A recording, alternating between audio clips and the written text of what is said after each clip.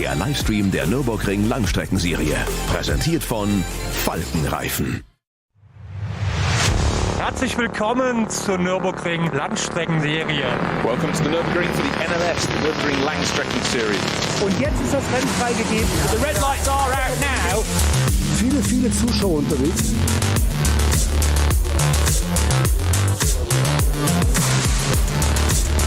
I would think that's very, very close.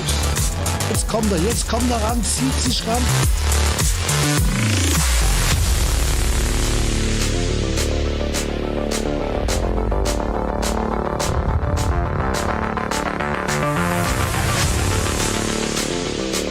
And then couldn't really get much further. However, thankfully the early morning mist has now cleared to enable some qualifying sessions to occur, and we're now all set for the 69th edition of the ADAC Westfalenfahrt, which is round 3 of this year's Nürburgring Langstrecken-Series. It's not just me, Johnny Palmer, bringing you commentary from the Global Broadcast Centre, but I'm delighted to be joined by one more of the regular voices of NLS. Good morning. Actually, we can say good afternoon now to Peter Snowden.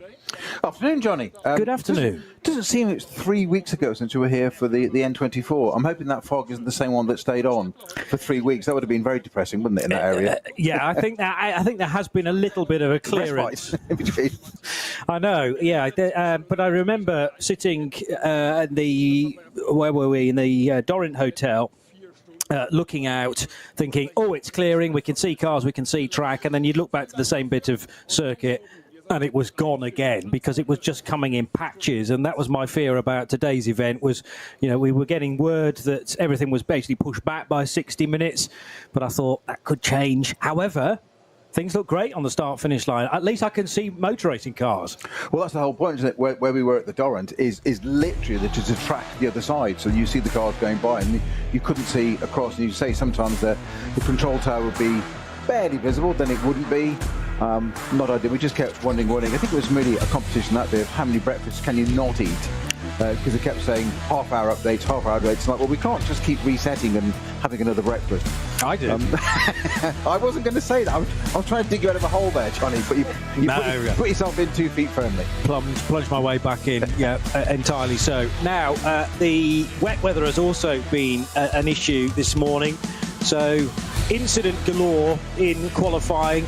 Great to have 2 of the Falcon Porsches here in this event. SP9 a little slim on the ground, but this traditionally happens right after the Nürburgring 24 hours. It's also an incredibly busy phase of the endurance racing season. The Jutta Racing Audi had a half spin at Tiergarten, number 8, and 2 cars off in the gravel on the Grand Prix circuit, including the 786 Lamborghini Huracan. But car number 3 that powered its way to the top of the times, and it is also fighting, of course, the number 4 car. So we've got this weekend Julian Andlauer and Sven Muller in car number 3, and Tim Heinemann and Martin Ragginger in the number 4 car. But they're going to be pushed all the way by Vincent Kolb and Frank Stippler, and they are not in an Audi, they are in a Herbert Motorsport Porsche. So that's a bit of headline news.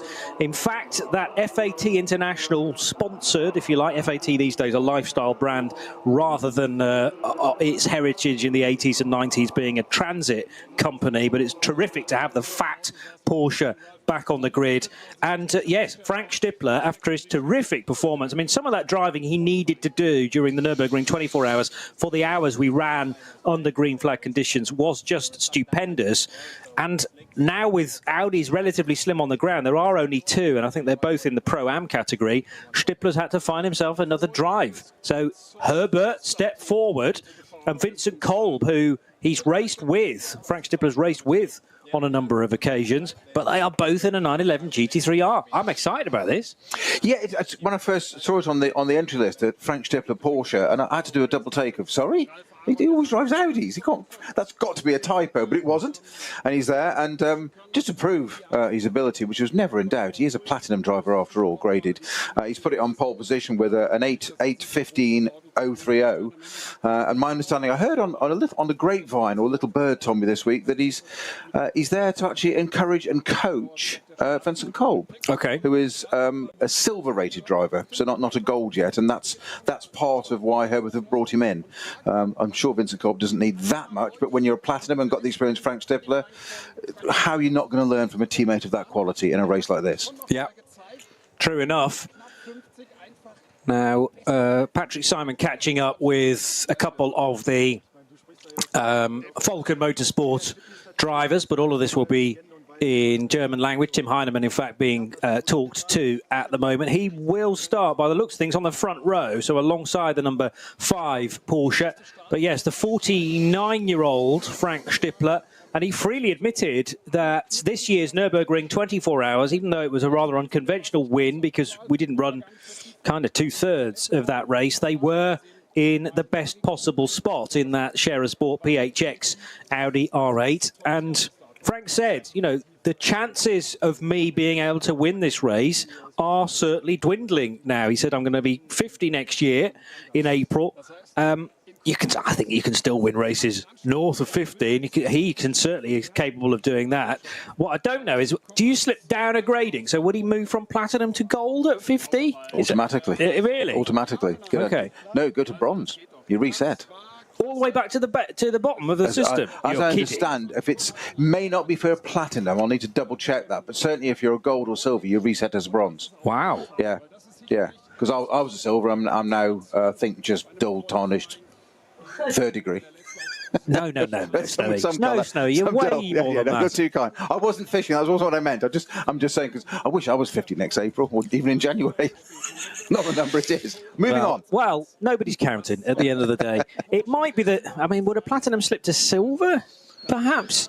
That is going to be really interesting by April of next year. Well, mind you, it to do with where your birthday falls in the year as well, because I wouldn't imagine they'd preemptively do it. And the driver gradings are out at the start of each calendar year, aren't they? So yeah, and it is slightly different because you say you've got bronze, silver, gold as standard, and those are your 3 and how you mix. You can have a gold and you can have a silver, you can have 2 silvers and a bronze and a gold, that kind of thing, whatever.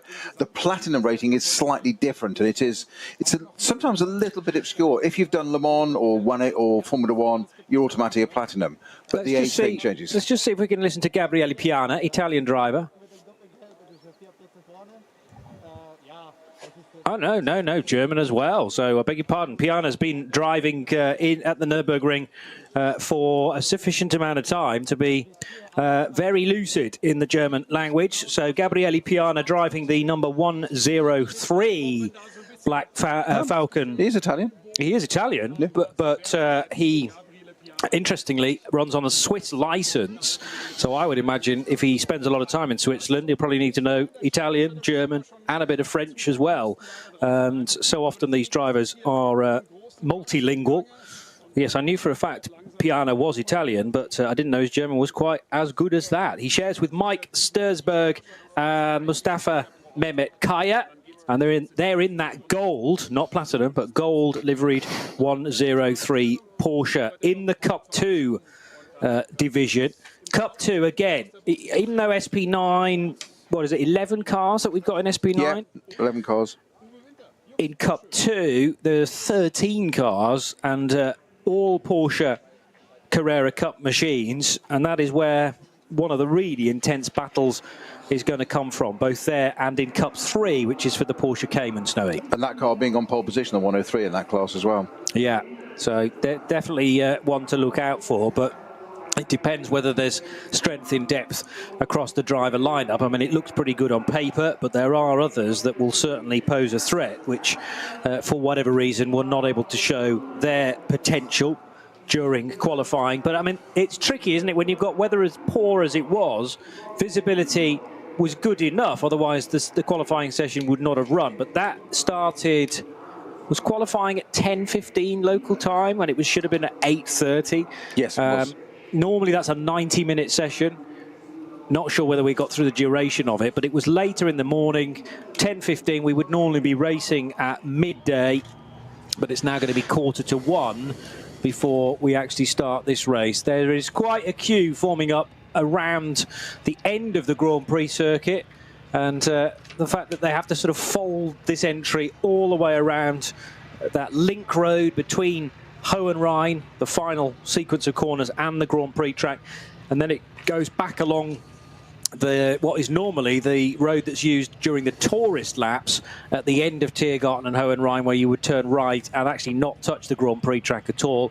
That part of the circuit is used to queue up the cars in start group 2 and start group 3, because if you are brand new to racing on the Nürburgring, either in the 24-hour race or in these NLS events, the grid is, or the entry is that large. 113 cars entered into this weekend's NLS race.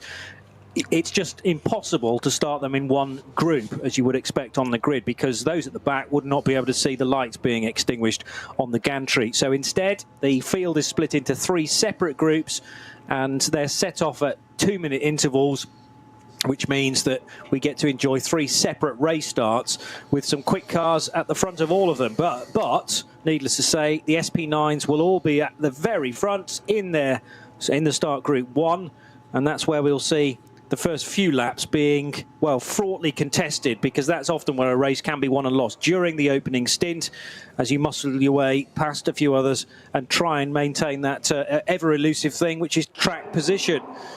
A reminder as well about the timed pit stops. That's because the technology utilised for filling cars worth of fuel is fairly bog standard, actually. They're straight from a supermarket forecourt. Trigger nozzles, and to ensure that it is fair for all and that a fuel flow is not better on one unit than the other, then they time the pit stops, and it's a minimum reference time according to how many laps you have just completed. You can pit after only 5 laps.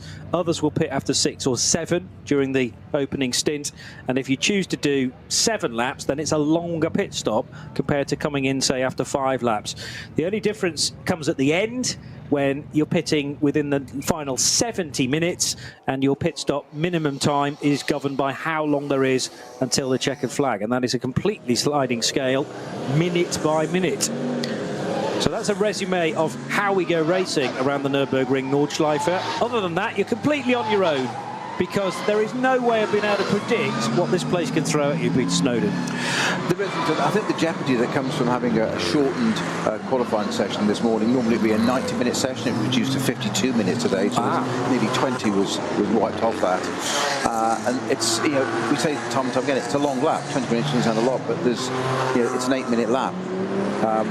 And with the conditions changing so much, we were uncertain whether we were even going to get that fog to clear, exactly as we had at the end 24 hours, at the end of the pit lane. It was the GP circuit was the problem. The Nordschleife wasn't so bad. So the teams have got less time, considerably less time, to go out there and sort out their strategy and whatever. So there may be some revelations, yes.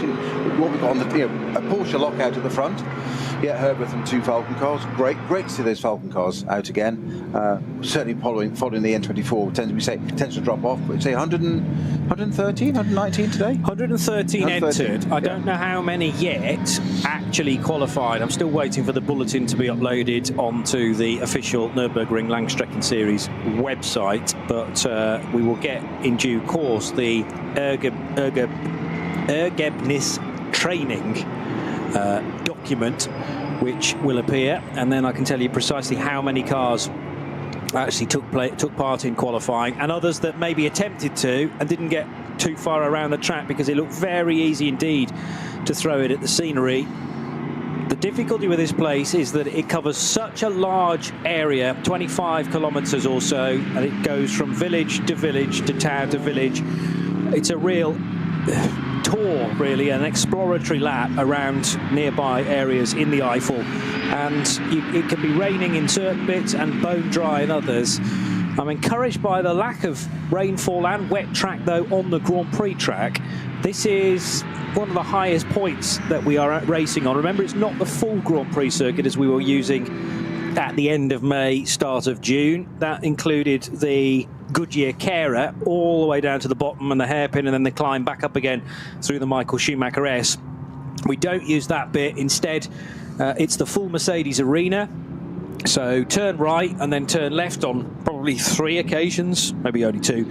Right-hand dogleg, and then that short, sharp run to the cut-through, which is a fairly open hairpin, but it's massively cambered. So what you can't afford to do is go too deep into that, otherwise you'll end up on the top and probably off on the grass and potentially in the barrier as well. That feeds you back on about 2/3 of the way around on the Grand Prix lap, and then you continue into the Vidal chicane, and then to the left, which is the Sabine Schmitz curve, and onto Hatz and back. And then it's not, you won't see the pit lane again for a good 7 minutes or so.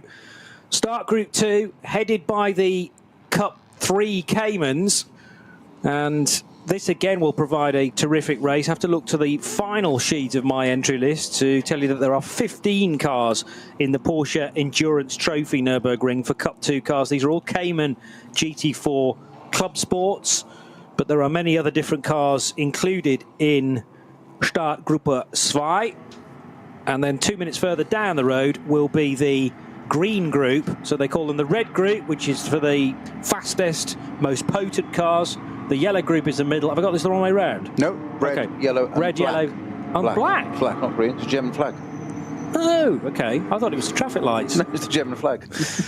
Right. 44 cars in the start group 1, the red one, 29 in the yellow, and 38 in the black group. I need some evidence of that, because I thought I'd seen a Grüne Gruppe. I might be confusing it with the Grüne Holler, of course. You've got 4 hours to provide that evidence for me. I'm willing to hold my hands up. VW Golf, that's the number 10 car, I think, the Max Cruiser racing machine, which is so often included in the second group. Actually, you're right, John. It is green. Thank you. It is green. I always understood it was red, yellow, black for the German flag. Well, that would be red, gold, and black, I think, isn't it? Gold it's rather green than anyway. yellow. You're right. Yeah. Okay. Thanks. I had a memory of looking that up at the start of the year, and I thought I didn't think I'd forgotten all of those details in such a short space of time. Anyway, 110 cars went into quali anyway. 110. So we only lost 3 from the original entry list, and let's hope that through force majeure, whether the 3 that had planned to be here this weekend can be included. It might be, because I'm looking at a provisional entry list, it might be that we've lost 3, sadly, along the way. That was the number 10 VW Golf Mark 7. Which is in the AT class for the alternatively fueled cars, VLN Klasse AT.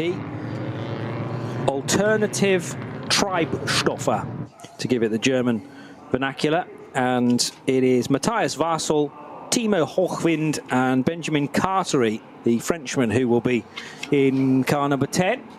And start Group 3 now, heading down this difficult approach, especially in the wet, but it does seem to be drying up now. There are various different parts of asphalt, though, that have been laid at different times. So the more grippy, the darker asphalt does appear to be right in that racing line.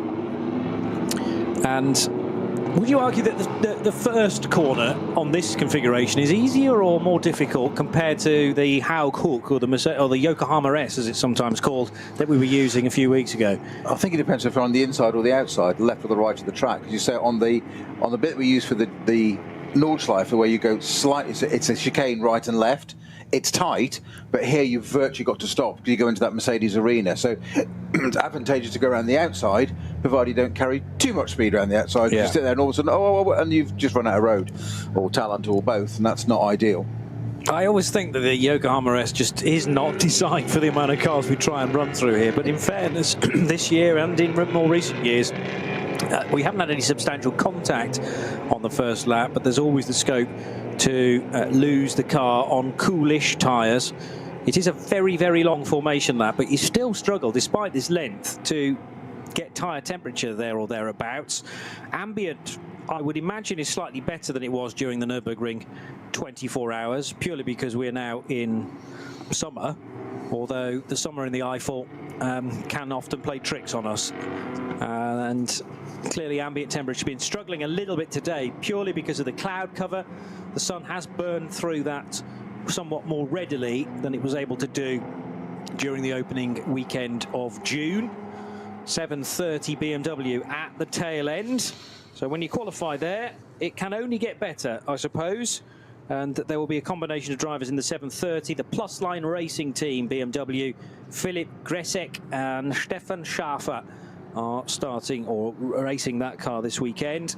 And the defending champions in their #1 BMW. This is the Adrenaline Motorsport Team Manhattan Wheels car of Daniel Zils, Philip Lyson, two huge names there in Nürburgring Championship history, joined by Moron Gott in their #1 car. That seems to be the only car at the moment with the window down and driver waving away because they've had so much success here, you see. We are the champion. Last three seasons they've won it? I think it's something close to that. Yeah, something close to that. And I suppose one of the benefits of being in a class with lots of cars is that if you can keep winning, then you keep getting the thick end of the points. That again is done on a sliding scale. I think that's rightly so. You should get more points for winning a class that has 20 cars in it than a class with 3 cars in it. So again, there's a clever little chart that tells you how many points you are expected to win in the more populated classes if you were to win. Julian Adenauer's name is not accompanied by Sven Muller on our graphic. I assume Adenauer's not going to be doing the whole race together. We were expecting Sven to be part of that lineup. Adenauer from France and has become very much someone to get in a Porsche over the years. Rennwagen über die Nordschleife. Ein Traum vieler Rennfans, der für die allermeisten nie Realität wird, mit dem neuen Gran Turismo 7 aber ein ganzes Stück realistischer. Mit der neuesten Auflage des Kultspiels für die Konsole fahren wir zu den wichtigsten Streckenabschnitten der grünen Hölle. Die AMG Arena. Erstes Nadelöhr nach dem Start und durch die unterschiedlichen Linien ein toller Ort für Positionskämpfe auf der Grand Prix-Strecke. Auffahrt Nordschleife. Nach der Vidol-Schikane biegen wir ab vom Grand Prix-Kurs. Hier beginnt der 20 Kilometer lange Ritt durch die grüne Hölle so richtig. Fuchsröhre. Mit Vollgas bergab, durch die Kompression und den Berg wieder rauf. Wie so oft auf der Nordschleife, kein Platz für Fehler. Breitscheid, der tiefste Punkt der Nordschleife. Die Brücke über die Hauptstraße von Adenauer ist ein Zuschauermagnet. Das Karussell, benannt nach Rudolf Caracciola, einem der ersten Heroen des Rings. Die alten Betonplatten der Stallkurve sind Kult. Brünnchen, der Zuschauer-Hotspot. Ob beim Rennen oder bei Touristenfahrten, ob bei brütender Hitze oder im strömenden Regen, hier ist immer etwas los. Die Döttinger Höhe. Windschattenschlacht bei 270 km/h und die Überholmöglichkeit schlechthin am Ende der Nordschleifenrunde mit dem neuen Gran Turismo 7. Und damit von der virtuellen wieder zur realen Nordschleife.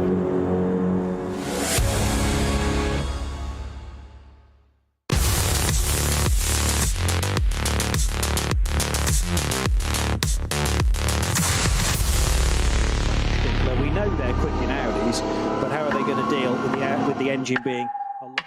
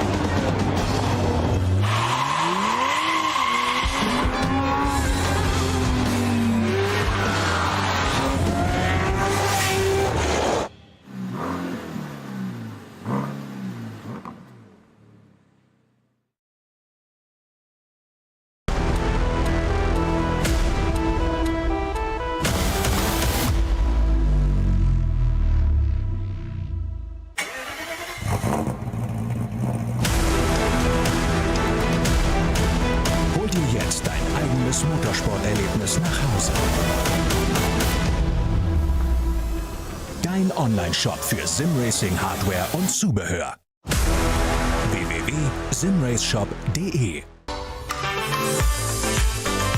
Liebe Fans, Lovely fans. besucht uns auf unseren Social-Media-Kanälen. Follow us. Auf Facebook, Instagram, YouTube, X und TikTok.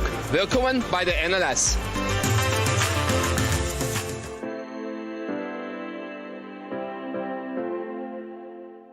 Was ist ein X?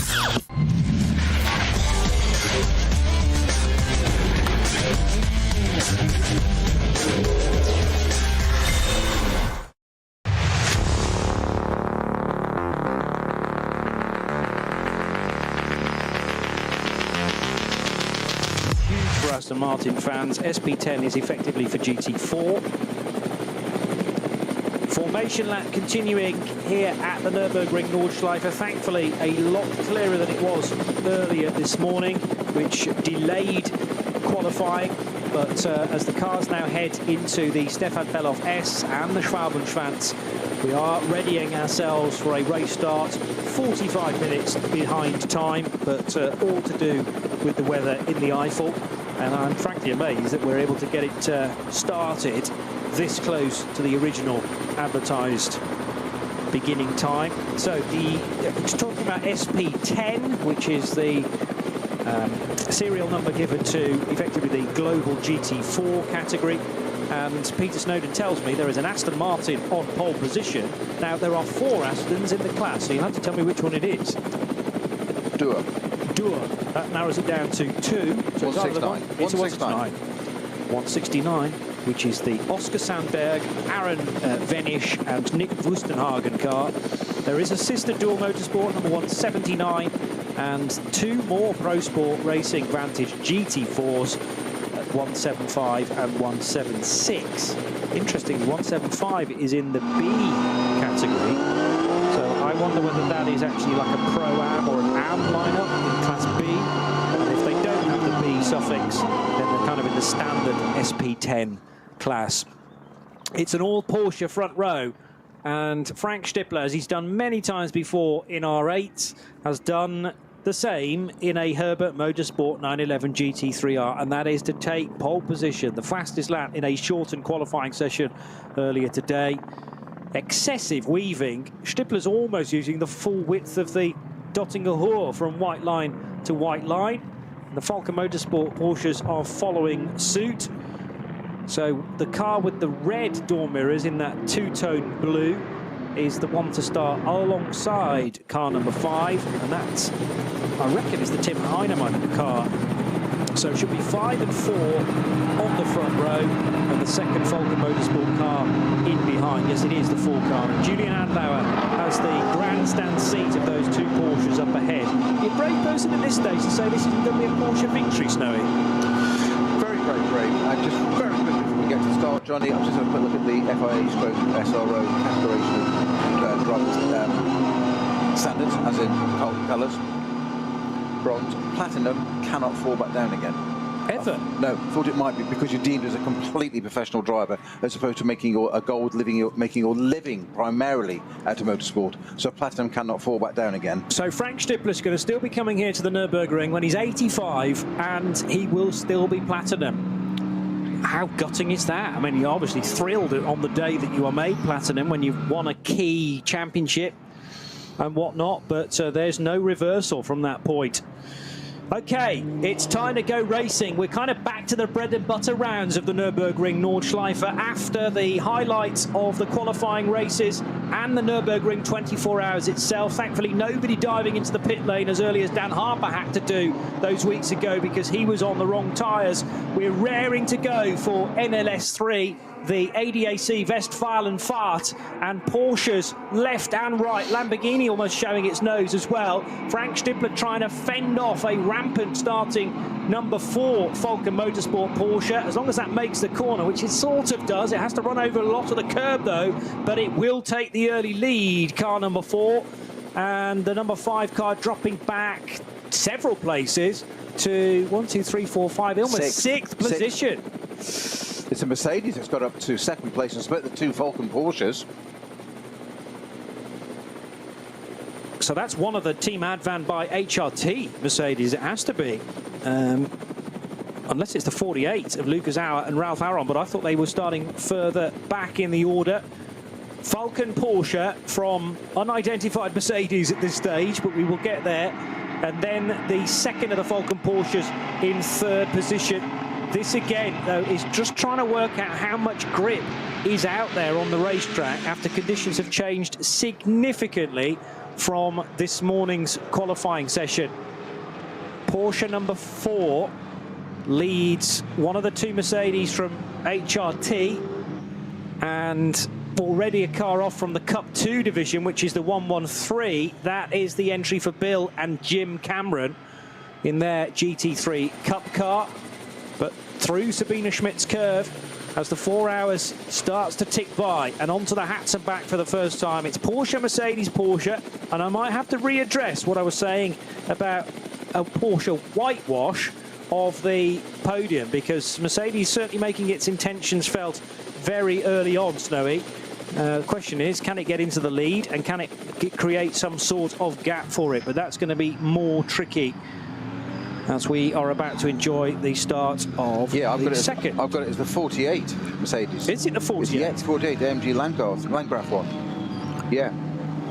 So Lucas Auer or Ralph Aron, who have got ahead in the early stages. Good spot on the tracker.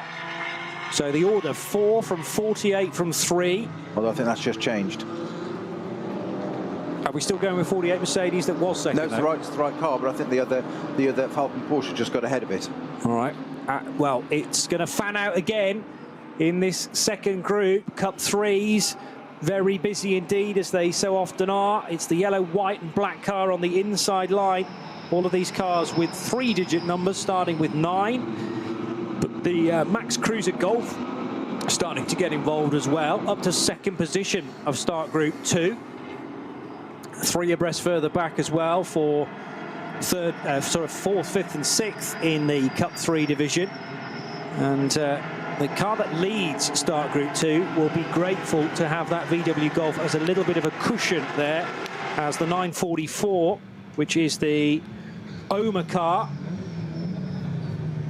squabbles its way through. 962 though leads the class. 962 is the Avia WNS Motorsport car for Moritz Oberheim, Josh Bednarski and Lucas Daugard, being pressurised all the time by this AT class number 10 car with the Vulcan advertising on it as well. So again, that's got a little bit of sky blue, and in fact the Max Cruiser Golf somewhat impatient, trying to get by in the early stages, the 962 for Moritz Oberheim. Making an impressive gap though in Cup 3 from the rest of the runners, and this could be vital when you wind the clock forward 3.5 hours or so, heading into the closing stages. They're all pouring their way out of the Vidal chicane for the first time and into Sabina Schmidt's curve. And we are now starting to get some drivers identified in the early stages on our timing screen. What we're missing at this point, though, is any of the SP9 starting drivers. Still the Mercedes in second, unless the 4 Porsche has slipped back a couple of spots, but I still reckon that's the battle for second place between Mercedes and the second of the Falcon Motorsport Porsches. I'm watching it on the GPS tracker, and that which is not always entirely accurate to sort of the last metre or so, but it does appear that the 48 and 3 keep swapping places throughout. Now that may be a GPS glitch, it may not be, so it might have been that Mercedes 48 has got into second at the start of the race and stayed there, but there's certainly a battle there. That is in turn allowing, of course, the other Falcon car to disappear at the road at the moment, the number 4 car. Here comes start group 3, including a few Hyundai TCR cars, and a squirm and a slide from the orange and blue car right in the middle of the pack. But we've also got Porsche Caymans in this, BMWs. It's a BMW, in fact, that leads start group 3 into the braking area, but it brakes very, very early compared to the purple and white Porsche Cayman, which now dive bombs into the first corner.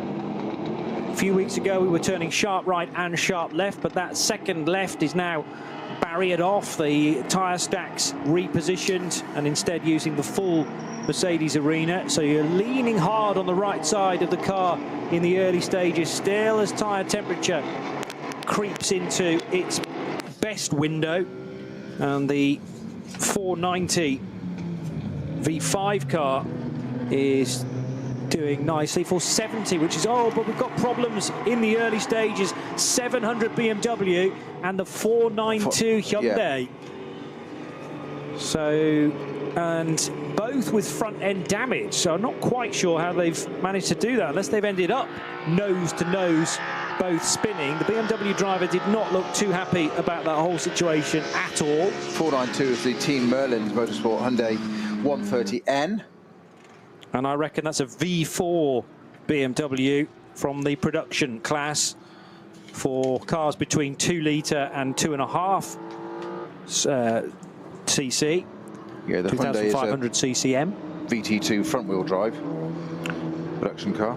So Jürgen Huber, Simon Sagmeister and Oliver Frieser in the 700 BMW. That was leaking coolant, so I can't imagine that's going to go anywhere in a hurry. And the 492 might already be out of the race as well.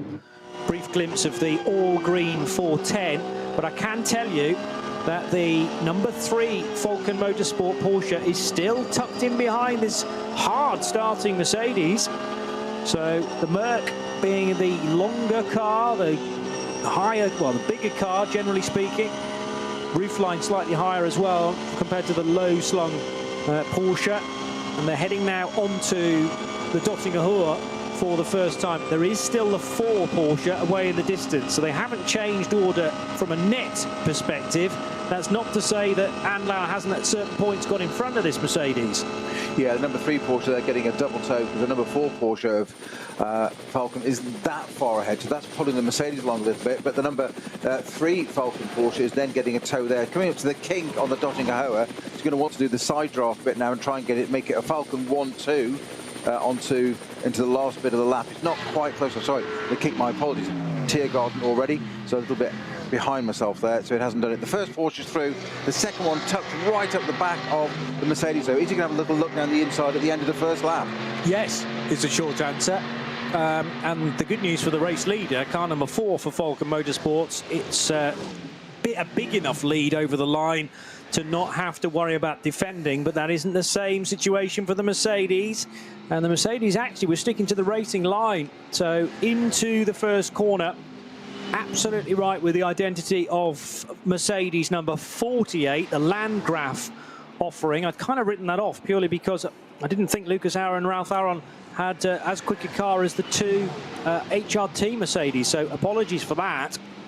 Lukey Auer, a big talent who used to race in DTM. Oh, there's a problem now on the main straight now, though, for one of the Porsche Cup cars, which again, smoking from the rear. And that is not tyre smoke, that is definitely engine related or possibly a cooling problem, because there's actually a lot of steam issuing from the front of the car where all the radiators are. Rear engine Porsche, of course, and that's going to go no further either. So here are the starting drivers. We finally got there after the completion of 1 lap. It is Tim Heinemann who is starting to ease away from Lukey Auer in the 48 Mercedes, and Sven Muller taking the opening stint for car number 3. So I think I've basically got all 3 of those drivers wrong at one point. But Sven Muller, oh, and one of the Astons is off as well. That's the Pro Sport car, which on the Goodyear tyres has ground to a halt on the Nordschleife somewhere. This is the Dumoulin, Balkan and Bockmann Yeah, the car. Pro Sport 17 car, isn't it? Dear me.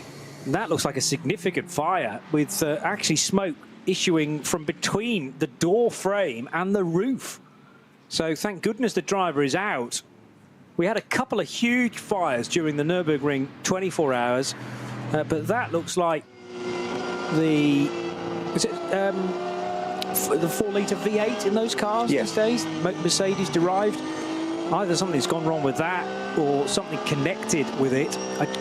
What I wasn't treated to there was a view of the front of the car, so I don't know whether it's had any damage, but for sure the 17 Aston Martin is already out, and that is a big blow for that crew. Car number 17 entered into the Pro-Am division for Maxime Dumoulin, for Simon Balkan and for Marek Bockmann. And there's now a slow zone in place at Hohe Acht. So that rather indicates to me that the Aston has broken down, shall we say, caught fire at one of the highest points of the circuit at Hohe Acht. Meanwhile, the race leaders coming out of Schwedenkreuz and the sharp right-hander at Arenberg and heading down into the foxhole.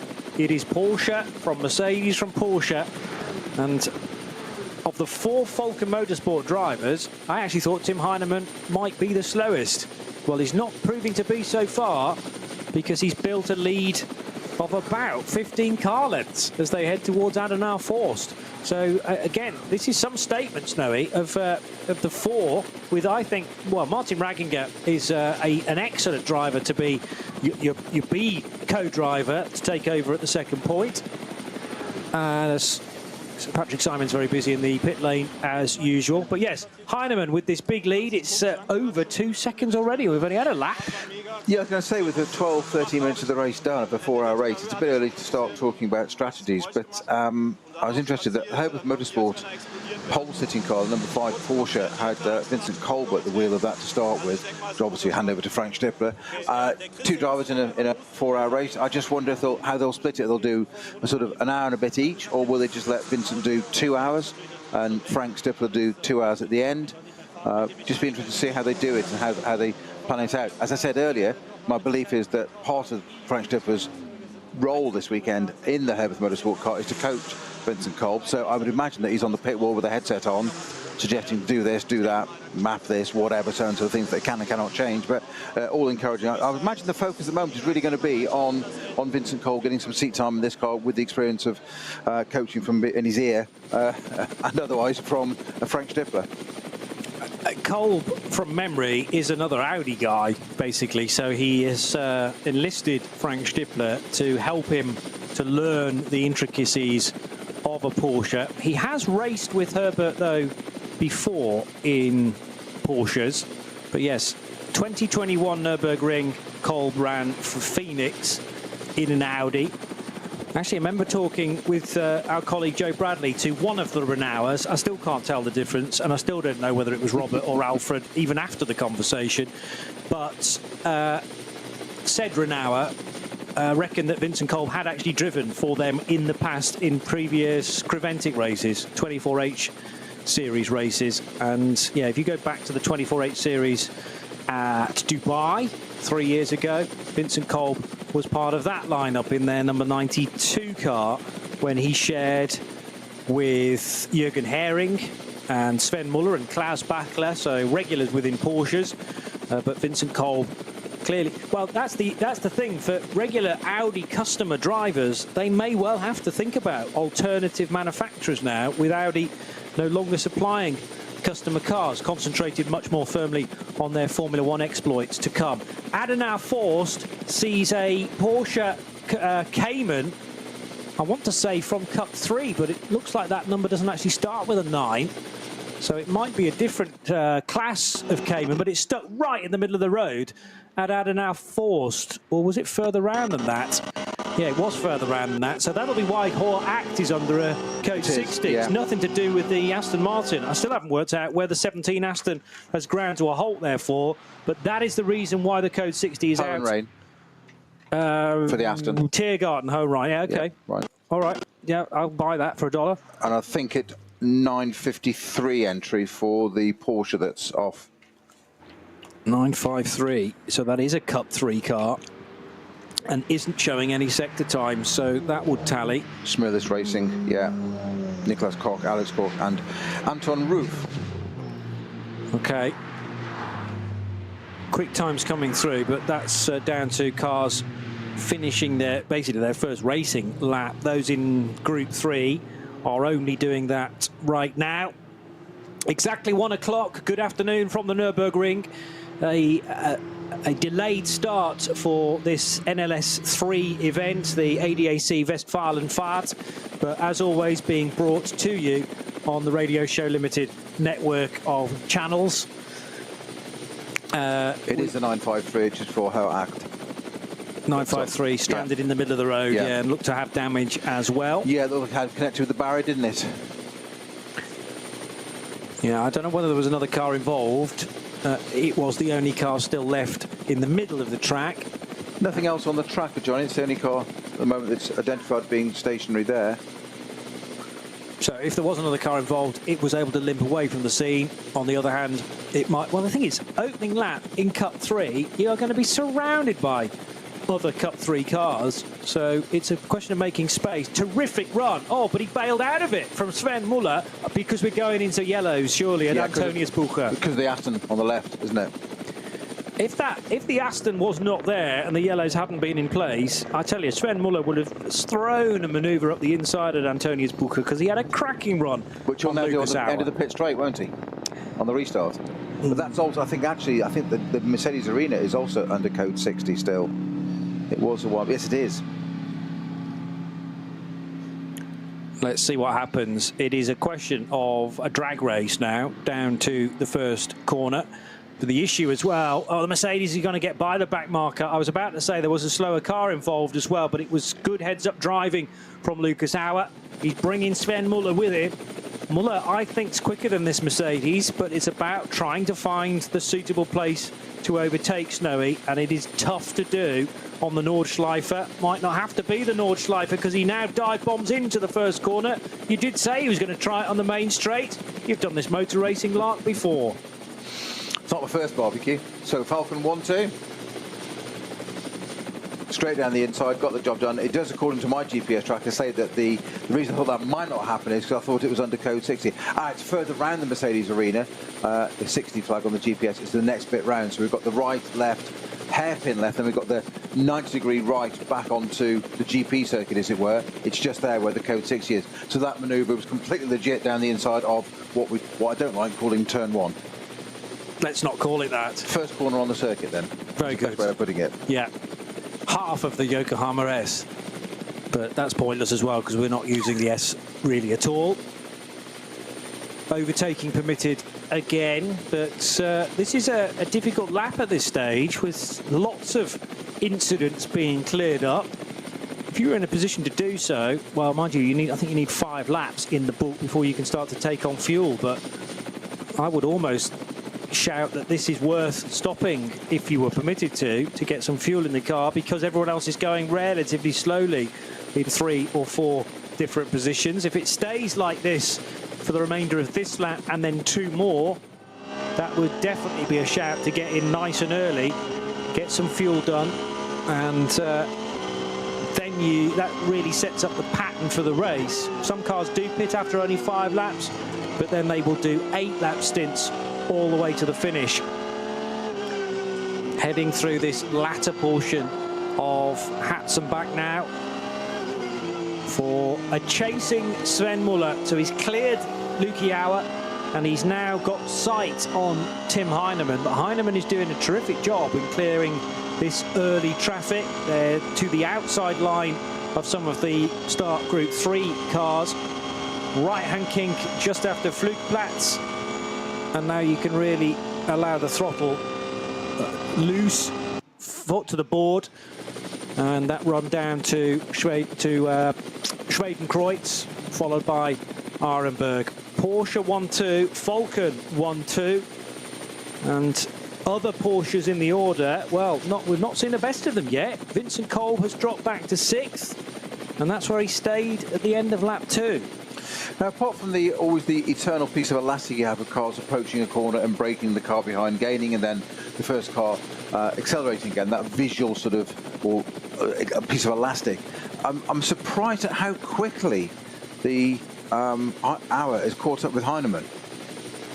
It's almost as if there's some kind of strategy going on here, and he's still gaining hand over fist. It's that little bit of elastic, sometimes 4 or 5 car lengths, but it's getting ever closer. We need to look at sector times. It's Muller that's doing the that's the previous lap. So 8:05 is the best lap already for Tim Heinemann in the number 4 car. 8:07, no, so 8:08 for Muller on the previous lap, but he was clearing traffic now. He's got past Auer's Mercedes. Still only 20 minutes into the race, and it's Falcons 1-2 at the moment. But I wonder if there's some sort of a teamwork and strategy going on here between these two. There's also been an early issue for Ben Bunagel, who runs in the Cup 2 part of the race. Busy for the Falcon Porsches as they head down the hill and towards Breitscheid, the lowest point of the circuit. But Bunagel's not come through at the end of Sector 2. He was running in 4th position in Cup 2. So the second of the Mühlner Motorsport Porsches from Belgium has hit difficulty. He was pressurising Hofmeister for that 3rd spot in the number 124. That'll be... Well, I only have Peter Terting, actually, for car number 124, so they've got Hofmeister into that as well at Mühlner in their blue and white cars. But the 2 Falcon Porsches have definitely dropped Austrian driver Lukas Auer. The Mercedes, despite its very good start in the AMG Team Landgraf Merc, has not been able to keep pace with the Falcon Porsches. Terrific driving, though, down the hill into Verseifen and then to the real twisty stuff at Breitscheid. Now heading through Kesselchen and Klostertal, where once again you can allow the car to do its stuff, to power its way up the hill, with the carousel to come next. But this is a wonderful display, admittedly very early on in a 4-hour race from the Falcon crews. Always love that part of the circuit. Find it extraordinary. We were treated some amazing footage from the N24R there, weren't we, of one of the AMG GTs being followed by Denis Marchal in the Audi and letting in the right rear onto the grass through the Kesselchen. Rather fast element, to say the very least. And then just a little dapple on the left foot brake just to get the car straight again with the Audi right behind her. Now the 2 Falcons moved into a slow zone. So the 2 Falcon cars literally line astern exiting the carousel now. So is Sven Müller going to make a run on his teammate Tim Heinemann for the lead once they clear this slow zone? Toyota Supra ahead of them, I reckon. And again, yeah, the elastic is both condensing or contracting and then stretching again. There's definitely a Supra up ahead. Some other cars, including the Hoffer Racing BMW in its red, black and white colours.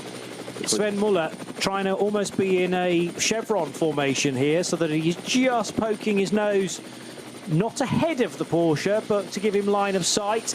But we're back on the loud pedal again now, and Heinemann reacted to that brilliantly, although he's again having to feather the throttle as they negotiate a slower car.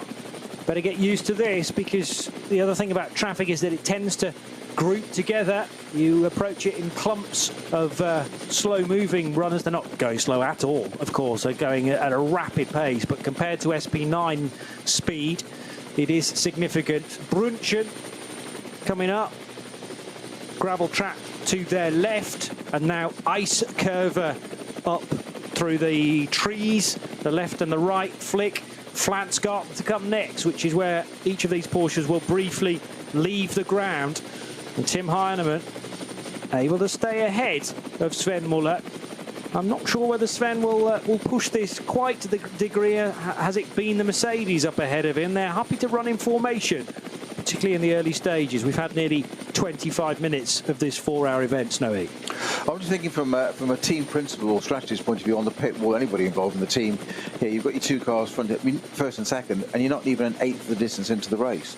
And it's going to be right. Don't be racing drivers. Just hold station for the moment. But you never know. I'm trying to work out still what the code 6 is actually, as I speak, is just cleared from the carousel, and I couldn't see what that was for. And that code 60 became code of 120 just after the Caracciolo carousel, and became again a 120. Went back to a 60 again for Hauer Act. I don't know why that was, but that's still extant there. But the carousel is now clear, no green flag. I'm not sure why that was 60 in the first place. So on to the Dottinger Hauer for the 2 Falcon Porsches. Sven Müller there in the second place, doing a little bit of a Kevin Estre, just running a couple of wheels onto the grass. Not for position, not a pass on the grass overtake, but just running a little bit wide to make sure that the back marker stayed where he was, and the gap reduced somewhat, and a little less black surface, a little bit of the green, but all under control. And this is going to play into his hands because the back marker, the Audi, is the way there. It's going to put the 2 Falcon Porsches nose to tail over the pit straight, Johnny. So Muller with his best opportunity to take the race lead. That was the 510 Audi that they were trying to judge to perfection. Christophe Dupre. It was Christophe Dupre who was involved in that big fire at Brunchen a few weeks ago. Heinemann to the inside line with the red door mirrors. The free car of Sven Muller to the outside, and he's well off the track. That will give him the advantage into Mercedes Arena, but he definitely ran over the white line in order to gain that slightly bit more of pace coming out of the first corner. They have switched positions though, crucially, and Sven Muller now runs ahead. Car 3 in front of car 4. Still going perfectly to plan for Falken Motorsports through the quick dry, which has been laid on the exit of the Mercedes Arena because the track crews were addressing an incident there on the Grand Prix circuit just the previous time through. So that was during lap 3. We just completed our third tour. Started lap 4, and it's got very intense indeed between the two-tone blue Porsches. Now, it might have been slightly deceptive because of the traffic that came upon at the end of the Ho-Rhein, at the very end of the Tiergarten, that sort of right-left through onto the pit straight there. Tim Heinemann was held up a little bit by the RS3 Audi. That might have just slowed him down enough, but it did look on the pit straight that Sven Muller had greater straight line speed in his sister car. I'd have thought the two wouldn't be that different, so it might just be that Heinemann was held up a bit. He got it back a little bit at the end. Traffic, they're weaving through the down to into Hatzenbach now.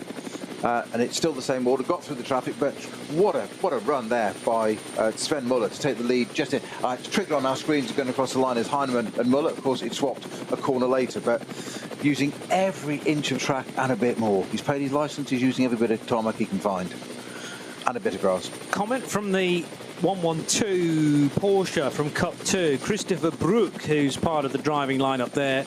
He's been quoted as saying, I think the engine exploded. Yeah, I have read that, yeah. Was that the Porsche that stopped on the main straight and then had to dive into pit out with... Yeah, the GT3 Cup one, yeah. Yeah, so from Cup 2, number 112, K. Kramer Racing's car.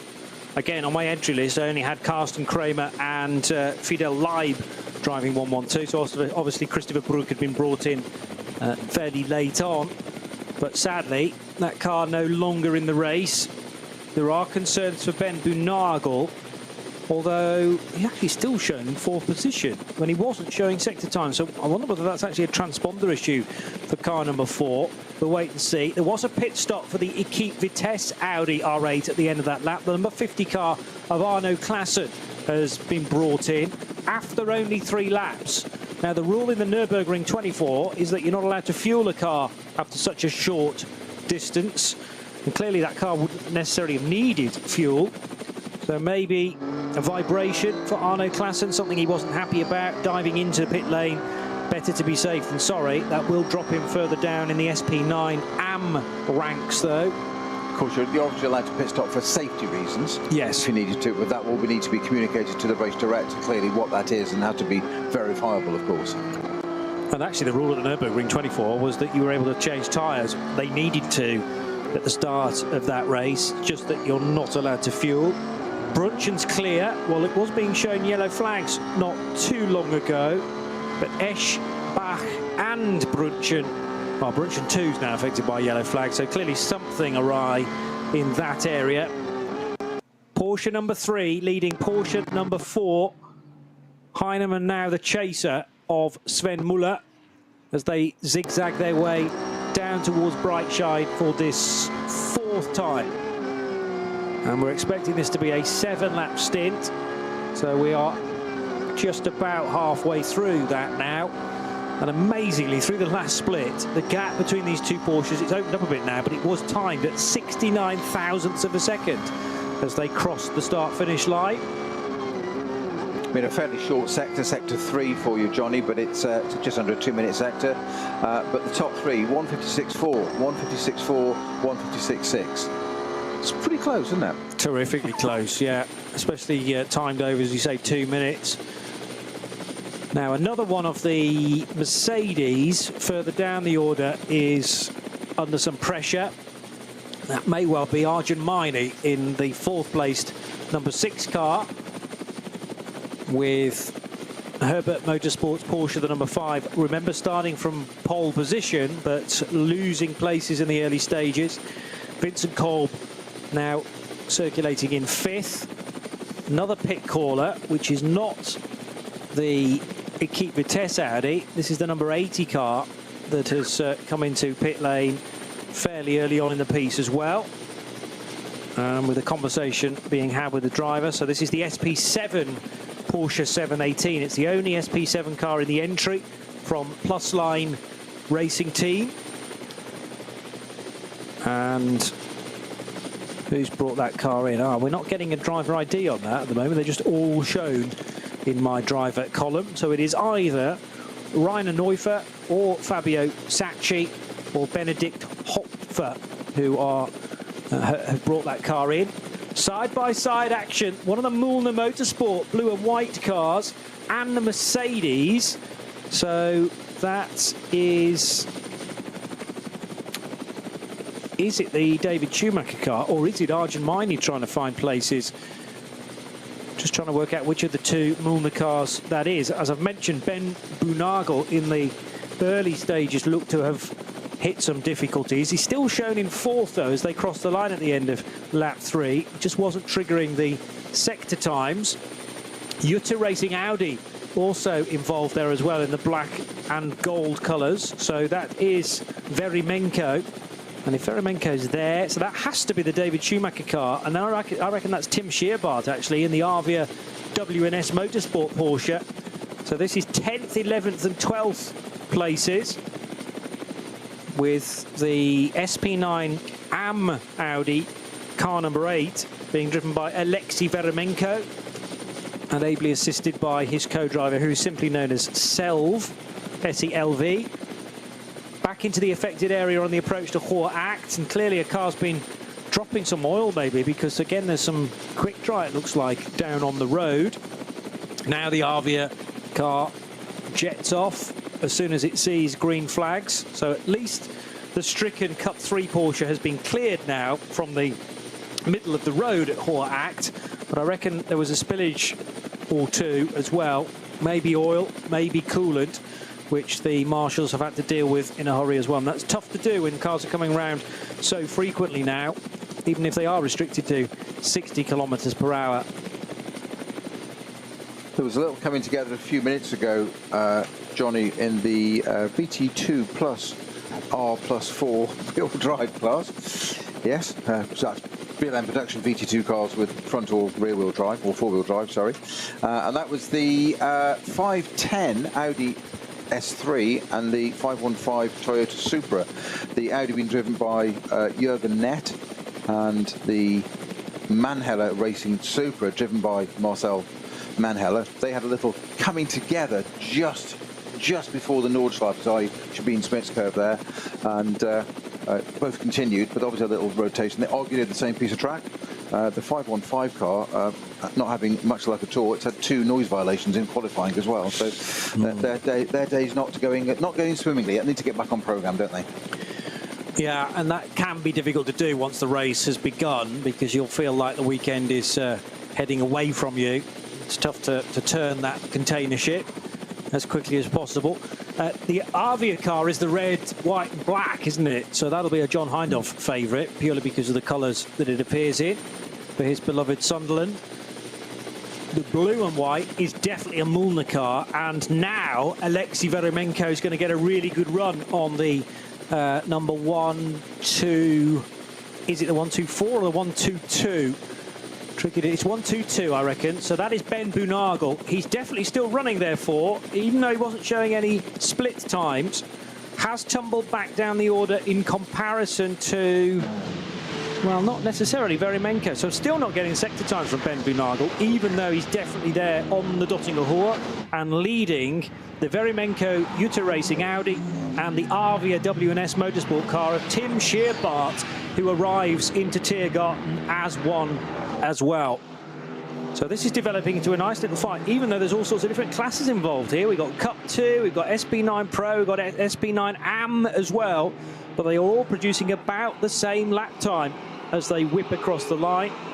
Verimenko is there, David Schumacher just ahead of him in the number 9 car, and Ben Boonagel, again, not triggering the timing beam, but 122 looks to still be ahead of car number 8. So I just wonder whether timing and scoring are inserting Ben Bunagel's car manually. Yep, there is the 1-2-2. So 1-2-2 running ahead of Audi number 8, and that will put Bunagel in 4th position in Cup 2, but as I say, not represented on our timing graphic either. There goes Verimenko though. Oh, shovels the Mulder Motorsport car off onto the grass there. So Ben Bunagel somewhat rudely assaulted as they leave the hairpin cut through, Snowy. Which you might then be assaulted from behind by the other Porsche that's got suddenly totally interactive. He was right across the grass there, wasn't he? It was one of those things, you move across a little bit, you think you're on the rumble strips, then all of a sudden it develops, and it's sort of it's that, I've always said that running downhill too fast thing, when you top off what he's got crossed on your legs. You're like, I can't stop it. But he's managed to hold on to that position still in the Mulder Motorsport Porsche. Some hard, robust defending there for the remainder of that lap, but it's dropped him totally out of touch as they now join the Nordschleife, and a little look down the Hudson back there. He's not going to quite do it now, but onto that roller coaster section down there. Yeah, so Bunagel versus Scheerbart, and yes, Bunagel's been put back into the right place again. So we'll have to be aware for the rest of the 4 hours that remain that 1-2-2 has somewhat of a glitchy transponder. I did fear that Bunagel had come to a halt on that first lap, but he's still fighting as the second portion of the Mulder Motorsport awning. Sister car is the 1-2-4 of Hofmeister. And then Michele Di Martino running second in Cup 2 for K Kramer Racing. Gabriele Piana, who was having a chat to Patrick Simon at the start of today's event, the Italian racer, leads Cup 2 and is as high up as 5th position. Well, that is what you get sometimes when there are not as many SP9s as usual in an NLS race. It is the chance for Cup 2 and for SP10, arguably, to shine and pick up some very creditable places. A little bit of an issue for the 480 Scirocco. That's the MSC Kempernick entry. That's been given a meatball flag for a non-working transponder. Meatball flag being the black flag with the orange meatball on it. Basically, yep. The car's defective in it, can't run without a transponder here for various reasons. Speed infringements, etc., etc. So I'm guessing that will be brought in and then get the chance to rectify that. And the other car that's got a slight issue is the 931 Black Falcon Cayman, and that heavily populated 15 cars in that class, Cup 3. That's been given a 1 minute post-race penalty because it started from the pit lane. Ah, okay. So 931 Falcon. But they incorporate that at the end of the race, yes, rather than getting it to come in during it. Interesting. So I think from a team stroke driving point of view, just whether you're a strategist, engineer, driver or whatever, but from a team point of view, I'd rather absorb it in the race. No, I don't know, it's a two-sided coin, isn't it? If you absorb it in the race, it's done, it's served, you know where you are. Otherwise in the race you've got to keep working at it. I don't know, it's a double-edged sword, that one. The difficulty of doing a 60-second penalty in race is that you'd have to do it in the pit lane, so you've got to account for the driving in the pit lane as well. So it doesn't end up being a 60-second penalty, it ends up being more like an 80-second penalty. Yeah, but you can absorb it at the beginning of the pit lane in a scheduled pit stop, can't you? You could do it that way. So you're coming in anyway, stop at the penalty box below the race control, a minute's just added, you've got your slow bit anyway, proceed onto your box and speed out again, so it's still only the 60 seconds. That's definitely one way you could do it. Alternatively, and I don't know whether it's still done like this, but in the UK club racing, TSL actually add the minute during the race. So it's indicated that a car is carrying a penalty, and it's actually added whilst the race is taking place. So, you know, a car might come across the line in 3rd, and then you'll see it dropping down to 10th or 11th as that 60 seconds is taken into account. But it sounds like they're just going to ignore it until the end, and then they will add 1 minute onto it. But this far from the end, 3 hours and 20 minutes, that seems to be an unconventional decision.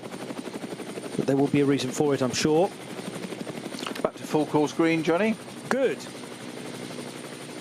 So I'm going to jinx it now by saying that, aren't I? But it's just come up. which area were we waiting for? ADAC to clear, or had that been green for a while? No, it was the. Just bear with me. It was after the. Yeah, it was effectively because it was after the carousel, wasn't it? Yeah, so carousel exit, ADAC. That's right, down there. So I think what it was, I think it was potentially the 953 Cayman was being with. I think what was happening was, I think the reason that I couldn't identify why there was a code 6 at the carousel was that the car was being returned to a gap in the barriers against the traffic, as it were. Hence, they slow it down to code 60, keep that car to the right-hand side. Marshals, it's shorter to bring it back and off track quicker. So slow them all down in the carousel, drive car safely. Marshals are all fine, safe, and carry on when we're done. I'm guessing that's the race director's logic, which would be perfectly health and safety aware. You said you were going to jinx it. As you said that, the whole of my screen turned yellow. But it's gone green again now, you'll be pleased to hear. That's called a glitch. Don't do that. OK, fine. Oh, no, it's gone yellow again. It's gone yellow again, yeah. As has mine now. Yeah. Flansgarten is the area. And even though good sector times are being set here, there and everywhere, at the moment, Flansgarten restricted by yellows, as is Marshall Post 45, which is the one known as Jaguar. But these are just mild spins, I think, because they're all turning green almost as soon as they go yellow. So we don't have any... they're just playing with you here. We don't have any firm code 60s, you'll be pleased to hear. We do have purple at the top, and that's the right sort of purple, because it's a new fastest lap of the race after lap 5. Sven Muller's just done the first sub-8-minute lap, a 7:59.2. Now there genuinely is a problem, though, on the Dottinger Hoor with one of the blue and black BMWs. It's the 650. You must be thinking, blimey, your eyes are good, Johnny. Well, no, thankfully, I've been aided by a graphic as well. And that's the Marquette, Brink and Goodman car. Danny Brink, that will be, won't it? Again, a former champion. Adrenaline Motorsport car. Adrenaline number 650. Do they run in the M240Is? That sounds like a 240i number, because they tend to be 3 digits starting with 6. And that BMW is in the M240i class, of which there are only 5 in this race. Now, I remember that class when it had about 25 cars in it, let alone 5. So I don't know quite what's going wrong there and why it's not drawing in more competitors. However, that looks suspiciously to me to be a puncture, the fact that the car has pulled off to the grass. It got going, didn't it? It stopped. There's no damage. It's slightly deceptive at the start. The Adrenaline Motorsport colours, it's now going again. It's a checker pattern of blue and black, sort of quadrant. So you look at the front of it. The front left of it is black, which looked like against the barrier, it looked like it had been damaged. It's because it's a different colour to that side of the blue. That got going anyway. I think you're right. It's either an alt control reset or it's a puncture issue, because it stopped, got going, stopped again. And I've got to say, from the visual we're getting, and the Lamborghini Huracan going very, very slowly. I'm just trying to place where that is. That's the 786, isn't it? Yeah. I'll just try and find out where that is on the circuit. But that Adrenaline Motorsport car, so I was trying to get its way back to the pits. Just before the Dottinger Hoor. And it stopped again. BMW stopped again. I think the Lambo's in difficulty. You're absolutely right. Just before the Dottinger Hoor, yeah. So exit of Schwabenschwanz. So heading out of the right-hander at Galgenkopf and towards the Dottinger Hoor itself. And that looks like snowy. We're going to be into, well, certainly a moving slow area, whilst the BMW limps back to the pit lane. And the Lamborghini just behind it.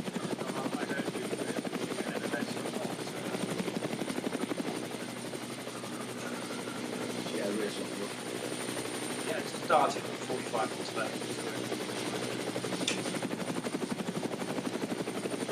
Busy into Tiergarten as cars are overlapping one another, and the BMWs and the 240i's that remain in the race threading their way through. Daniel Zils has just set a cracking time as well in the Porsche Cayman S, 396.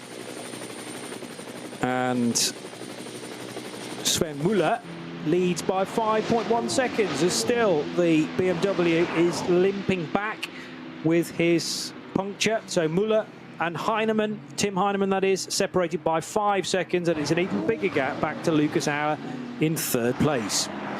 My concerns for that Adrenaline Motorsport car returning to the pits, Johnny, are the fact that it's now had 3 attempts to keep going and keeps stopping itself, which would suggest not just a puncture, but maybe something electronic with it, having to reset itself. But that's now got into the dip of the Dottinghoe and starting to the rise of the Tiergarten. And if it hasn't got enough guts to get up there, then there's definitely going to be an issue. We've got a yellow flag at that section, of course. On the other side of the track, on the right-hand side, we do have the Lamborghini, of course, that's making its way back. So I didn't think that Lamborghini 786 would overtake anything, but it did.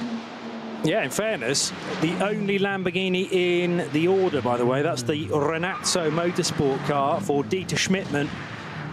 So it's an SP9 Pro-Am car. This is always very clever to me as to how the yellow flags adjust down the Dottinghoe and other parts of the track as well, according to where the slow vehicle is. So left rear puncher for the Lamborghini? I would go with that, yes. White flags being displayed at Marshall Post number 197. But it's down on the left-hand side, the car's left-hand side, right side as we look at it. And that would be, oh, I can hear it flapping, actually. Yeah. But of course, we've still got that Adrenaline Motorsport BMW in the dip there that it's almost as if, as I say, it was an old control reset. It was 3 times I've had to restart that car now, which would suggest that when you, as a driver, sitting in that car, having to redo that all the time, it's not just getting a puncture back slowly. It's if it keeps stopping again, then you just see the slope of Tiergarten in front of you, which normally you just take flat out down a gear, away you go. It's almost I haven't got any guts to get up there, so that might cause a problem because that Adrenaline Motorsport BMW is still nestled in the dip there, out of sight and vision in there. Sight and vision being the same thing, of course. Well, that's fine. Different words for it. I'll take that. There are a number of Supras in this race. I didn't expect to search for Supra and find 7 different cars, but I think that is the case, yes. And one of them is actually in the pit lane. But we have Supras in different states of tune and different states of preparation. And in fact, SP10 is led by a Supra GT4. The Toyo tyres with Ring Racing car. So that's the 170 in SP10. And there's a whole mixture of different GT4 cars, but the Toyo tyres with Ring Racing car is being driven by Tim Sandler. Supras, Supra Evos, Aston Martins, a couple of 718 Caymans, there's the BMW M4 as well, as the 650 BMW now has some assistance. And thankfully, this car may well be towed to the sanctuary of the pit lane. Car 650 is Toby Goodman's car of the UK. As I say, 4 other cars in the BMW 240i class, and that seemingly needs a little bit of work, I would say, because as it was one of the biggest subscribed classes in previous years, and I'm sure there are plenty of cars looking for some action. I suppose it's difficult at times in the current financial state that the whole world is in, certainly Western Europe, to be able to go motor racing. That's the difficult thing, is finding the budget for it and spreading it across 4 or sometimes 5 different drivers. The 786 Lamborghini of Renazzo has made its way back, and you were spot on, Snowy. It's the rear left Goodyear that's gone pop. Yeah, most of it hasn't deflated all the way. The problem with that is that, of course, if it deflates and then delaminates, no matter how slowly you'll think you're driving it as a driver, the team manager will always tell you it was too fast, regardless, and they're usually right. But the carcass then flaps around and does lots of damage. It's not just about inner wheel arches stuff. It can be brake lines, sensors, all sorts of things that affect how the car works, and ABS and traction control and all sorts of things on these cars these days. So it's literally a case of risk management. That car's back. The intervention vehicle, tow vehicle, has now got to the Adrenaline Motorsport car. Was it the 650 entry I said it was? The yes. 650 in the dip at Tiergarten. So that's good on 2 accounts. It gets the car back and hopefully back to the pits and out of the way, unless it's just dropped there. But it also means we haven't got a slow zone in that fairly soon. Yeah, so Toby Goodman just found his website, in fact. He previously ran in the Lotus Cup Europe, partial season Nürburgring Nordschleife, so that was on his way to getting his race permit for the Nürburgring. But he's been a champion in the FIA Lotus Cup Europe in the product class, and second overall in Mini Challenge Trophy as well. That was 5 years ago. So sadly for Toby, he's not going to be able to complete this lap under his own steam, despite the best efforts in car number 650. And we'll see whether that car can continue on. It would be very disappointing if it can't, considering we've still got over 3/4 of it still to go. At the front, now this is interesting, because after only 6 laps, Tim Heinemann has pitted from second position, and Lucas Auer is in as well. So Sven Muller stays out for a 7th lap, but the 2 cars that were chasing him in after 6, and that will set them now on a course of doing 8 laps after this point. But maybe this is an attempt to try and jump, certainly from the Mercedes perspective, try and jump a couple of runners by doing a shorter stop compared to those that are staying out for the maximum of 7. Arjun Maini also in on this lap. So of the top 4, 3 of them pit, 2nd, 3rd and 4th, all in for a medium-timed pit stop, if you like. So Sven Muller's going to be peering into his mirrors thinking, where has everybody gone? You're probably perfectly well timed there with the slow zone in the end of the Dottingerhoe coming up to Tiergarten now, which just as I speak, that's gone to green again. So those have gone to the pits now. So that's to say, 2nd, 3rd and 4th, Heinemann, Auer and Miani, as you said, they've pitted almost ideal time. So Sven Muller must be pitting next lap, I'd have thought. Maybe an 8-lap run? No, it can't be. I don't think it can be 8, because he did the formation lap as well. True. 8-lap run in the race, not at the start. Yes, quite right. Yeah. There was one, Christodoulou, I think it was, managed to actually do 8 laps in the Nürburgring 24 this year, and we honestly thought he was going to break down part way round. But there'd been so much purple, as in Code 60, and there'd been so much rain, he was able to fuel save over the first few laps, and he was able to do an 8-lap run in the end. But put yourself in the seat of Sven Muller right now. He's had the pressure up until this point of Heinemann snapping at his heels and Lucas Auer as well. All of a sudden, your main rivals disappear. You're clearly still racing them, but you're now racing them on the clock. You're racing them virtually, if you like. So how different is that in the mindset of a racing driver, Snowy, to not all of a sudden have your opponent right on your back bumper? I'd like to say that it makes all the difference in the world. It doesn't, because you know it's going to balance out again. So the point will still be that, okay, one's pitted, then he's going to have to pit again, the other one's going to pit the next lap. So ideally, if they do exactly the same pit stop time, they should reposition in the same place on the track. What the driver mentality is probably doing is he got an advantage? Has he got an advantage?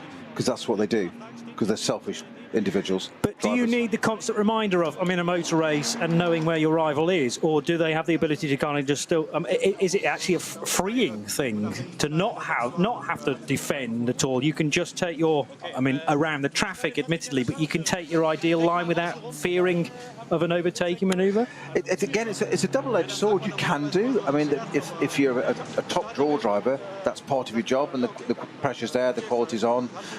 One of the big advantages of that is that psychologically it's your teammate, so you would hope that being in the same team, they're going to take less risks or not take ridiculous risks, or ones that are going to take somebody out. Not that everybody does that deliberately, of course, but you just hope as teammates that would be part of the psyche. The problem with not having that pressure is it's all right for a short amount of time, but then when it doesn't, you can then start to get complacent and make mistakes. That's what I thought. I just wonder whether actually it was less likely that you'd make a mistake if you had people behind you. Yeah. Is that the case? I think the best person to have behind you is to say, in an ideal world, is your teammate, because you know the rules are. What will probably then happen is that the front driver of that will probably then radio in, teammates or not, and just say, clean race, let us race, but nothing silly. The team may or may not do that. The team may have intel, of course, that the car behind, hypothetically, is, well, actually, he's quicker on this section. So you need either to up your pace or let him through. And that's when you get those great radio messages when they say, you need to up your pace a bit here. And he goes, I've done this before, I know what I'm doing. Well, you're not, because the data doesn't lie. But drivers don't like being told about data and the truth. The Toyota strategy in the World Endurance Championship so often was that if the second car was being held up, or it looked like they were being held up, then they would actually switch them around to enable the driver that had been second to attempt to open a gap. And they were given 10 minutes to do that. Absolutely, there's your opportunity. There's your window. You know, okay, you know, it's almost like, so you think you're good enough kind of attitude of, go on then. And then if it doesn't work, it's like, well, switch back again. That's what they that's did. It's a team effort at the end of the day. And effectively, if you're, let's just say, a professional level, you are an employee. Yeah. You know, I always say, people like Lewis Hamilton, what is he, this and that and so, or others. He's Mercedes-Benz highest paid employee. The clerks, Ferrari type, metaphorically, as in, you're still an employee. Don't forget that. You're actually an employee of a team, and you're there to do a job. Wonderful and glamorous though it is to be a racing driver, you are there to do a job. And the team has final say. Without those major manufacturers, then all of a sudden the platform for these amazing athletes and talented drivers is whipped from underneath them. So it has to be some sort of compromise, if you like, or that there are instructions given to these drivers, and they ideally must follow them. there are some renegades out there, you could argue, Max Verstappen perhaps, but they still are in employment, aren't they? So it can work both ways. But yeah, it's a fine tightrope to be walking. But the measure is, Johnny, if you how much talent you have in the tank. So the more talent you've got, the more ability to display that talent, you can get away with being a little bit more rebellious, if you like. So, Johnny, in your own career. I almost went there myself, but you beat me to it. Sven Muller leads by 12 seconds, but remember these are splits that are representing the pit stops that we've just had, and Muller has yet to make a stop. I would be expecting him to come in at the end of 7 laps though, so that will give a chance for things to even up. But do bear in mind that the pit stops for the cars that have just stopped will be shorter than Sven Muller needs to spend in pit road, so that should equalise things a tiny bit. We'll find out fairly shortly, Johnny, because that number 3 Sven Muller Falcon Motorsports Porsche is just coming out of Schwalbenstadt into Galbenkopf, which is the double right-hander onto the Dottinger Hohe, that long straight and up to the start-finish line. So we predict, does not mean to say it's going to happen, but we predict here in the Global Broadcast Centre that this car will now pit at the end of this lap. Yeah. Otherwise, it's time to get worried about whether Sven can complete 8 laps on this current tank of fuel. He is heading onto the Dottinger Hohe now through that longest sector of the lap. The lap for the NLS races tending to be split into only 5 sectors, whereas we had as many as 9 during the Nürburgring 24 hours and the 2 qualifying races as well. So Sven Muller in beautiful sunshine now on the Dottinger Hohe, has the headlights ablaze to make sure that those slower cars heading into Tiergarten and Hohenrhein are aware that Muller is racing his way to the end of the lap. In-laps are so crucial, particularly these days. He darts to the right-hand side and will now take on fuel, having to get down to 60 kilometers per hour at the first white line. And there was a significant shaving of the speed there. Let's hope that he was slow enough, because his time will be clocked, I'm sure, by the speed guns that are sometimes utilised here at the Nürburgring, both on the in and out sections of pit lane. And they are going to do a driver change here, so Sven Muller to get out and Julian Adenauer to take charge for the next stint. Always very much done at a sedate speed, because it is the clock which governs how long the pit stop has to be, and generally the fuel going in is the longest job to do. Driver changes can easily be done within that. Johnny, I think we've got the 176 Pro Force Aston on.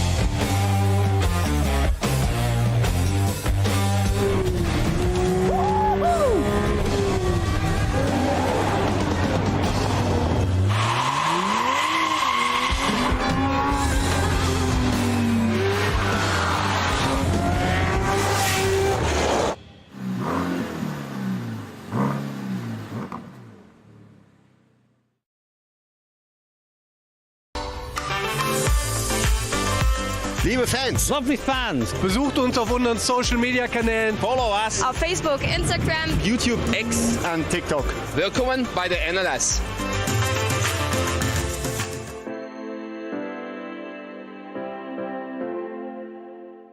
Was ist ein X?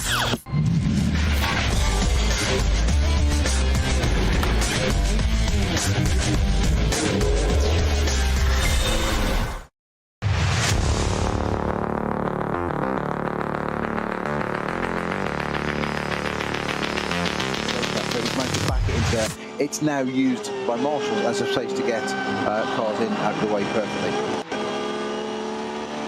It's Nürburgring Langstrecken-Serie Race 3 for 2024. Peter Snowden, Johnny Palmer bringing you live coverage of the 69th edition of the ADAC Westfalenfahrt, with 110 cars qualifying earlier today.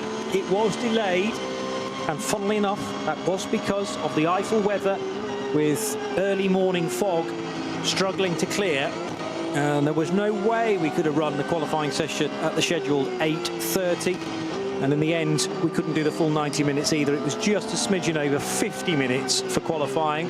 1, 2, 3 is the second of the Mühlner Motorsport cars, and that is for Spanish driver Vasquez, who, no, he's from Argentina, isn't he, Vasquez? Let me just check on that. Vasquez, a regular at the Nürburgring, and running so often in that division. Yes, he is. So that's Marcos Adolfo Vasquez, running with Team Matol last year, but for Mühlner Motorsport this year, the Argentinian family, and making way for new race leader, who is Gabriele Piana. But what we have to pay attention to here, Snowy, where is the number 3 car rejoining from its pit stop compared to the number 4 car, which has tumbled down to 15th position?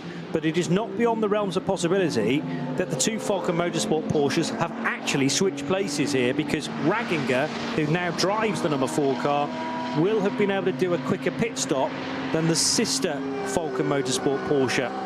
Car 4 pitting after 6 laps, car 3 after 7 laps.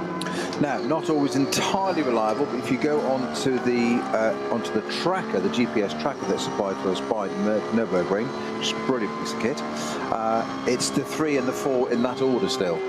Is it? They are currently at Metzgersfeld, heading up to Kallenhard, Verscheifen, that section of the track.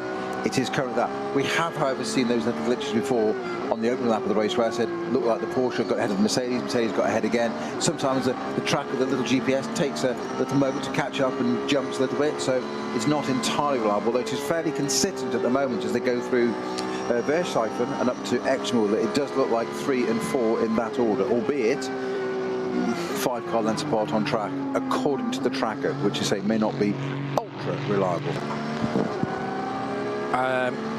One thing that is slightly more reliable is the vantage point of Martin Ragginger, though, and he has ahead of him, as they reach Breitscheid, Mercedes, which is the number 48 car, and the 3 in front of that. So the order is 3 from 48 from 4, but the gaps have closed up again because of that pit stop for car number 3 that will have taken longer. It will have needed to be longer compared to those stops for the Mercedes back into second, and the Porsche that runs in third. I just want to correct the Vasquez that I was identifying a few moments ago in car number 1, 2, 3. It's actually Tobias Vasquez Garcia, who sounds very Spanish, but actually is German. With a name like Tobias, you probably could have guessed that. So the German silver-graded driver, relatively new to racing on the Nürburgring Nordschleife. His first NLS race, I reckon, was 2020, right in the middle of COVID, when he was getting his license in the V4 division, and has since moved on to Cup 5 BMWs, SP10 GT4 cars, and is now in Cup 2 for Mühlner Motorsport. Interesting left field little stat for you. We are just now halfway through the season in terms of hours of raced, discounted the end. Oh, hours raced. Yes, in terms of hours raced, if you accumulate all the NLS races together, we're halfway through the season. How many NLS races are there still to come? I've sort of lost track. 4. 4 more. 4 times 4. If we're working on for the algorithm, that's what we're working on. So yeah. Are they all 4-hour races then? Still yes. to come. Okay. Yep. Yes, we've done the double headers, we've done the qualifiers, pre-Nürburgring, the 12 hours, etc. So we should be done. Yeah. Understood. Unless anything changes, which it might well do. Well, only because last year we had a 12 we have 2 6-hour races. Exactly that. Yes. But there isn't. We're not doing that this year. Shall I just cancel what I said then? I haven't added them up because I mean it's an interesting stat. I'd need a pen and paper and my shoes and socks off probably, which is not a pretty sight. Falcon Motorsports on the 8th lap for Julian Adenauer and Yusuf Ovega in car number 9, or is that Salman? I'm still working out which way round they are in their cars. No, it's Salman Ovega in car 9.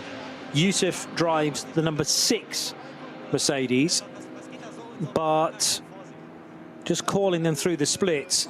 Yeah, still, we mustn't forget, Gabriele Piana leads the race.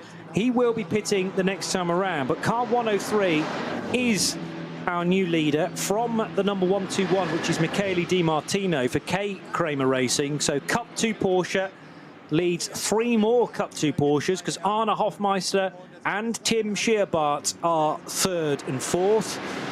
Hoa Act still flashing in and out of being yellow and green. In fact, Marshall Post 149 is yellow again. So clearly something being sorted there, as there is on Hatzenbach. As Piana from the race lead, Gabriele Piana in Porsche number 103, now makes his first pit stop. Would have been surely impossible to go on to a 9th lap at the start of this race, but Piana is called as the race leader as he darts down pit road, and he will be followed into pit lane by Michele Di Martino for K Kramer Racing. There's a Porsche staying out though. Arne Hofmeister thinks he can do a 9th lap. Absolutely unbelievable if this is possible. Might be somewhat embarrassing, red-faced for Arne Hofmeister, but that's one heck of a call if they've got their sums right for Mühlner Motorsport. 9 laps as an opening stint is an audacious thing if they can make it work. Yeah, and a little surprise there for us. A car that's just got a black flag for overtaking under a yellow flag at a marshal zone is the champion reigning car 001, number 1, the Adrenaline Motorsport car. Just to go back to hours covered, so we get it absolutely right, so we want to get exactly the right information. 7 rounds of NLS, we're halfway through, including this race, because there are 3 more races of 4 hours. The next race is a 6-hour race on the 3rd of August. So NLS so 3 more races, 4 including this. Okay, this is a 4-hour race. The next one on the 3rd of August is a 6-hour race, and then we've got NLS 5 and 6 in October and November, which are each 4-hour races. So that's how we get to the. So we've got 7 times 4 hours, sorry, 6 times 4 hours, and 1 6-hour race. The Rover 6 hours. The Rover 6 hours is the 3rd of August. The 55th edition of the Adenauer ADAC Rundstrecken-Trophy is NLS 5. And that's in October, and then there's a one very late in the year, 16th of November for NLS 6. It'll be dark by the time that the checkered flag comes out. Dark by the time they start, mid-November. True. Well, there might be a bit of daylight, assuming the sun can burn through the clouds, the fog, the mist, the leaves. Let's just round it up and call it the atmosphere. Yeah, okay, fine. So NLS 6 is planned. It remains to be seen whether that actually happens, but we should be grateful after everything that has happened at the Nürburgring Nordschleife this year, politically I mean, we should be grateful that we can run 6 NLS races this year and the Nürburgring at the end of May, start of June. I don't want to dwell on that point. No, as I said, look, all we want to see is more racing. Of course. Everybody. So, yeah, I'm all for that. 11.6 seconds is the gap between Gabriele Piana and Michele Di Martino. Well, at least that was the gap as they came in. We had other Porsches that didn't pit. I sort of said Di Martino came in, but I'm not sure that he did. No, he's still not showing as a pit-stopping car. So the race leader is now Michele Di Martino for K Kramer Racing. Arne Hofmeister running 2nd. And in 3rd position, without this transponder doing anything useful, is Ben Boonagel. But he's definitely there in 4th position, being put there manually by timing and scoring. The number 5 Porsche, which is the FAT International sponsored Herbert Motorsport car. With Stipper at the wheel now. Oh, that's Stippy, is it? Yep. Right. Now we really do get to see, with the greatest respect to Vincent Kolb, he's never going to be as fast as Frank Stippler. So it goes back to what I said. He's got Salman Avega with the Advan number 9 Mercedes right behind him, giving him a bit of grief. I said earlier, are they going to do 2 and 2 or 1, 1, 1, 1? So that appears to what they've done. So they put Stippy in now after Vincent Kolb, and the number 5 Fat Porsche. It is sponsored by Fat. It's not just called it because it's wide. It's not a colloquialism for a wide-body Porsche. FAT International, as you said earlier on. Yeah, Francais Allemand Transit is what it stands for. So French-German Transit Company, and this was a sort of truck, lorry transport company that forever went across the France-Germany border, as far as I can gather.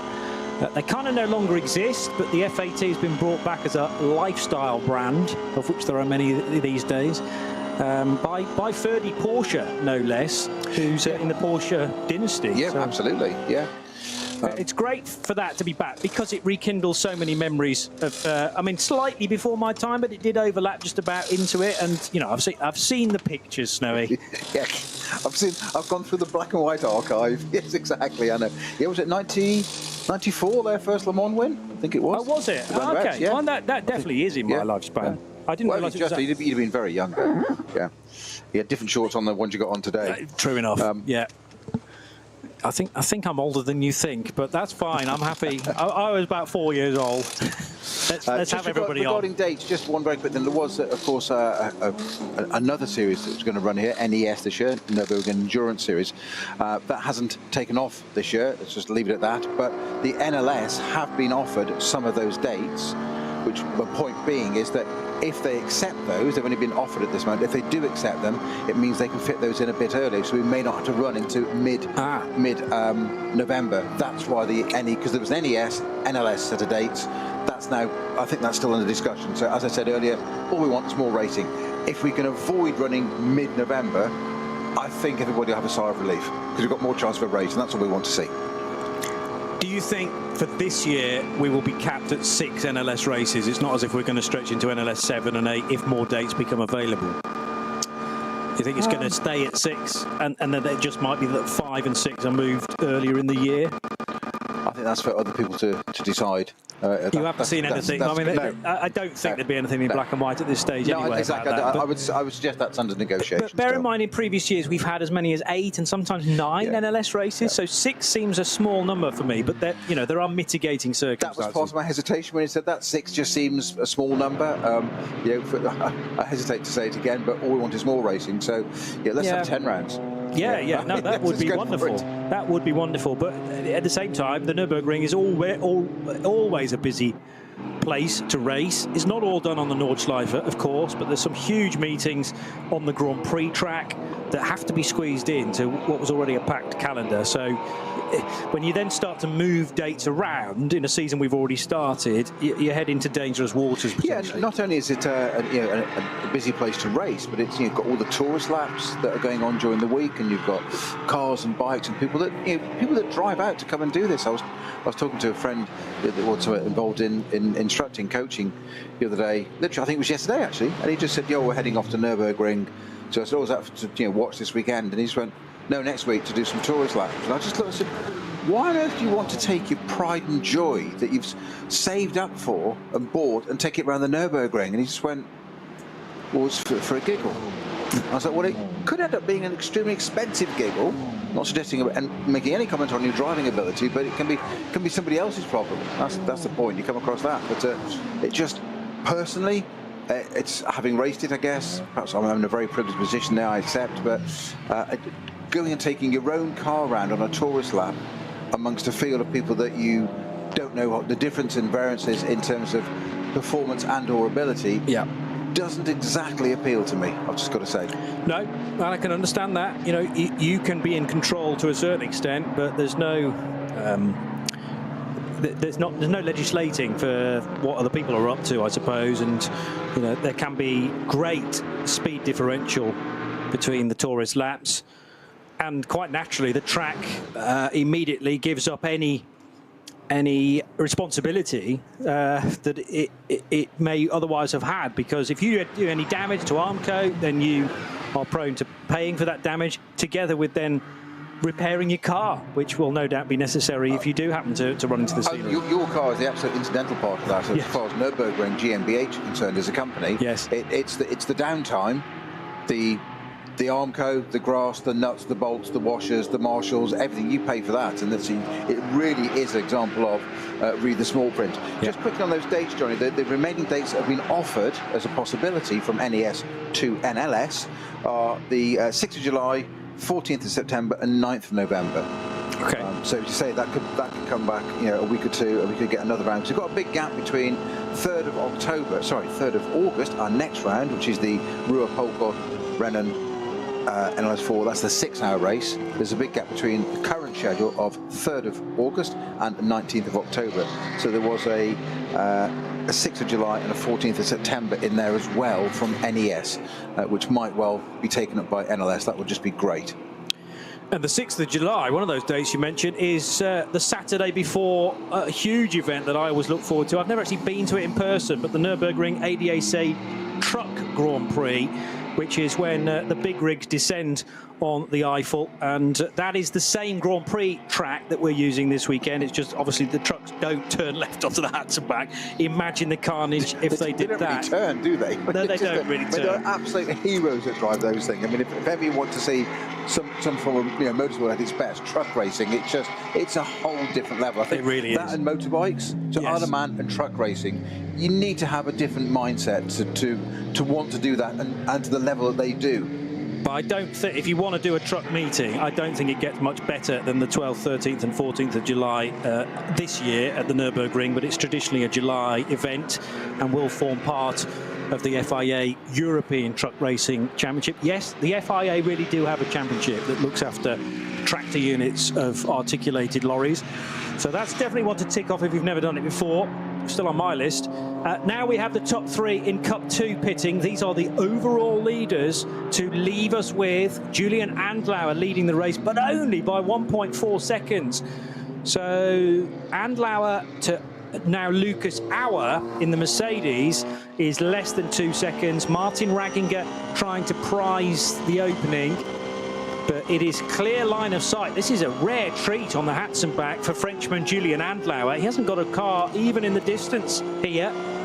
Past the red and white rubber banded tyre stacks on the Hatzenbach itself. And now heading to this tricky right and left that then leads him onto the short, sharp straight towards Flugplatz.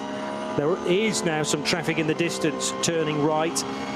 But this could very easily be the opening lap all over again for Julian Andlauer. Those pit stoppers then at the end of lap 9, Michele Di Martino from the race lead for K. Kramer Racing, Arne Hofmeister and Ben Boonagel. And that was a perfect place for Julian Andlauer to find some traffic, just floating to the outside of Schwedenkreuz and clears them without even a lift. Yeah, but again, a great marshalling there. Blue flags waving on the right-hand side to let those 2 lower class, slower class cars. And they, again, great work from them as well. The faster cars coming up behind, so they just stay where they are. They've got their own race. Just let the Falcon Porsche through, and I think it's always great there. I was just thinking about the Hatzenbach, that series of what I always call it a roller coaster, but the muscle memory drivers have to have of remembering which bits of curve you can and cannot use. Some are they're always red and white painted. Some are literally just a little chamfered curve, and that angle can vary as to what it can do to the car.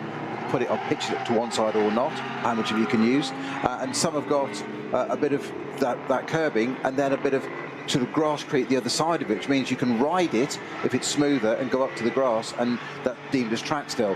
But you're going right, left, left, right, left, whatever, so-and-so, and traffic, and you've got to remember still, can I use this bit of curb or not? Because if it's one you can't use, and you do, you'll pitch the car 2 feet sideways or something, and that's not ideal. Spin for Mustafa Mehmet Kaya in the gold 103 Porsche that was running in 5th position. And that is including Boonagel, isn't it? Yes, even though he's got a glitchy transponder. But Ben Boonagel's in the pit lane, whereas the 103 must surely have made a stop. Yes, it has. So this is the second stint now. 103 started by Gabriele Piana, and Piana led a lap, remember, overall. but the Italian stepping out, and now Turkish driver Kaya takes over. It is and this is how Kaya made the spin. So it was it a touch from the Jutta Racing Audi? No, it was all on his own. Kaya rotating, just a bit too much curb. You were talking about different levels of curb, and actually the Jutta Racing Audi did well not to be involved with that. Car number 8, now driven by Selv. Himself, perhaps we could say, on this occasion. SP9 in the AM class, but it's Arno Klassen in the other Audi R8 that leads SP9 AM. Arno Klassen in the Equipe Vitesse R8 LMS.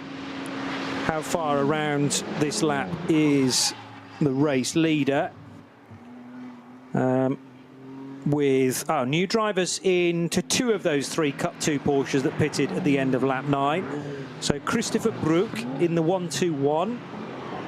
121 is the K. Kramer racing car, and it was Brook that we were hearing about, remember, about the sister K. Kramer racing car, number 112. So in fact, Brook not down to drive 112. That is just Carsten Kramer and Fidel Leib.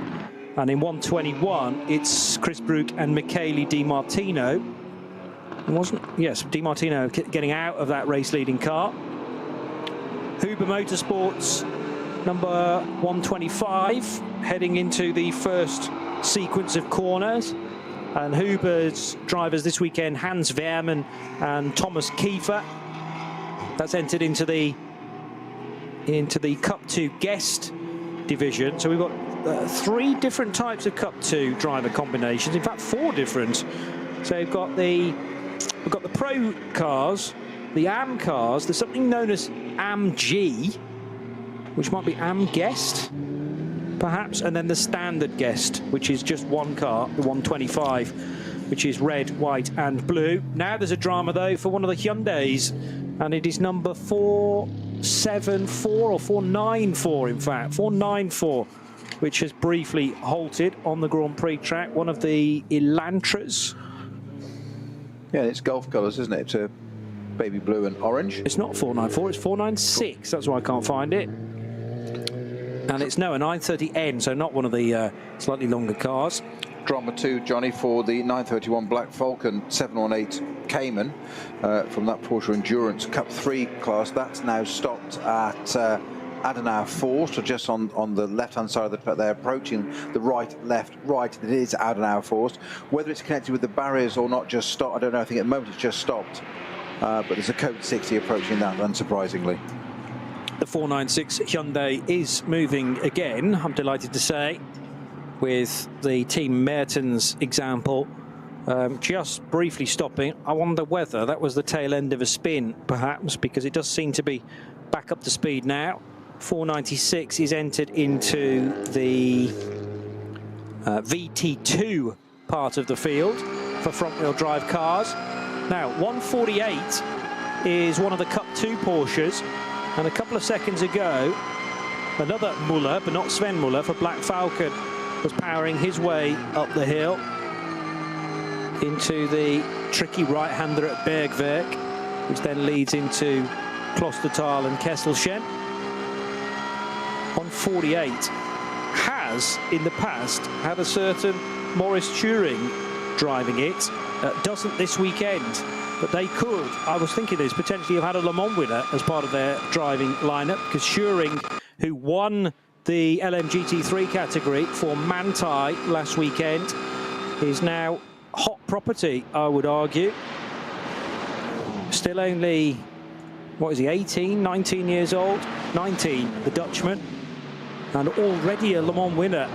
So silver rated, entered into the FIA World Endurance Championship for the full season, but they got the maximum 50 points, and Morris quoted as saying, it was a dream come true for me, only 19, so I didn't even dare to think about winning a class at my first 24 hours of Le Mans start. I think we drove an almost flawless race with my teammates and the Manthey squad. No mistakes, no penalties, and almost always the right tyre choice. That feels like the textbook example of a successful 24-hour race, and we can be proud of that. And Yasser Shaheen, who was in that number 92 Porsche, actually quoted in the week as saying that Manthey did things, as he put it, quite typically unconventionally, because Yasser had never driven a quadruple stint, but they actually asked him to do that to get all the bronze time out of the way as early as possible. And he managed it, in fairness, in very much changeable conditions. They were one of only a handful of LMGT3 teams to start with their bronze driver. And what that does is gives you flexibility later on to alter between silver and platinum, and without worrying about having to burn the remaining bronze time. So a terrific effort from Yasser Shaheen, from Maurice Schuring, who's the real talent who could get better and better, and Richard Leitz, who goes from strength to strength into his 40s now, but he is still winning races.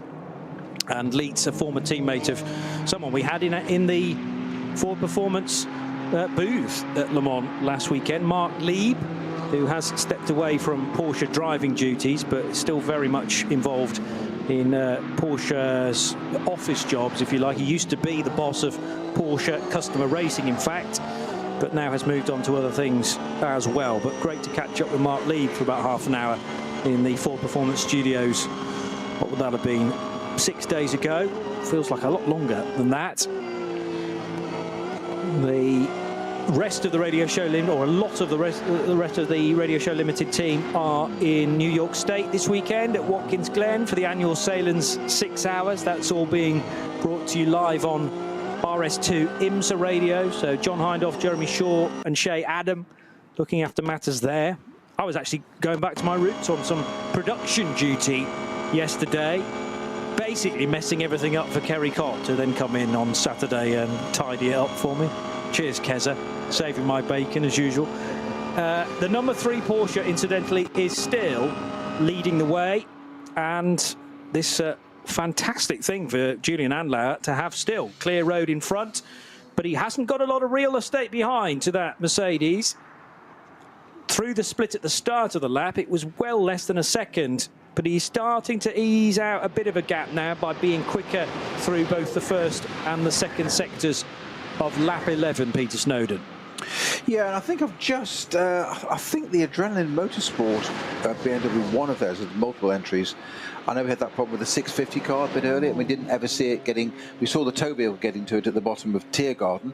Didn't then understand if it came in or not, or on GPS tracker where we actually got any further with that. But there's certainly that coloured car on the other side of the barriers at Sabine Schmidt's curve, which is the end of the GP lap, the beginning of the Nordschleife, which is actually a sort of a car park anyway, where they tend to put cars. Now, if cars are out of the race, there's a nice piece of sort of tarmac lake there, where the organisers put cars safely. Yeah. But they're nearly always parked neatly herringbone fashion. That looked like it had pulled itself in there, as in it's just the other side of the barrier. So I'm not sure if that's a 650, and I can't actually track that on the GPS. When you can't track it on the GPS normally, it means it's stopped somewhere. It doesn't always, once it's off track, if that makes any sense, it just doesn't come up on the GPS. Yeah. You can put it the other side of the barriers, it just comes up with it, can't find it. So yeah. I'm just wondering if the 650s in or out or rejoined. Well, I've now got a Sector 2 time for Toby Goodman in the 650 BMW, and it's just short of an hour. So does that indicate to us that it is now running again? Sometimes I see timing loops triggered even though a car is 4 foot in the air or more on a flatbed, but it still nevertheless shows on the timing. Well, the sister car, there's a 651 car that's still running. That's down at Schwabenschwanz, so that's fine. The 652 entry is at Carousel. So we've got 650, 651. So I don't know which car it was that I spied the other side of the barriers there, but it's certainly the same colours as I mentioned that quartered blue and black. Which is very distinctive. It's why it's caught my eye so easy just looking out there at it. Well, 650 is Adrenaline Motorsport, but that doesn't really tell us much because Adrenaline don't have a set livery. It kind of depends on whoever's driving those cars. Bearing in mind there are 8 Adrenaline Motorsport run cars in this field. And Adrenaline offer a service which is literally arrive and drive. They bring the car to the track. They're not based just down the road at the end of the day. But it's all prepped by Adrenaline, and then very different drivers then pilot it through the course of the 4 hours. So when you line up the adrenaline cars next to one another, I bet they pretty much all look entirely different. Unless, as I say, we've got the 650 livery, and we know that that's quarters. So maybe just one of the other adrenaline cars is also confusing us. Well, that would be from the M240i class. You can guess which model of car that is. You say the 650, 1, 2, and 3 in that class. In fact, the only other car in that class is the 680 Oberthausen run example. So it may be one of those. I will go and do some detective work and try and get to the bottom of which car that is parked at the side there. So of course, probably I'm led by it being adrenaline because I've seen the quartered black and white now, so it might be something totally different. Yeah, it's not always as simple as that. I wish it was. The 150 BMW is not entered into the 240i's because this is actually a BMW M4, nor is it entered into SP10 because it's an 8T entry, Team Bilstein, so a recognisable livery for the driver, known by his social media handle. So he's in the timing screen as @MG Cherudin, and MG Cherudin leading SP8T. But the next thing is, how many SP8T cars have we actually got in the race? There are quite a few actually, 7 cars, including a Supra Evo GT4 and another Evo GT4. There's a second BMW M4 GT4 car for Schmickler Performance, followed by a handful of other BMWs, and then that one Aston. So yet another Pro Sport Aston AMR GT4 car, but not in SP10. That's the 140 Pro Sport example. So 140 is for Jörg Wiebahn and Benjamin Heitz, or Heites, Ben from Chile. So it may well be Heites, the correct pronunciation of his surname. And we'll wait in a moment to see whether Ben's done any driving so far in the number 140 car, but it's neatly placed in SP8T. Often just very minor differences, which would be illegal in the global GT4 category. So instead, they're stuck into 8T as an alternative. Yeah, so Benja, as he prefers to be called, is a 25-year-old from Santiago, Chile, and silver rated.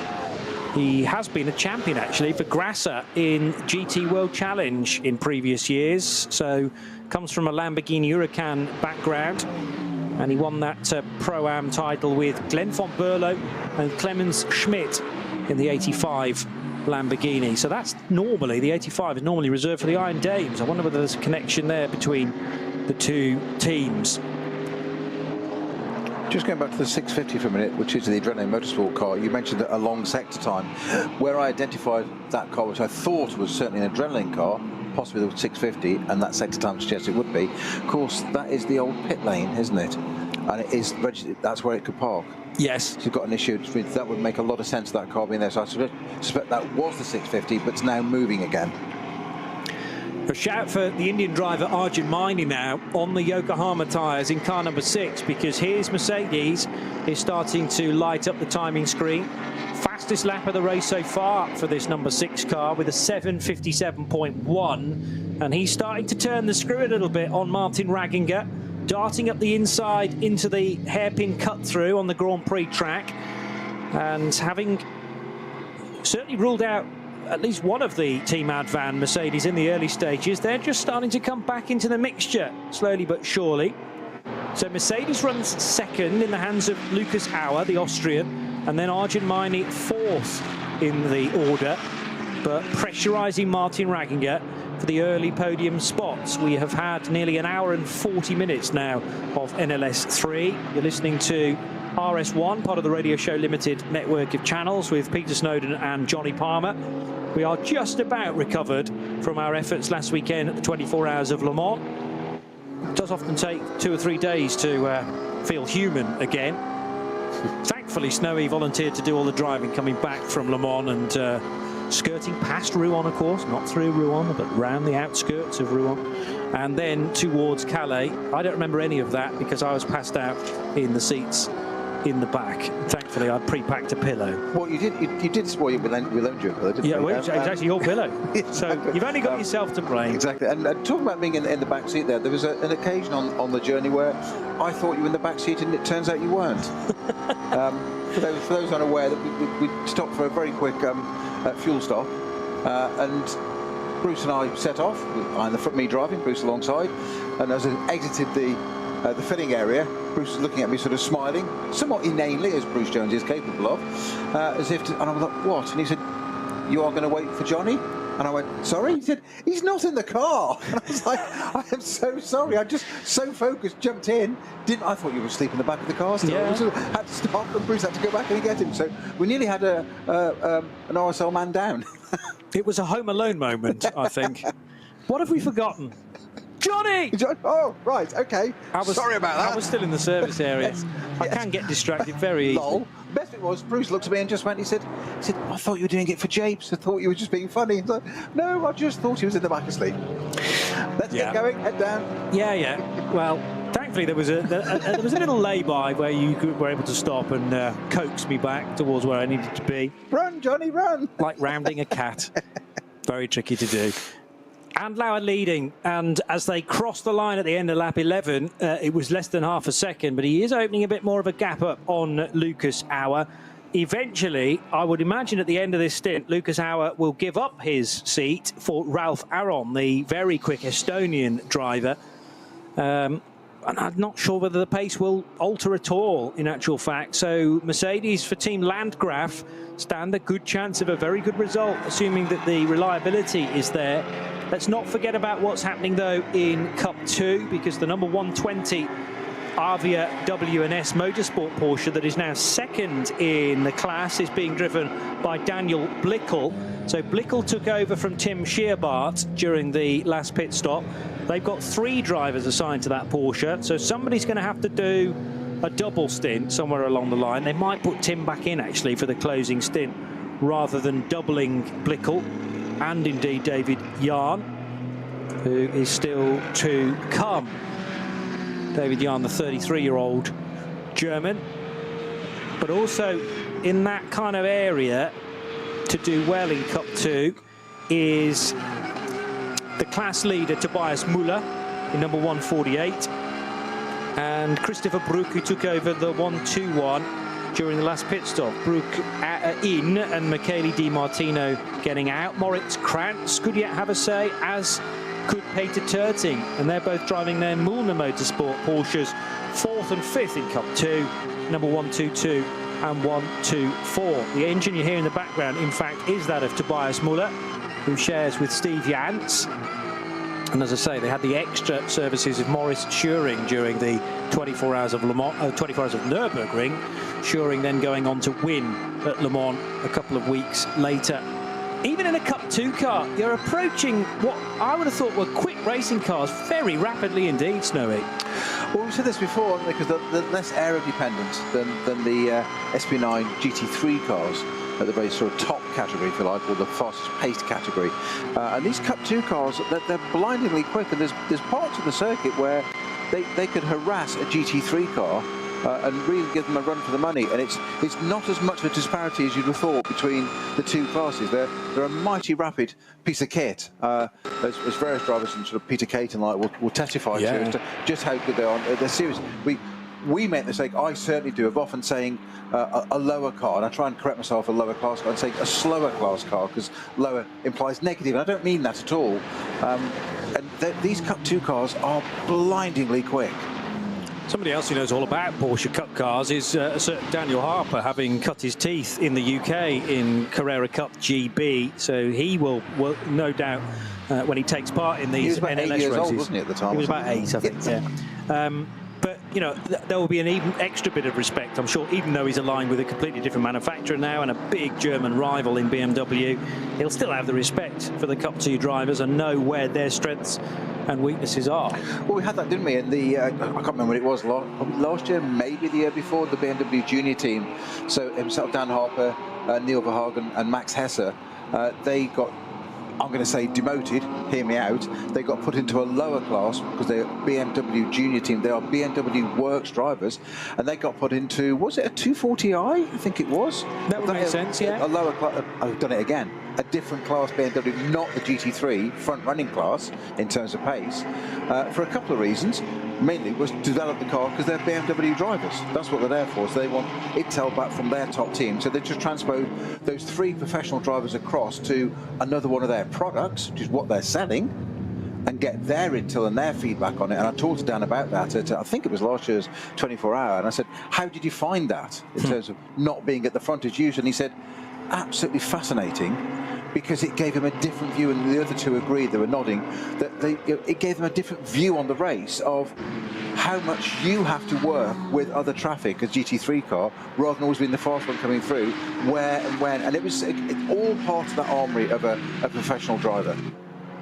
Yeah, it was 2020 when they did NLS 2 and 3. 4 years ago then. Oh, crikey. NLS 2 and 3, and they actually put them in 2 different 240i BMWs. Yeah. So it's the same driver lineup, 3 drivers, but in both 679 and 682 BMWs, because you can switch them around and get double the seat time, effectively, as long as you're not coming in going, who's taking over? Well, he's still in the car. He's still in the other car. 4 hours of data. Yeah, I know. And more if you're in 2 cars at the same time. Some of the pro teams have done that in the past. In fact, Rover, I remember one time, did it with they only had 2 drivers on site, and they attempted to put both drivers in 2 cars. But the idea of that was only ever to run one of the cars to the end of the first stint, and then concentrate on one particular side of the garage, if you like. But that was somewhat ambitious. I think you and I called that race and wondered what on earth Rover were up to, but there was method behind their madness. Now then, change of lead on the racetrack at Mercedes Arena, because Lucas Auer's got a really good run on Julian Andlauer down the main straight. Andlauer's not going to like that one bit, but there's no way past the Landcraft Mercedes, and for the first time, all race, well, we're now 45 minutes very nearly into it. It's the 3-pointed star that now leads the Porsche crew of Stuttgart. And this is a terrific effort from Lucas Auer, partly because, remember, this Mercedes made a shorter, in terms of time, pit stop. So it came in after only 6 laps in the opening stint, and therefore needed to spend less time in pit lane compared to the Porsche, which ran it right up until the edge of the fuel window. So Andlauer / Sven Muller spent maybe 30 seconds or so longer in pit lane, and eventually this flicks to the side of Mercedes and their advantage.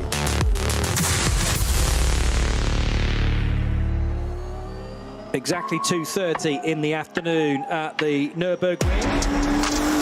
A crucial change in the narrative for this race, as Lucas Auer now leads on lap 12 ahead of Julian Andlauer in the Fulton Motorsport Porsche. Martin Ragginger struggling to stick with these 2 because he's a further 4.2 seconds further back. Arjun Maini poses his biggest threat from 4th position in the number 6 Team Advan Mercedes.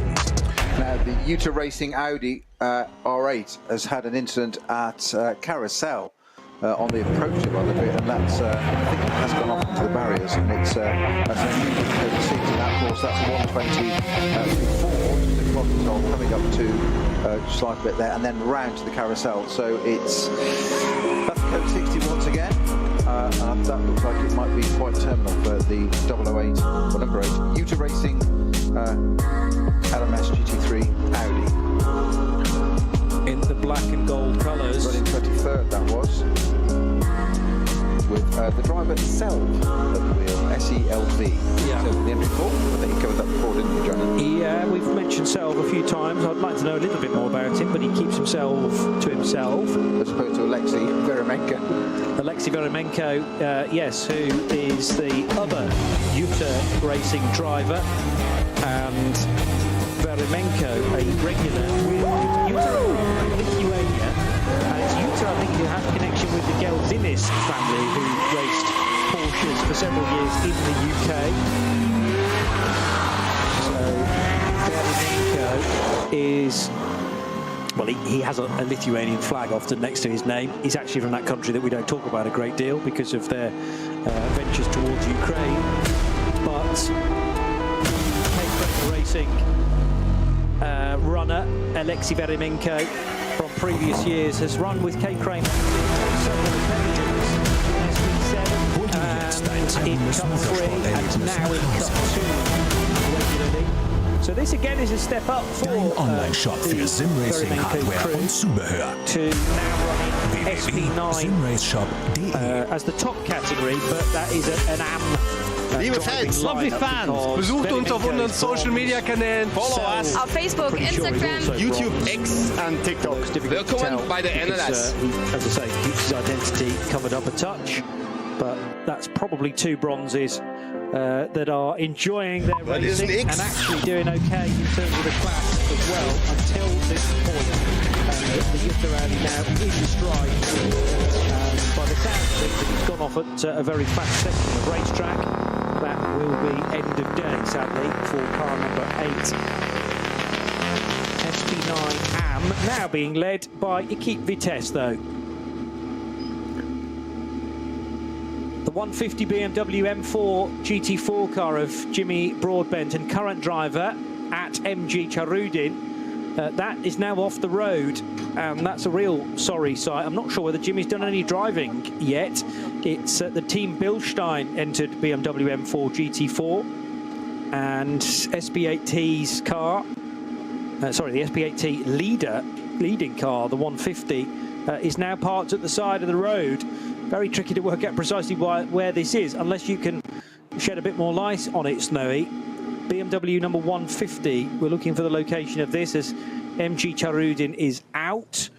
Now tumbling down the hill into Adenauer Forst, I would suggest. So this is the Fuchsrohre, just after Arenberg, and then that lowest point. Exmuller? No, much earlier on than that. It might Not the 150 is, that's...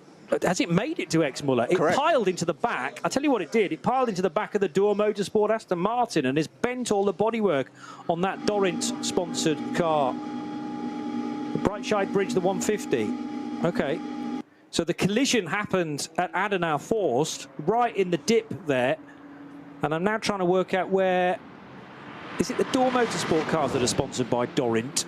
Here's one of the Aston Martins, and that's also carrying very heavy front left damage, but it looked to me like the damage on the one particular Aston. Now, this is definitely a Door Motorsport car. It's the pole sitter, in fact, from SP10, but the front left wheel on this number 169 Aston completely destroyed. I don't think that's the one that had the collision, though, with the 150 BMW, because it was on the rear. Unless then the rear collision has meant that the Aston then fired it into a car in front. It's pushed it left, but he's had to give up there. So that's going to be a code of yellow flags at the moment on the Dottingerhohe, coming up towards the Tiergarten, just after the King. Get very, very close to Tiergarten, actually. Single yellow flag being waved at the moment. That's going to be a code 60 very soon, I'd have thought. And heavy damage on the front left, as you say, on that. The 150, I'm just, as you said, Johnny, it started at Adenauer Forst? Yeah, or just before that, right, in the Vauxhall, I would say. Well, the tick has got it as far as Exmuller. That's where it stopped now. So it's gonna, I mean, that's a fair trek to get through from Adenauer Forst, Metzgersfeld, Kallenhard, Verschiffen, Exmuller. It's not just gone on a corner. It's gone on a fair old journey there still. Yeah, and just trying to identify which Aston Martin it made contact with. So the 150 BMW, and which Aston Martin do we think? 169. 140. You know that. Okay. The Dorint car's now coming along the Dottingerhohe. Yeah, it was definitely a Dorint Aston Martin. So there've been dramas for 2 Astons on this lap.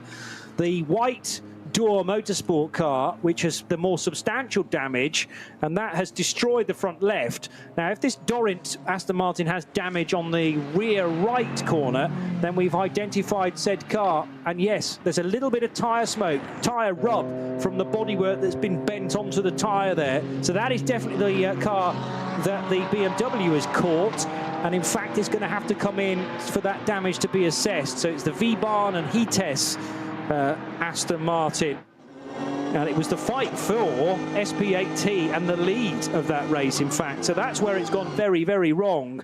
MG Charudin into the back of Jorg V-Bahn, and that has ended in tears. One SP8T car having to pit, and I'm sure that's out of sequence. Very early to be making a second stop. And we know that the BMW, the Team Bilstein M4, is out of the race. So who's now going to lead SP8T? It might be the Stalizzani GT Tyre Motorsport BMW M4. So look out for car number 146, who I think should lead SP8T at the end of this. It's all kicking off, and not necessarily for the lead of the race now. You have to have eyes everywhere in these races. Mercedes lead, by the way. I was going to say, talking, where do you think Auer's taken over from Adenauer, hasn't he? Well, that happened at the start of the lap. That happened at the Mercedes arena. And yes, he's still in front, now arriving back at the first corner. So a full lap being led by Mercedes, and he took the lead right at that point, the first left-hander of the Mercedes arena. So terrific effort, but what Lukey's not been able to do is build himself a lead. He's still got Adenauer snapping at his heels, and somehow they are managing to stretch their legs on. Well, what's happened to Ragginger? Because Ragginger's now fallen behind Arjun Maini, and by a big distance, nearly 19 seconds. So Ragginger's not had a happy time on that lap. Where did he lose the time? It's probably just all accumulative, actually. Oh, no, the big delay, and that might be because of a code 60 or yellow flags. That came in sector 3, where he's lost 12 seconds compared to Arjun Maini. Yeah, a 2:34 for that section. In fact, almost a 2:35 rather than a 2:22. You say 12, 13 seconds in there. A lot of splitter damage to the rear of that splitter, diffuser damage at the rear of the Aston. And I think that's going to have to be on its skates and go into the garage to have that looked at. It's not an easy repair there. I wouldn't be surprised if this is the 140, isn't it? The Pro Sport entry. I think that may well be out. It's done damage to the diffuser, and now Jorg V-Bahn is catching up with Patrick Simon in pit lane. Sadly for us, and understandably, all being done in German, but we won't get a true reflection of what Jorg thought of that. It did look like everybody was slowing down, maybe for an incident, and perhaps Charudin just didn't react in time.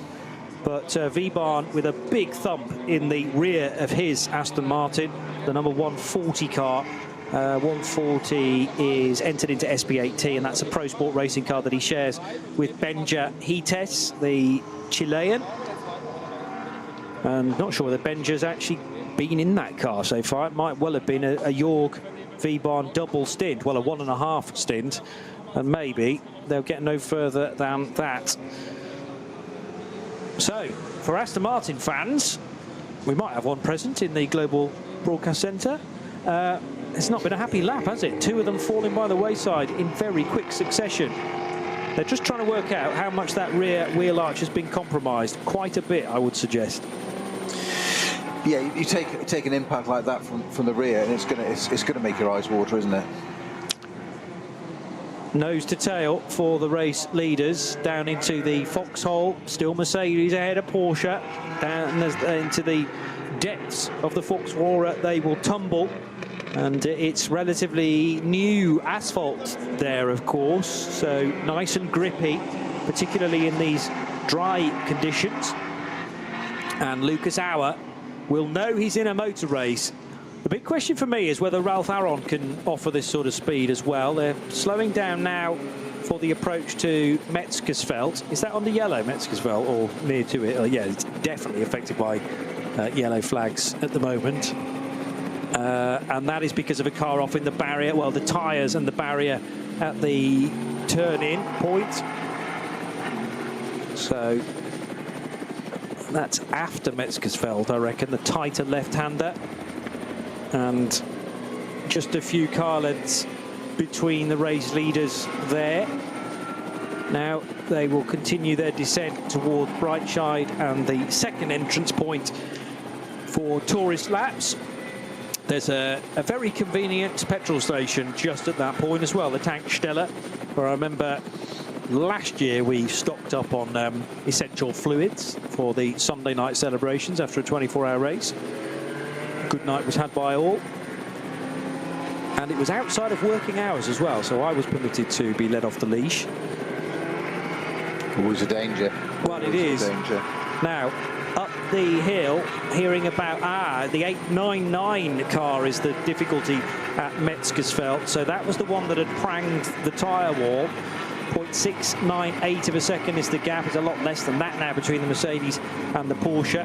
But the 899 is a BMW M2 CS Racing, which is at the head of its class, which is entirely for those cars, by the way.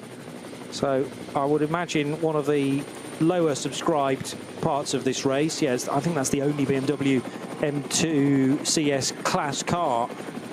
And sadly, that appears to be out as well. So for Thomas Leher, and Thomas is the only driver against that car. So whether he found himself a teammate late on or he was doing the brave thing of attempting this 4-hour race solo, perhaps we will never know now, because the car does appear to be too heavily damaged to continue. Pit stoppers from some of the runners at the head of the field. Vincent Kolb is in, and we're almost at a half-distance marker. So could this be the point where Frank Stippler joins the party? And we get to see quite how quickly the Herbert Motorsport Porsche can go. He's already demonstrated that in qualifying this morning. Let's see whether the 5 car can up its speed and get itself into the reckoning. The problem for those guys is they're nearly 3 minutes down the road now compared to Lucas Auer and Julian Andlauer. Absolutely nothing to separate the Austrian and the Frenchman, though, out front. They get to Hoher Act for the 14th time. And, I mean, we're talking 10 car lengths, if that. It gets much, much tighter in the braking zones. And it's all about these two at this stage, unless the Arjun Maini-driven Mercedes and the Martin Ragginger, the second of the Falcon Motorsport Porsches, which is 4th, whether they can lock in somehow via a yellow flag into a code 60. Not beyond the realms of possibility. However, this Pro Sport Aston, if it is going to rejoin, it's not going to be in a hurry, because there's a lot of work now being done to that rear right suspension, Snowy. Yeah, yeah. What damage it's done there is what it's done to the suspension is the issue as well. I'm wondering, there doesn't seem to be an awful lot of dynamic activity on that. It might be check it, pull it apart, and see what they can do. I might be misreading that situation in the garage there, but there are more mechanics. There's quite a few mechanics standing around. And that's not suggesting they're being lazy, but there's only a handful working on the car. Normally, my point being is it's an absolute hive of activity. All hands on deck, get on with it, and you have to do something. That said, driver's still in it, although he's just shaking his head. Who was at the wheel of that? Jörg Wiebahn. Jörg Wiebahn, yeah, was at the wheel of that. So it's not done yet. I was going to say that it's woes continue, but actually it's the 150 car. That's the BMW M4 GT4 that's parked up a bit further around. That's also under investigation for non-respecting a code 60. It's kind of irrelevant now because it's out of the race. Well, so, it was the 150 that piled into the back of that Aston Martin. So it either hasn't seen the code 60 or thought it might be able to pull off an overtake before they went into it. And sadly, it's gone very wrong for MG Charudin, known as his social media handle rather than his full name. And either misjudged, tried to outbrake, very difficult to tell, but there's significant damage to the 150 BMW, and now, to add insult to injury, they're under investigation for not respecting that caution area. It is just gone 2:45 in the afternoon at the Nürburgring Nordschleife, and it's either walking wounded or cars that are very battered and bruised that will go no further, littering parts of the racetrack.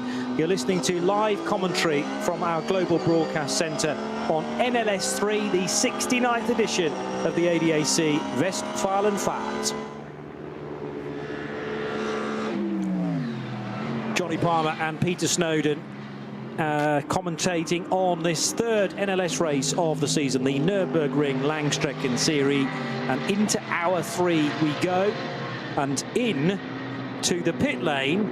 Talking of hours, it's Lucas Hour in the number 48 car that will make a second stop for this AMG. Yeah, so from the lead of the race, and this surely will be to hand over to Ralf Aron, his Estonian teammate, whereas Julian Adenauer, who pitted after 7 laps, so he'll be able to continue on for till the end of lap 15.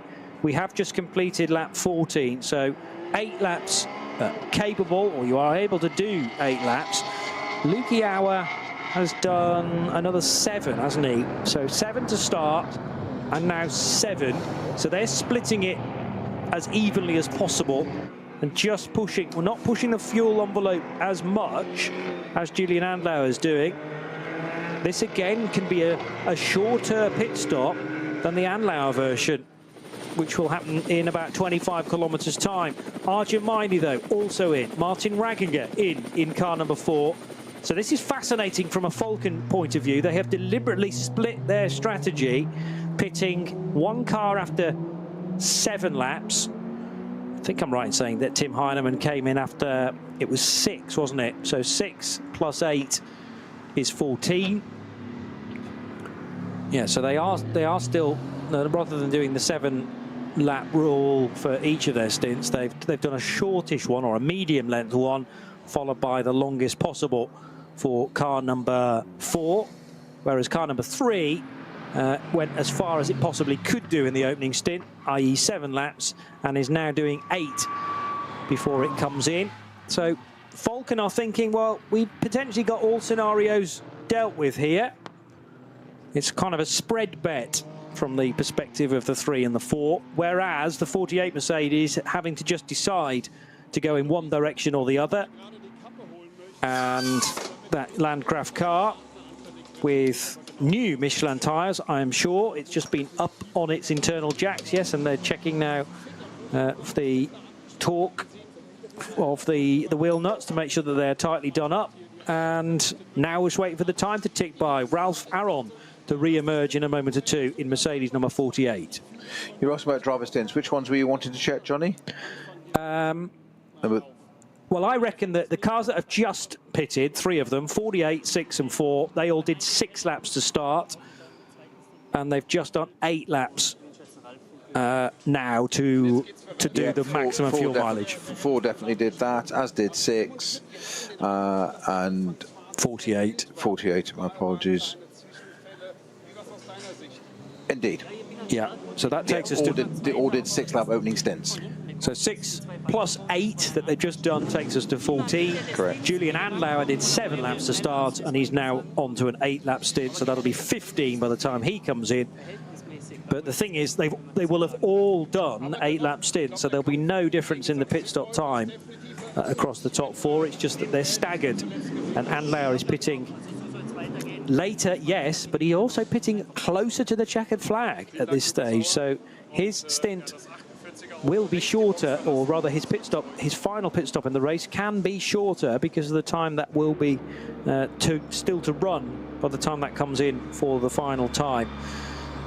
The Aston Martin showing so much damage on the front left now has a flatbed in order to crane it onto there. It can go no further. And everybody being told to stay well to the left on the Dottinger Hoor. This is before the kink underneath the bridge at Antonius Bucher. I still have no idea why that Aston's got so much damage to it. It almost showed signs of hitting the barrier somewhere. Maybe even on the exit of Galgenkopf, or perhaps just before it, Stefan Belloff S perhaps, or in the vicinity of Flansgarten. But he did very, very well to limp all the way down the main straight. Obviously not a driving wheel, the front left, but it does another major job of steering. And the wheel itself was at something like 45 degrees. Quite important braking as well. All 4 wheels are, yeah. True. Especially the fronts though, they put a bit more through the front. Okay. So that's a weight brake transfer and all that. Oh, with the weight transfer, yeah. Yes. But brake bias, would you put more through the front? Yes, certainly in the dry, yes. Yeah, obviously you wind that back in the wet to to stop the car locking up and having a moment of it going on, so you put more bias on the rear. Like a 60-40 mix? It varies entirely on the type of car you've got. Okay. And how wet it is. Yes. And also that's a little bit dependent on the rake you've decided on your car as well. Exactly. There's so many variables, you can't come up with a definitive number. But the team will know that, and it's closely guarded information. Well, it won't matter now, sadly, because a lot of those bits are broken. But I'd be fascinated to know precisely what has happened to that Aston. Was I right in identifying that that was one of the two dual? Oh, it was a 169, wasn't it, from the pole position? Correct, pole sitting car, yes. And that had changed drivers because it started with Tim Santler, I remember saying. No, sorry, not Tim Santler, that's in the 170 car. Wustenhagen started it. Nick Wustenhagen, okay. And Aaron Venish was in the car at the time. So we didn't have any of Oscar Sandberg. In fact, he will have been waiting in the wings to take over in the closing stages. Horrible when that happens, when you are probably assigned as the quickest driver to bring it to the flag and the car is out of the race before you get the chance to do that. A waste of a day, sadly, but they will have accumulated some data, some dry running data in the race, not so much early this morning in a wet weather affected qualifying session that was significantly shortened. It was due to run to 90 minutes, but we lost about 38 minutes of that because of the early morning mist and fog. So qualifying started late. This race began later than planned as well, at 12:45 rather than midday on the dot. So we're running, that's why the clock, the time to go doesn't quite fit neatly on the hour, due to finish at 3:45 as things stand, which is an hour and 51.5 minutes away. And the race leader is again Julian Adenauer, because remember his pit stops are staggered compared to Ralph Aron, who took over the Landgraf Mercedes in the last pit stop. It's second of the race. There was also a driver change in Mercedes number 6, so Arjumani brought that in. Hubert Haupt took it back out again for HRT. And Tim Heinemann taking control again of the number 4 Falcon Motorsports car. So Austrian Martin Raginger skipping out, Heinemann belting himself in, and he is now ahead of Salman Ovega in the number 9 Team Advan by HRT Mercedes. Just hearing about a slow zone at Flansgarten now, so we'll get to the bottom of that in a moment or two. The fight for Cup 3 we're focusing on at this stage, and this is the 962 car of Daugard. So 962, the entry from Avia W&S Motorsport for Lucas Daugard, and he has right on his tail the Rink car, number 952. So that is Christopher Rink, who shares with Philip Stahlschmidt. Remember the Brink and Rink combo, who had won titles in the past. Danny Brink now in a different car compared to his old teammate Christopher Rink, but the smareless racing car really pressurising Lucas Daugard for the race lead. And not that far away is 959, the entry for Fabio Grosser, sharing with Heiko Eichenberg, who started that car, and Patrick Grutter. The first, second and third all together in Cup 3, and it will probably stay like that all the way to the flag. But any news on Flansgarten as to the extent of the problem? Well, it's going to be a slow zone now, in fact, so getting more severe. And that is the area that these top 3 in Cup 3 have just gone through. At the head of the order, you're kind of missing nothing, because Adenauer has just had to complete a lap with no immediate pressure from behind, apart from the timing screen pressure, as I sometimes call it. Adenauer's in-lap needed to be so fast there, and he is now in pit lane. So this, I'm expecting to be Julian Adenauer out and Sven Muller back in to car number 3. But where is the Ralph Aron Mercedes is the next big question. Aron not yet onto the Döttinger Hohe. But the Adenauer Porsche is being held in pit lane to make sure all of those seconds tick by legitimately, and the car can rejoin. There's also a sorry-looking VW Sirocco in pit lane. Yeah, the Aaron-driven Mercedes is quite a way off, isn't it? It's certainly just come through Brunch and coming up to Flansgarten now, which of course has got a code 60 as well. That's not going to help, is it? No, and well, that's for the 519 stricken car. And the question is, did Adenauer need to go through that yellow flag or code 60, or did it kick in after he'd left the scene? He did a 221 through the middle sector, that's sector 3, and a 302 through sector 4, which is really hauling, actually. So he may well have cleared everything, you know. And then the problem is Ralph Aron's gone straight into a code 60, which is not going to help with their way to win this race at all. And sometimes that's the luck that the Nürburgring can give and can take away, sometimes in the same race. The top 3 in Cup 3 hit the concrete section at the carousel together. It's the yellow, white and black car then that leads the way. That is the car out front in Cup 3, the colours of Avia WNS 963, 962. Yeah, I think I reckon that's Lucas Dalgaard still leading the way then in the yellow and white car, with Christopher Rink right on his tail as the number 3 Porsche is on the move, heading down to the end of pit road. It's almost done the time that it needs to have done in the pit lane as the minimum reference time. Green light at the end of pit road. And Sven Muller, who's been plugged back into this car, pulls through the gears with the Ralph Aron Mercedes somewhere on the Dottinger Hohe right now, but it's lost a huge amount of time. I mean, just in the middle sector, sector 3 lost 12 seconds, and then a further 18 seconds through sector 4. So all of a sudden, Porsche number 3 waved into a massive lead because of a code 60 that was instigated behind Adenauer, and the Landgraf Mercedes could do absolutely nothing about that. Over the line goes Ralph Aron, and the gap is timed at 3.5 minutes. It will probably stabilise to being less than that in just a tick. But I also noticed in the background that the Team Advan car of number 9, that is Salman Ovega, reaching the end of his stint. He comes into pit lane from position number 3, and that will mean that Hubert Haupt becomes the 3rd placed runner in the sister Advan Mercedes AMG.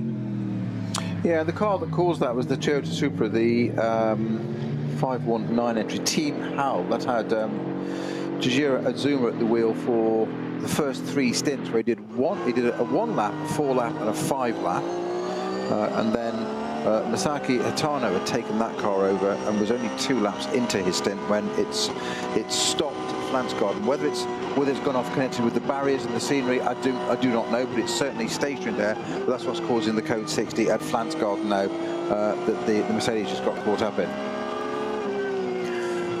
8-lap stint from Salman Ovega, so that is bang on schedule. David Schumacher did 7 laps to kick off, so he's on the same pattern as the Muller and Lauer freight train in Porsche number 3. And the flat 6 from said car you can hear in the background. Is there about to be a place change in Cup 3? 952's got a very good run down the Dottinger Hohe and sweeps around the outside in time for Antonius Bucher. This isn't for the lead in the class, but it is to put that 952 car back into 2nd position. So let's check out the order in Cup 3. Tremendous stuff, though. We've had two and a quarter hours of this. And the Cup 3 Porsches, they're all Caymans. They're all identical 718 Cayman GT Club Sports. And they now head across the line as one. And it is still Lucas Dalgaard. That was the end of an outlap ahead of Christopher Rink and Grosser. Now, let's hear this chat with Julian Adenauer. It is in English with Patrick Simon. The lead again, but now you jumped the Mercedes by 30 seconds just doing the pit stop. Just talk us with how that happened. Yeah, I mean, we were on a bit different strategy. We stopped one lap later on the first stint already, so it switched a little bit virtually. And on my stint, I mean, we were pretty similar in terms of pace. We had good fight, it was good fun. But I knew that we were virtually a bit advantaged, so I didn't want to fight too much and risk too much. So yeah, I mean, we go through everything, I mean, through the plan and the running process. But yeah, I would say at the moment, the car feels amazing. We're just losing a little bit out of the corners, code 60s, etc. Back on power, we struggle a little bit with the torque. But otherwise, I mean, conditions are pretty good for us. The car feels quite good, so we hope to keep the same position and bring it back to this place. I mean, coming back to the Nürburgring Nordschleife after an insane program the last weeks, we were celebrating your driving at the WEC race at Spa-Francorchamps, which was, from my perspective, amazing. We just discovered Le Mans with a fantastic race. How good is it to be back on the Nordschleife? I mean, it's the masterpiece of racetrack, isn't it? Let's say everything so far this year has been amazing. I'm racing pretty much everywhere and I like it a lot for sure. Sometimes it's a bit tricky to go back on from this track to this track, but also this car with these tires and these tires. But at the end, that's what we always look for, and I'm really glad to be here and everywhere. And no, to be back on the Nordschleife is amazing. We expected a slightly better weather, but this is something typical here and we cannot change. So not really happy to keep working in a good way with the whole team, trying to get the whole package better and to use the maximum potential maybe for next year. So no, it feels amazing. There is no one weekend, let's say, in the so far. But Julia, you have to do me a favor. My colleague upstairs in the commentating booth, they are locals from the Eifel region. They are not so common in even speaking German without any mistakes. But they always struggle to pronounce your name. So can you tell them what's the right pronunciation of your name? There is so many different, but let's say the German and English one is Adenauer, and which is not too bad because if you say in French it's like Adenauer. It's a bit less sexy, let's say. And your first name?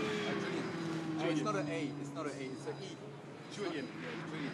Julian? It's wrong. Julian. You can say Julian. In French you say Julian. Julian. Okay. So Julian Adenauer. Yeah, it's like we can say like that. So guys, back to you. Well, Patrick, I don't think we've ever had an issue with saying his name correctly, but Patrick referring to his German colleagues, of course. I've just had a look at how they got on in the Le Mans 24 hours. Julien sharing a car with Neil Jarney and Harry Tinknell in the Proton competition Porsche 963. 60 laps down in the end compared to the winning car. Spoiler alert, if you haven't ventured into the 24 hours of Le Mans for this year, it was won by Ferrari, but the other Ferrari, the number 50 compared to 12 months ago. But yes, they would have hoped for a lot better than that in the privately entered Porsche 963 from Christian Ried's team Proton competition. But you're having to adapt, like he says. You move from a Porsche hypercar back to the more standard, I say standard, it's still a GT3 car for goodness sake, but it is a lot slower than the 963, and like he says, just 5 days separate the two events and you've got to snap back into a recalibration. In some ways it's probably better that you do that because you're on a roll, you've got that adrenaline going all the time still, so it's like, right, what's next, whereas you have a gap and suddenly like, oh, I haven't driven one for 3 months. You might have done 3 months of racing in, let's say, a hypercar in WEC or something, or whatever, and then you go back. It's a bit more difficult. What I was fascinated by that was Patrick Simon saying that his commentators, whose native language is German, but being from the Eifel area, they had struggled doing German properly. So how do you pronounce it? Asked him directly, and he said it's French, is Adenauer. He said, but in English and German, he said Adenauer, which is less sexy. And that was Julien, and Julien with an E-N. Julien, yes. Julien. Not Julian, yeah. Julien. So Julien Adenauer. Yeah. Directly from Julien's mouth. Indeed. But Adenauer sounds very Germanic type name anyway. I've always confused him as being, always known he's a Frenchman, but there must be some history from the German-speaking parts of Europe where his family maybe descends from. But as he says, Julien, not Julien. Well, mind you, Julien would be with EN when it's said in a French way. That tends to be how they pronounce like en route, Julien. Anyway, we'll move on. You just mentioned the Le Mans 24 Hour, which obviously we covered, just as you say, just 6 days ago. And I think in my wrap-up, I did mention that the fascinating stat at Le Mans was that there were 21 drivers in the Le Mans 24 Hour that had raced with in won races in this NLS series, with 57 wins between those 21 drivers in NLS. And the question I've got to ask yourself and me is, can we name those 21 drivers that have won between them 57 NLS races, but also took part in last weekend's Le Mans 24 Hour? Yeah. Answers on a postcard to the Global Broadcast Centre. Indeed. I'd also like to know how many of those names were actually Le Mans rookies this year, because there's so many drivers that have not been able to tap into the 24 Hours of Le Mans, and now they can, because it's being run essentially to GT3 rules. They're not GT3 cars, they are Le Mans GT3 cars, so different with the torque sensors and the potential body kits and whatnot. And that is a significant changeover from a standard GT3 global category car to be able to run at Le Mans. But, I mean, for example, 3 names that might be on your list of 21, Kelvin van der Linde, Daniel Juncadella and Christopher Mies. They were all Le Mans debutants. What's that about? 3 drivers that are ensconced in GT3 racing and so much experience around here as well. I'm thinking of non-debutants. Of course, you've got Kevin Estre, the Van Toor brothers. Yep. There's 3 more. We'll get there. Dries and Laurens, and on this occasion, rather than Laurens van Toor being taken out of the race by Dries, which happened a few years ago, Dries van Toor was taken out of the race by Robert Kubica and piled into the barrier at Mulsanne corner. A bizarre moment. And Vincent Vos, even though Kubica had driven for Vincent Vos previously in WRT LMP2s, he said 30-second penalty. That needed to be about 5 minutes to at least take him off the lead lap. And you can understand what Vincent was saying there. Now, this is a place change on the racetrack, because the number 4 Porsche gets ahead of Hubert Haupt, and that should put the number 4 car back into the podium positions, because Dennis Fetzer's already made a stop, so he's no longer third. Say Dennis Fetzer made a stop, it was actually Salman Ovega who came in and handed over to Dennis Fetzer. So the next name across the line should be Tim Heinemann, who is now in front of Hubert Haupt. Yes. So it's Sven Muller leading by 24 seconds, and that's a huge lead for both Muller and his teammate Julien Andlauer after everybody else got caught in a code 60 and the number 3 car did not. So 24 seconds in the favour of car 3. Ralph Aron trying desperately to close that gap as much as possible, and he's just set the fastest first sector of the lap than anybody else, so he's going the right way about it. Falcon Motorsports, Tim Heinemann back into the podium spots in third, but he's only 0.6 of a second ahead of Hubert Haupt. However, he is dropping the veteran driver now in the all-black Team Advan Mercedes. And I don't want to say Haupt has running very wide, Tim Heinemann, so that will bring Hubert Haupt maybe back into the mixture. Here comes Haupt on the fight back and dive bombs him just before the Vidal chicane. I was about to say Hubert Haupt maybe has lost a little bit of his peak performance from years ago, but he was there ready to pounce and take the position back again. Third place for Team Advan by HRT.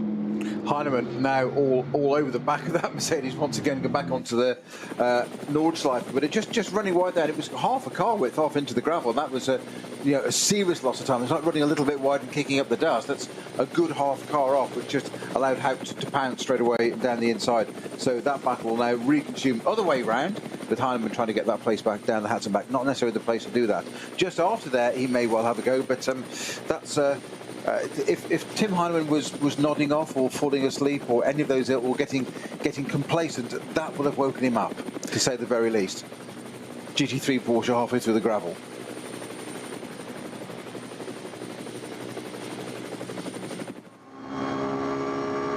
So it's Muller still at the front. Our fastest lap of the race, would you believe? They always said we say they, as in me, the ADAC should be clear on that, is the organisers always hard to keep the 8 minutes as the optimal lap for around the Nordschleife on this configuration in NLS.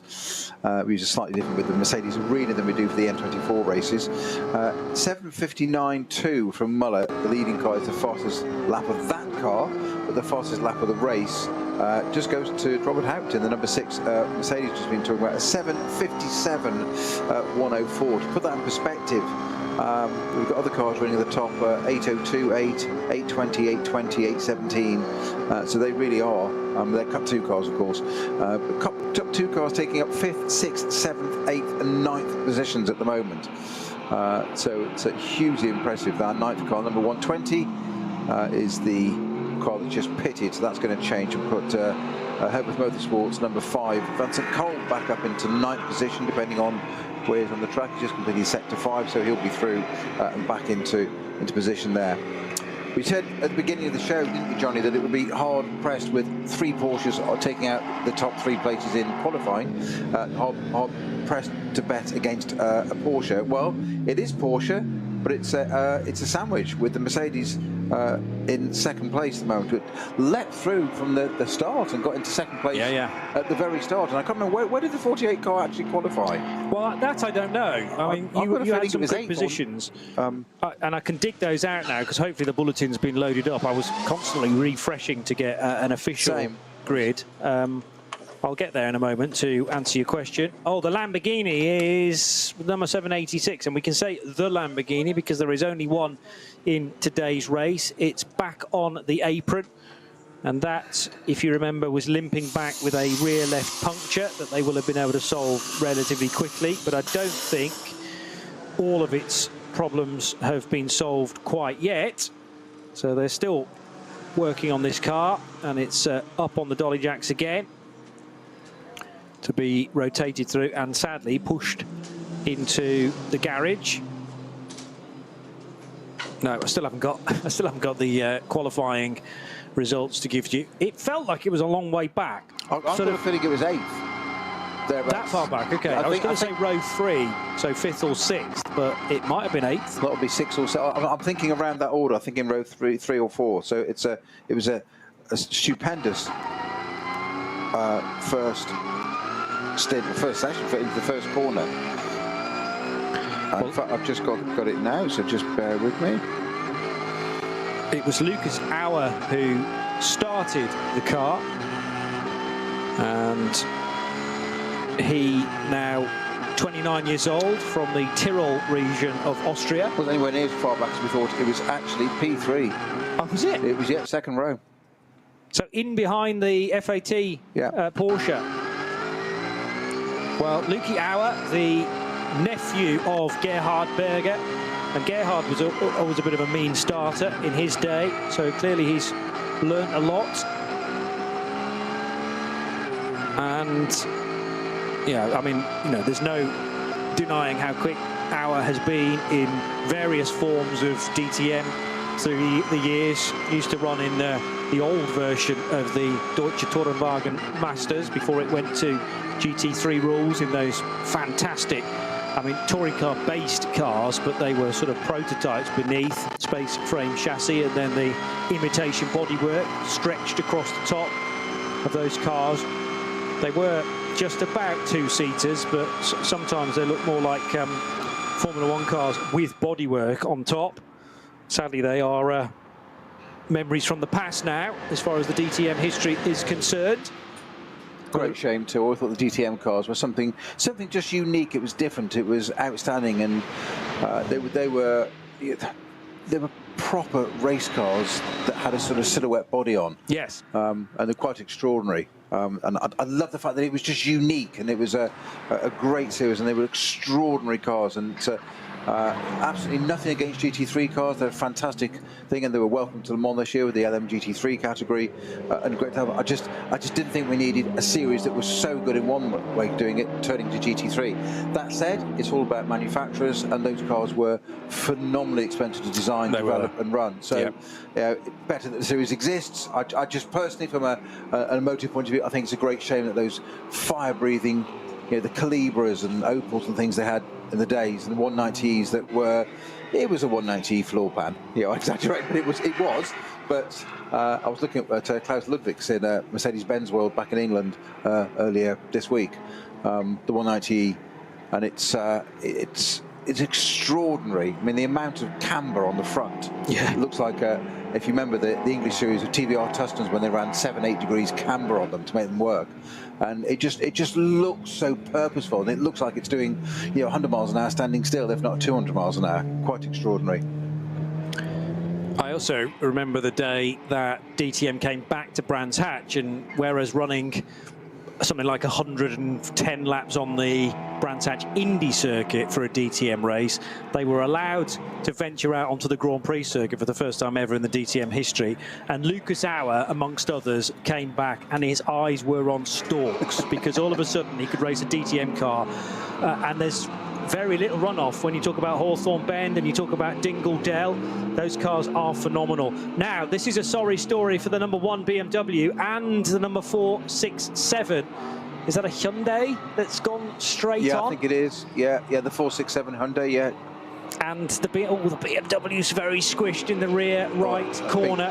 He's out great. Looking at the tyre marks into that corner. We anticipate this. You asked me about the tightness of this first turn here, and it looks like the Hyundai's just speared down the inside. We haven't seen it. I'm just describing what I think has happened. But there's bodywork everywhere, and there's a lot of damage to that BMW.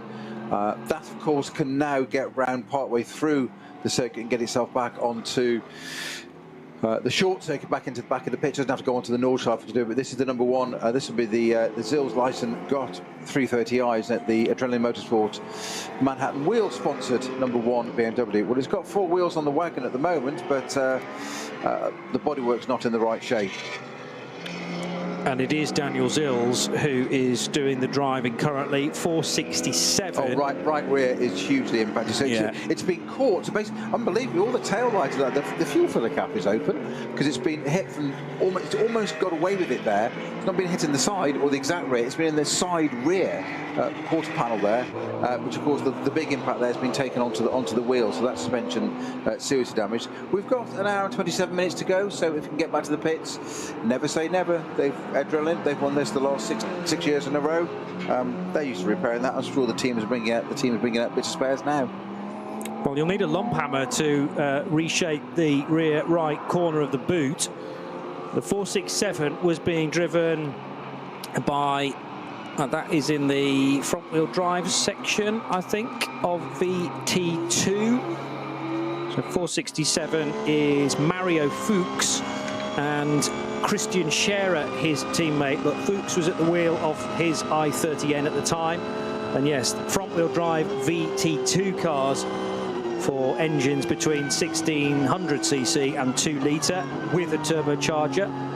That's the T in the VT2 bit, open to both front and rear wheel, and some 4-wheel drive cars as well, but front-wheel drive put into a separate category. Now the Porsche that leads the race, not able to overtake BMW number 657 at this point in time because of a code 60, or at least yellow flags in that area. So waiting for the opportunity to do that. Whereas Ralph Aron, now the crucial thing is a caution going to clear in time for the Estonian? And Sven Muller might have gone through it. That's the only hope, I would say, that Landgraf have now. It can work both ways. It's not gone in the favour of the chasing Mercedes, but it could always clear in time for Aron to go through, of course, and he would gobble up that 26 seconds or so, which is the deficit. Christopher Brook now leads Cup 2 in the 121 K Kramer Racing car from Moritz Krantz for Mühlner, and the sister Mühlner car, Peter Terting, is also looking like shaping up for a good result for Mühlner. 2 cars on the podium, but frustratingly for the Belgian team, they're not leading the race. At least not at this stage, but they are only 0.2 of a second behind. So the top 3 in Cup 2 are separated by about 7/10 of a second at the start of lap 18. And the other impressive thing from the Cup 2 runners is that they've done as many laps as the SP9s at this stage. So they're about a sector behind, but that's all. Remember, far greater fuel consumption, or far greater fuel consumption on the SP9s compared to the Cup 2s. The barrier repair work is still continuing, by the way, through the second element of Metzgersfeld. and that's where there was a difficulty for, was it 899 that was off the road? I think it was. So it just goes into green flag immediately after Metzgersfeld and into Callenhard. The number 4 Porsche gets back on it again. Yeah, it was 899, the only BMW, no, it can't be the only BMW M2 CS car in the race because it's second in class. So there's another one much further up the order that is currently leading. 899 now a retirement. Guess for what? sure. There's a 888. There's an 888 as well. 2 in that class. Yeah, the Hofer Racing by Bonk Motorsports with Martin Kroll and Michael Mayer. And it is Michael Mayer driving at the moment. And all they need to do is finish now to get the most amount of points available in that class. The Dacia Logan returns for this race. Philip Lyson now going to have a quick chat with Patrick Simon in German, obviously, so we won't pause for that. But the Dacia, a terrific bit of kit. And we were hearing during the Nürburgring 24-hour weekend that this is a very non-standard Dacia Logan. I was going to say, I'm not going to do a terrible dad joke here, but when is a Dacia not a Dacia? When it's this one.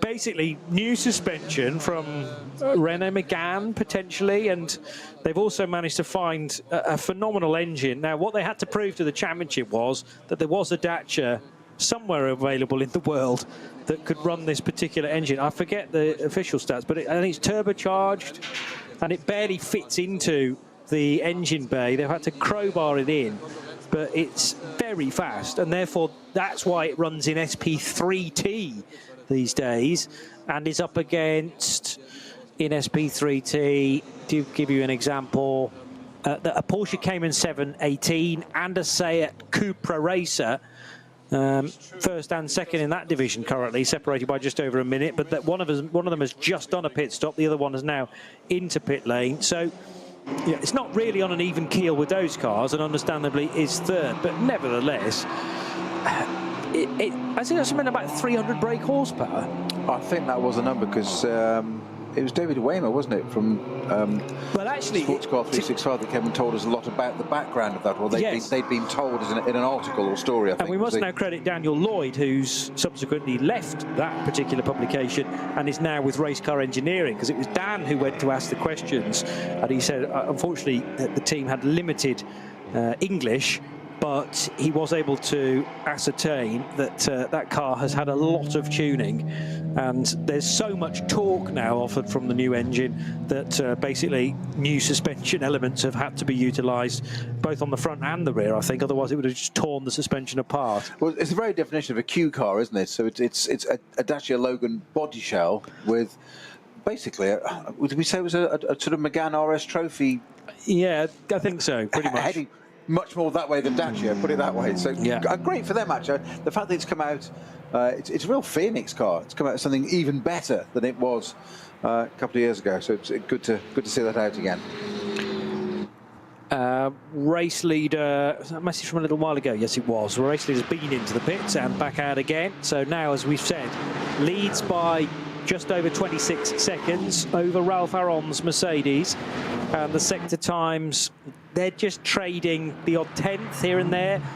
There was some advantage for Aron through sector 3, gained about 4 seconds, but it needs to be a lot more than that, lap on lap, to be in the mixture in the remaining 15 minutes or so. We've got one more pit stop for all of these cars, and I'd expect them to be in roughly on the race hour, which, remember, today is at 1:45 the clock hour, because we started 45 minutes later than planned due to the weather here in the Eifel.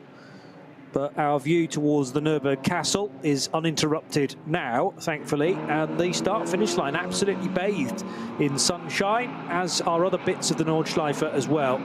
Max Cruiser Racing's VW Golf heading into the first corner. That is Nico Otto in the 105. No, it's not Nico Otto. He runs in Cup 2, beg your pardon. It is actually the 10 car of Cartery, French driver. Only one entrant in the AT division this weekend, which is car number 10. So there are no immediate cars for the Max Cruiser Golf to fight, but I'm sure they've identified one or two runners up and down the order to focus in on. So Benjamin Cartery racing with Timo Hochwind and Matthias Varsel in their Golf Mark 7. Sven Muller from the Landgraf Mercedes exiting the Vidal chicane now. 23 seconds. Maybe it's not done and dusted yet, but Aron's going to have to really home in on this Porsche as quickly as possible. The other element is that Sven Muller's not giving it 100% at this stage, but then again, he is Sven Muller, so I find that hard to believe. There are varying degrees of traffic, though, being encountered at certain points. So whereas Ralph Aron is in a bit of clear air at the moment, Sven Muller may not be. And once more, that could swing back in the favour of the race-leading Porsche at a later point. Here come the Müller Motorsport Porsches, and they now have one car between them, which is the Tobias Müller car, 148, I believe. They will, or some of them, in fact, a lot of them are all piling into pit lane together.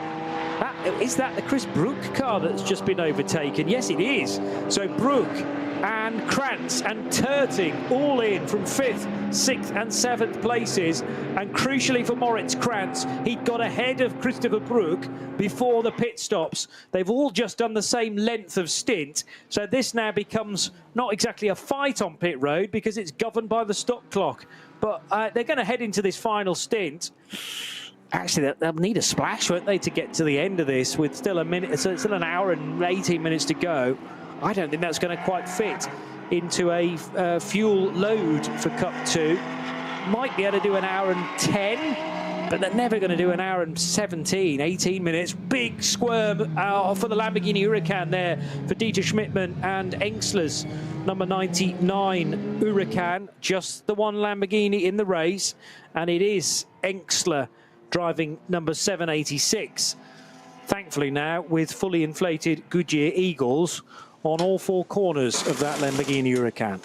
Yeah, it was quite a delay for that, didn't it, earlier coming in and having that sorted, but it was good to see that when it was deflated, it wasn't entirely down and running on the rim and damaging stuff, flailing the carcass around. So the Venazzo Lamborghini 786, the bright yellow Huracan, back in the race for us, mercifully, albeit somewhat down the order.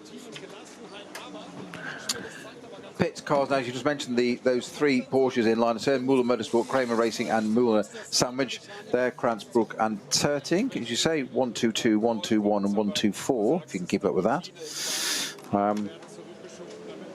And fairly close times between those. The last laps, interesting there, because 8:47, 8:48, 8:48 for those two, those three Cup 2 cars. Cup 2 cars, I know we've got a slightly thinner field today than normal. Often it does tail off a little bit after the Nürburgring 24-hour, but still a good field. 110, we said, was it this morning that qualified, and we lost 3.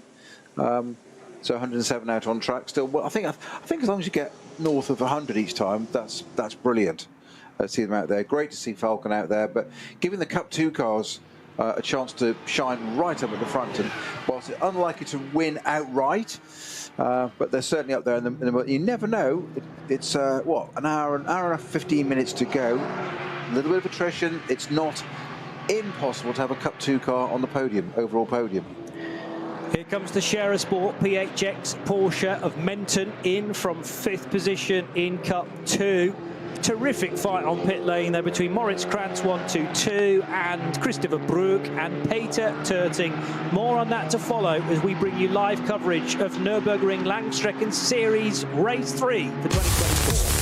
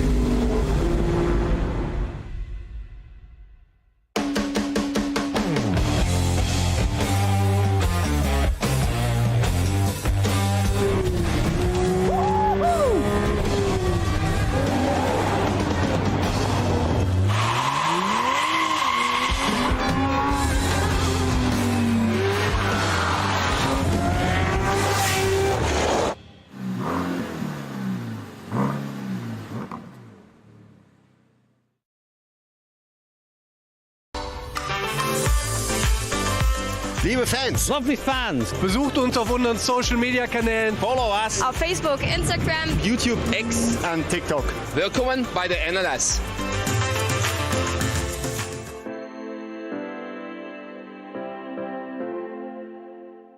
Was ist ein X?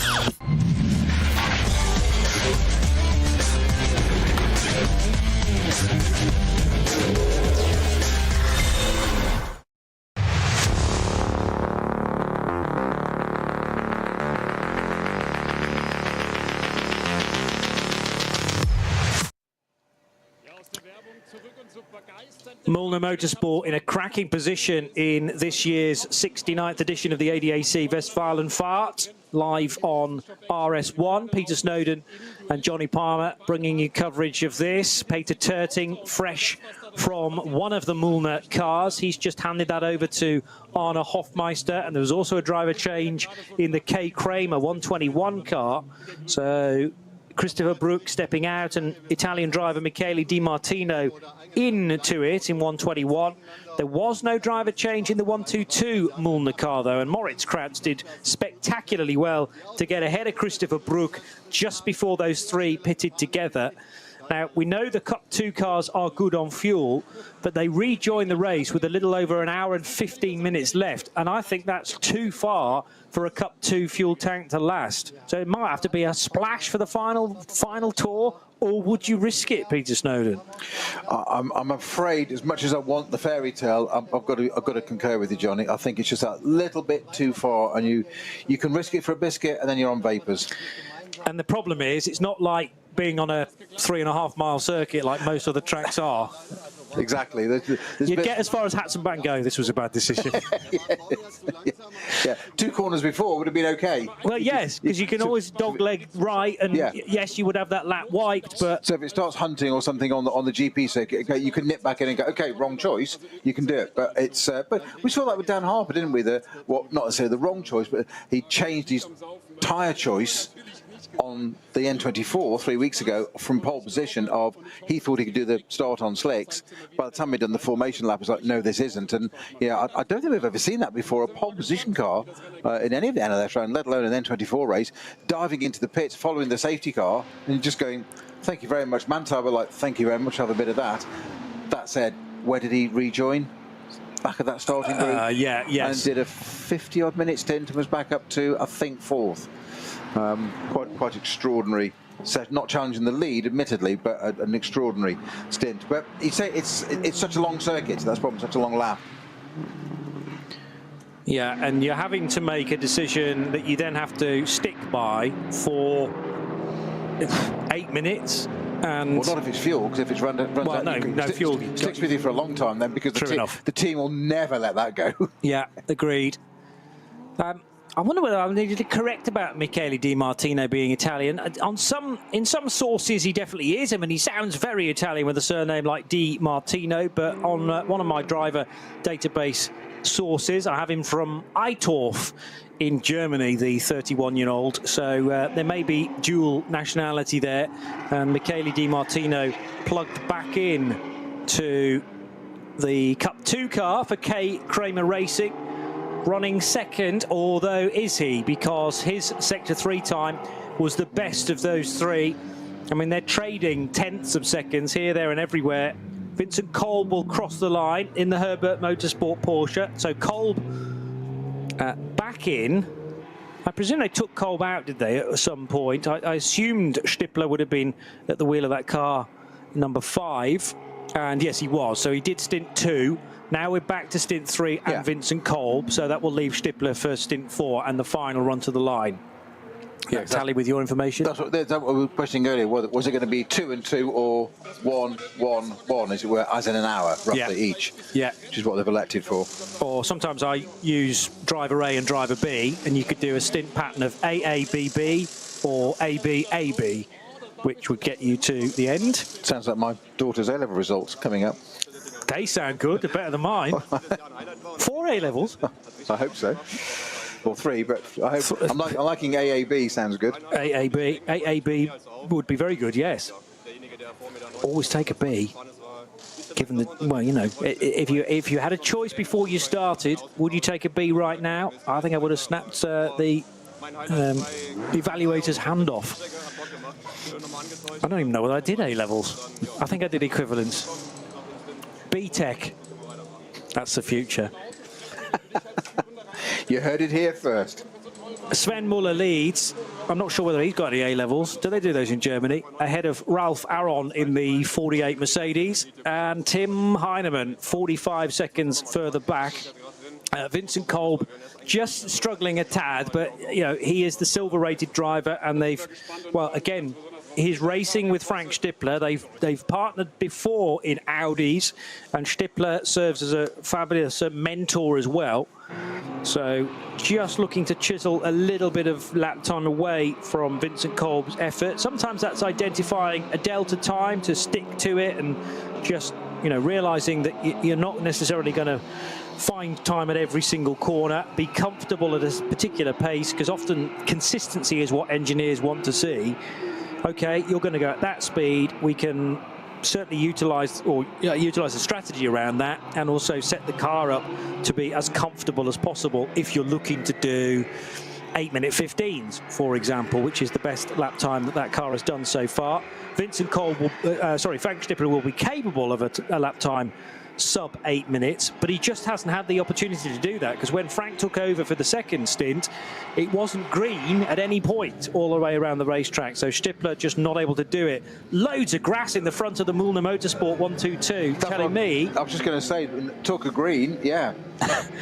So has it been off on that lap? I wouldn't imagine that Moritz Krantz would still... Actually, he's not still leading, but he is ahead of that trio that pitted, so I don't think that car's picked up the grass maybe on this lap. Then again, it has just made a pit stop, so surely Mühlner would have cleared the bulk of those weirds from the splitter of that car. So it's on its outlap. So they're going to switch positions, by the way, so that'll put Arne Hofmeister now possibly in the net lead of Cup 2. Remember that Tobias Müller hasn't yet pitted, nor has David Jahn, but they're not on the same pit stop cycle as these two cars. So that's going to massively overheat the Maurice Krantz-driven Müller Motorsport car there, with those literally that intake at the front full of grass, and not just a little bit. It's they talk about going green and net zero. That's taking a little bit too far. I won't do the overheating bit, so it is going to be a little bit of a problem to that engine.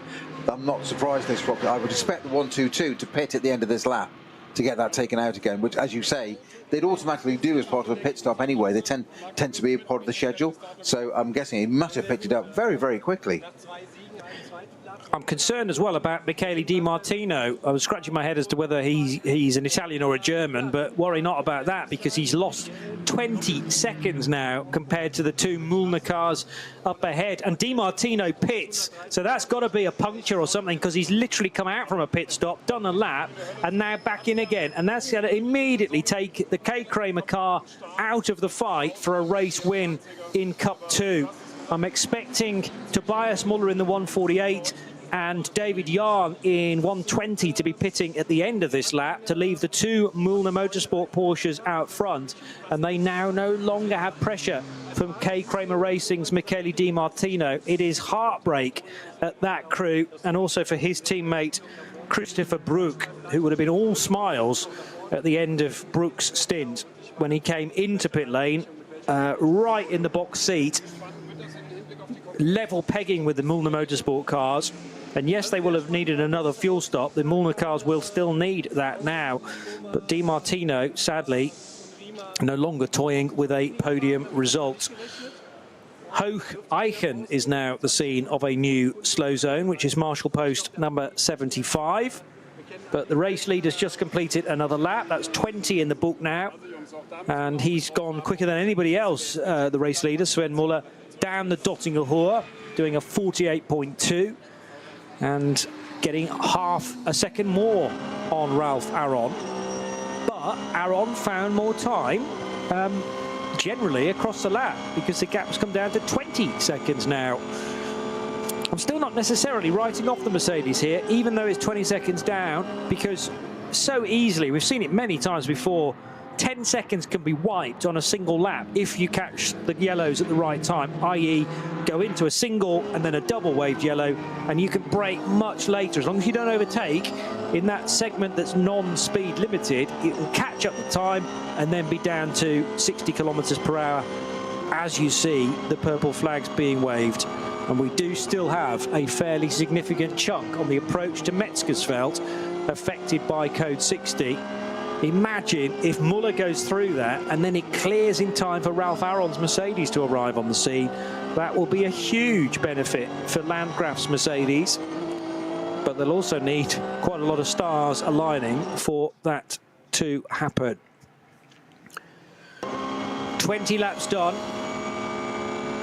The last time Sven Muller pitted was on lap 15, so I'd be expecting Muller in at the end of lap 23. Ralph Aron, on the other hand, should be pitting on the end of lap 22. I'm getting information that there's a double waved yellow at and a code 120, Moscow 75, with his Ho icon for car 122, which is the Muller Motorsport car with all the grass in it we just mentioned. So I'm wondering if that's travelling slowly because it is that overheating's happening already. I'm just wondering. I'm speculating a little bit, but we did say you did. With that amount of grass in it, it's got a whole lap to do. As you spotted, it had just done a pit stop, so the crew would never let the car go out like that in a million years. No, okay. So I'm just hoping that car isn't coming to grief at the moment. According to the tracker, it's still progressing quite well. It's now at Adenauer Force and up to Metzgersfeld, but I would suspect even if it is going to continue, it's going to have to come into the pits 1-2-2. Race leader in, well, net race leader in Cup 2, but you're quite right. In Sector 2, where we should be expecting a car to go through there in about 66 seconds, it's taken over 3 minutes to do that for Moritz Krantz. So, sadly, I think the tracker is deceiving us again. The sector times are the things to rely on, and 1-2-2 much slower than we would expect, and the grass in the grill are just above the splitter will surely be the reason for that. So Arne Hofmeister now in the 124, chasing down Tobias Muller, who leads, David Jahn in the 120, but I would expect both to have to pit at the end of this lap. Surely they're going to plug Tim Scheerbart in for the closing 60 minutes or so. The difference, of course, for these Cup 2 cars is that we are now within the fueling window. If you put fuel in a Cup 2 car at this point, it'll be fine to the finish. So whereas I was concerned about Arne Hofmeister having to do a splash and dash, I'm not sure that's going to be the case for Tobias Muller and for David Jahn. So maybe they are legitimately in first and second positions. Just a very, very quick update on the Muller 122 car. They did stop, which caused that yellow. It did actually stop at Ho-Run and then got moving again. Doesn't appear it stopped long enough for a driver to get out and clear the grass, which you can understand. I'm not sure that's a wise idea, sort of stopping at the side of the track and safety-wise. And under the rules, I wouldn't think it's a wise thing to get out and do. No. I can understand the need to mechanically, sympathetically, to get the grass out and let the car breathe and get some air through it. But the problem is there's not a lot a driver can do about that because it's airflow. It doesn't really matter how fast or slow you drive it. The only thing is that if you drive it fast, you're going to wreck it quicker. You're going to bring that forward. But you just got to, I guess what you can do really is keeping out of the way of traffic. And just think about this. You can go a little bit slower and you can sort of, metaphorically dip the clutch, put it in neutral, let it coast. So you're not taking much draw on the engine. Yeah. You're not going to get any more air through it, but you're not making the thing work harder. Therefore, it's not so hot. But the only thing you could do, but that's a double-edged sword as well. A bit of a poison chalice there, trying to do that and keep out of the way of the traffic. So it took him 3 times longer through Sector 2. He's only lost 11 seconds in Sector 3, though. Fuchsrohrer now clear, by the way. So the approach to Adenauer Forst at Marshall Post 96 being shown a green flag. But I am fascinated to know where Moritz Krantz is in the shake-up now. Arne Hofmeister up into third and should retake the class lead just as soon as Tobias Muller and David Jahn pit. But once they're in, it might be, well, it surely will be, that they'll be fine to the finish, whereas there are question marks about the Arne Hofmeister-driven Müllner Motorsport car, and obviously big concerns for Michele Di Martino, who went from an outlap to an inlap nothing in between, and the number 121 car could even be out of the race now, which is the K. Kramer Racing Cup 2 Porsche that was totally in the groove compared to the two pace-setting Müllner Motorsport Porsches up until that particular lap, and Di Martino has hit problems as well. I think the 122 is parked. I'm getting updated. The GPS is saying it's moving still at Brunchen, but I'm getting different information from the ticker that it's saying it's actually parked. Well, Arne Hofmeister, his teammate in the sister Müllner car, number 124, has just crossed the line, 8:39. But what we're not seeing now is a sector time from Moritz Krantz, stranded somewhere in the longest sector, therefore. 148 leads in Cup 2. This is Tobias Müller turning left off the Grand Prix track and through Sabine Schmidt's curve and onto the Hats and back. So Tobias Müller for the 21st time goes onto the tricky, twisty section that kicks off the Nordschleife. 5 seconds further back, David Jahn in the 120 offering from Avia WNS Motorsport, and then Arne Hofmeister. But we still have not seen Moritz Krantz through the end of Sector 4, and that will in fact benefit Anders Buchhardt in the Valkenhorst Motorsport Aston Martin number 35. Here's Anders now on the Grand Prix track, in fact. Well, it appears that the ticker was wrong and that the GPS was right on this occasion, that the 122 is still moving. Yes. It's on the Dottinger Hohe. Having had a few vagaries and bugs and glitches with that earlier today, I was just a little bit wary. I said I was getting a ticker info that appeared to be out of date, saying it was stopped, but so it looks like it should make it to the pits. It should be approaching Tiergarten now, and that 122 Müller Motorsport car get into the pits. If it doesn't come into the pits now, I'll be absolutely astounded. But the grass is clear. I mean, as you said, but no, it's not going to come into the pits. There was no grass in the intake now at all. Well, I wonder whether your surmising was right in that Moritz stopped the car. He literally got out, cleared all the grass from the grille, and then got going again. That will account for the 2 and a bit minutes that he lost in Sector 2. So an incredible effort. He would have done that on the Hats and back, potentially, or just off it. Maybe the team radioing through saying, we don't like the engine temps, if indeed they're getting live telemetry somewhere in the garage there. Bound to be. You know, is there anywhere that you can stop, not necessarily safely, but you could stop, say, on the inside of, you know, after Sabine Schmidt's curve, the first left-hander, you cross the bridge, tuck in nice and tight on the inside of that left-hander, get it parked, get out, scoop all the grass away, and then get going again. But through a sector that would normally take 1 minute and 7, it took him 3 minutes and 18 seconds, so that's 2 minutes of stopping and then eventually going. And since then, well, I mean, he lost a bit of time through Sector 2, but only about 10 seconds. He actually gained time on Nico Otto through the fourth sector, and his time down the Dottinger Hohe, very impressive indeed. That is running repairs from Moritz Krantz. Quite literally. I mean, there are, just seeing it going past there from our commentary box position, there are vestiges of grass in the grill there a little bit still, but not enough to be a problem. And they won't have blown away by their own accord. No, exactly. No.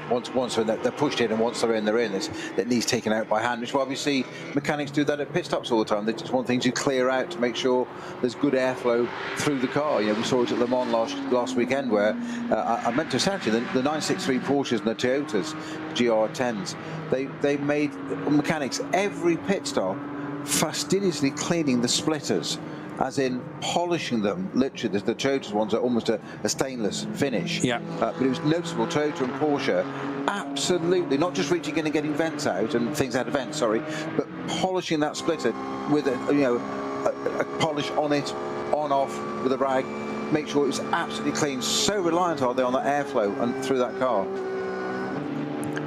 Amazing effort and attention to detail, but it's so crucial at the end of the day, because these are the very slim margins that a 24-hour race is won by. And also for Tim Heinemann, he could very easily have lost today's race as well because of the narrowing line into Sabine Schmidt's curve from one of the slower class cars. He was getting pinched down onto the apex of that corner, not through any fault necessarily of the car that he was lapping, but just because that car needs to go through the corner at some point, and Tim Heinemann did not want to get out of the throttle. So he runs fourth, over 45 seconds adrift of Ralf Aron, but Aron's found another 2 seconds on Sven Muller. It's definitely only going one way, this lead margin. The problem is the time's starting to run out now. Well, it has been running out ever since Ralf Aron took over that Mercedes. 52.5 minutes to go. But if you catch him by 2 seconds a lap, this could be very interesting indeed. What are we expected to do in terms of mileage in this race? Just need to flick to another screen to tell you that. And no, in fact, I can't do. But normally these races run to 27, 28, maybe 29 laps. We've had a fair bit of code 60 here and there. So I'm going to guesstimate we'll get to 28. So that would have meant that you could have split it exactly in 4 and done 7 lap stints throughout. But there's no telling that that's always going to be the case. So often the age-old rule for NLS races is to go as long as possible. That will eventually give you the advantage at the end because you'll be pitting closer to the checkered flag than potentially your rivals. Now, the number 4 Porsche has caught up with one of the Müllner Motorsport Porsches, I'd say, unless that's the Scherer Sport Porsche, which is also in blue and white. It's definitely a cup car, and it does not have the yellow door mirrors, so unlikely to be Moritz Krantz, therefore. Tim Heinemann is in sector 3. So actually that could be the Von Danwitz Scherer Sport PHX car, which is in a similar spot on the racetrack on its 21st lap, whereas Tim Heinemann's on to lap 22. Here comes the Logan at the end of its lap, car number 300. From a bit of a lock-up there in the SP3T division. Oliver Creaser remaining the driver. I actually only have Oliver along next to this Dacia Logan on the entry list. Whether they found an extra driver, I don't know. Well, though our graphics wouldn't suggest that was the case. So this is for turbocharged cars between 1750 and 2 litres. A very non-standard Logan, as we've said a couple of times before, and they're about to welcome this car into pit lane for another pit stop. Snowy. Yeah, very quick update on the 122 Müller car. It appears that Maurice Krantz stopped at Marshall Post 75, which is the end of the Hatzenbach going to Hohreichen, where it's straight and clear and great visual for everybody else. Yep. And it stopped there for that period of time that you mentioned. 2 minutes. 2 minutes. I'm not going to say he got out and cleared it in case we'll drop a minute, but the car stopped at that part of the track. Yes. For 2 minutes. Yes. And then reappeared, setting good sector times with no grass in its radiators. That's all I'm going to say. Well, I'm not aware of a car wash on that point of the circuit, and I don't know what's better, whether the driver does it or whether some assistant hops over the wall and does it. I mean, we can't run up outside assistants. I didn't think you could, whereas I wouldn't have thought so. Anyway, Le Mans rules. I know these race meetings don't run to very strict Le Mans rules, and quite rightly very strict Le Mans rules. Incidentally, I'm not decrying how they're written. You are permitted at Le Mans to get out of your car and do necessary maintenance, tear bits of bodywork off potentially, scoop bits of grass out from the intake, as long as you don't venture more than 5 or 10 metres, I forget which it is, 10 metres. So you can't go at Le Mans. Yes. So as long as you stay roughly within the confines of the sort of personal space of the racing car, that is allowed, isn't it? And then you get the point being, you can jump out of the car and think it's all over and do that dejected driver bit and be all miserable and it's all about me, and step 11 metres away or 10.5, then be told by the team it's fine, get back in it, and you can't because you've gone outside the zone. No. So there's that 10 metre sort of field, force field around it. You've got to stay within. And again, all the more, it's quite often why you see drivers stay in cars even after an incident. They may not always be aware of how much damage there is. We can see or hear it from the outside. Drivers always want the car to come back, and it is part of endurance racing. You get the car to the pits regardless. And we've seen some incredible endeavours over the years with wheels pointing at all angles. But that's why drivers stay in the car quite often, is if you're okay, first thing the team will say, are you okay? Yes, right, done. right, what can we do? Is it, and they might say, do this, do that, it's going to crab, it's going to have a lot of left lock or whatever, but you can get it back, don't go above a certain speed, and they will then instruct you on the way back, and at least they've got a fighting chance then of resurrecting it and getting it back into the race. And certainly in a 24-hour race, it doesn't even need to be, you know, that far into it. There was the famous moment, and I need to work out precisely what year this was, but when Romain Dumas ran a touch wide into the first chicane and did an awful lot of damage to the front of his Audi, and he actually got out of the car and started tearing bits off the front of his in a he-man effort. I mean, I remember at the time, because it was running third in the race, he didn't want to waste much time at all, but realised that the stray bodywork, the broken bits, were getting underneath the car, so he needed to get out of the car and literally remove those before he could continue on. An incredible effort. That's a bit more than scooping grass out of the grill. Just a bit more. But it's also quite brutal with it. You've got to be very single-minded and focused on just rip it out of the way, because it's superfluous at that point. In fact, it's negative. It's causing more damage. Yeah. So get rid of it, get it back to the pits, and let the clever boys sort it out, and just not put a driver in the wheel again. So as I always say, it's the loose nut behind the wheel that causes all the problems. Indeed. That was early 2010s, I would suggest, but I haven't got quite the time to look up to the specific year. You will know. If you know, you know. First chicane, Romain Dumas, one of the many historic occasions at the 24 Hours of Le Mans. But we are concentrating on the Nürburgring Langstrecken-Serie for race 3 of this domestic campaign, based entirely at the Nürburgring Nordschleife, and again providing a very interesting race. The gaps at the head of the order are going to extend now, because we've hit another 8 laps completed by Ralph Aron and Tim Heinemann, so they've both done 8 lap stints in from second and third respectively. Full course green, and it was 2012 for Romain Dumas. Thank you. Yeah, that would have been my guess. 2011 was a horrible year for Audi, with Alec McNish's crash in the opening hours. And Rocky, in the darkness, a huge off after Mulsanne. I think that was the longest safety car record until this weekend. Prior to this year. That was just so much barrier damage, and that's my point. The car was destroyed. He survived it and effectively walked out of it. And I know initially, apparently that he'd got out of the car and got over the barriers, and then sort of, I wouldn't say collapsed, but he sort of lay down like, crikey, look at who got away with that. The marshals couldn't find him and thought he was in the trees. Yes. There was that little left of that Audi. What did the other car do? So 2 of their 3 cars destroyed. What did the other one do? Go on to win it. Yeah, indeed. When you enter 3 cars in a race, that's sort of the reason why you can afford to have some hiccups for the other 2. I'm putting it very mildly, of course. But yeah, the other car, the sister machine, went on to win. You were just checking driver stints with me, Johnny. Which ones? So we've got number 4, the Falcon entry, Heinemann, 6 laps as we know. Sorry, 5 laps to start with, and then Raginger did 8. Heinemann's just done another 8. Yeah, it's actually 6 laps. It displays as 5 on that system. Yes. But sorry, yes, it is. They came in. End lap. Sorry, it does, because it hasn't triggered the beam, has it? Yes.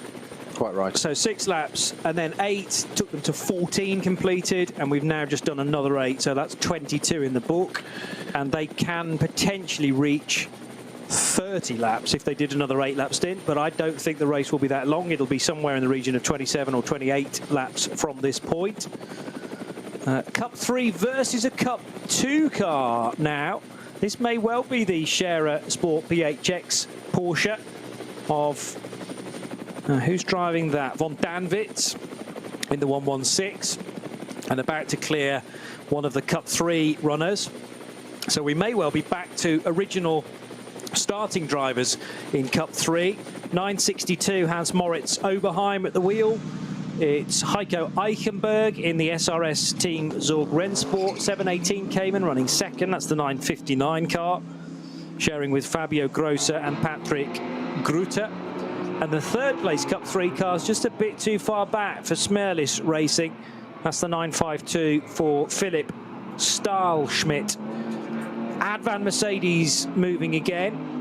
And that's the Hubert Haupt car. At least it was Hubert who brought it in.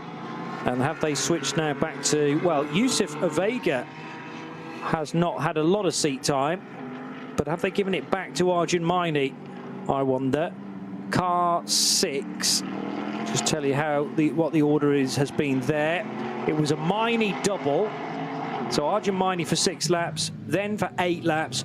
Hubert Hout's done an 8-lap stint. So I was right in thinking Yusuf Avega's not yet done any driving time. So Avega will now take that car to the flag in car 6.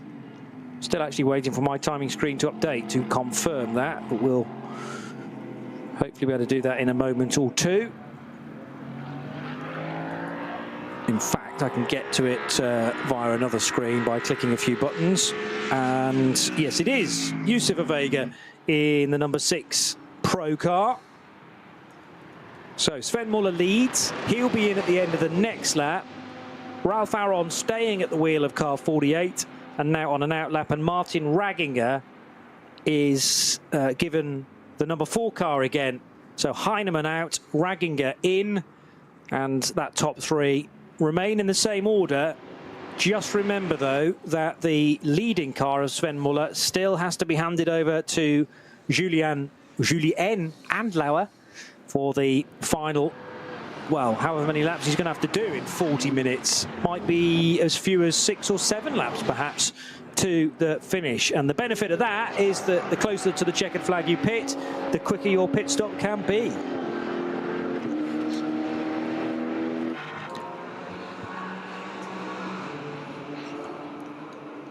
You can talk if you want. I wasn't sure. You look poised. No, I've never poised. Last thing I wanted to do was to interrupt. Just a very quick check of the rules there. There's nothing to say in the rules that if you stop a car by a marshal's post, that a marshal cannot remove that grass for you. It's because it's a safety. Well, I'm guessing it's a safety thing. It's arisen. It's a mute point, isn't it? There, but you don't have to get the driver out. I was thinking, how long do you think it'd stop for? 2 minutes and change. Sort of maybe 2 minutes 10, 2 minutes 15, something like that. So just thinking about belts, hands, devices, radios, things to connect and reconnect. That's quite a lot. I'm just thinking about the time that would absorb getting out. Obviously, from a safety point of view, slowing the car, you wouldn't be loosening and undoing belts before the car's stationary.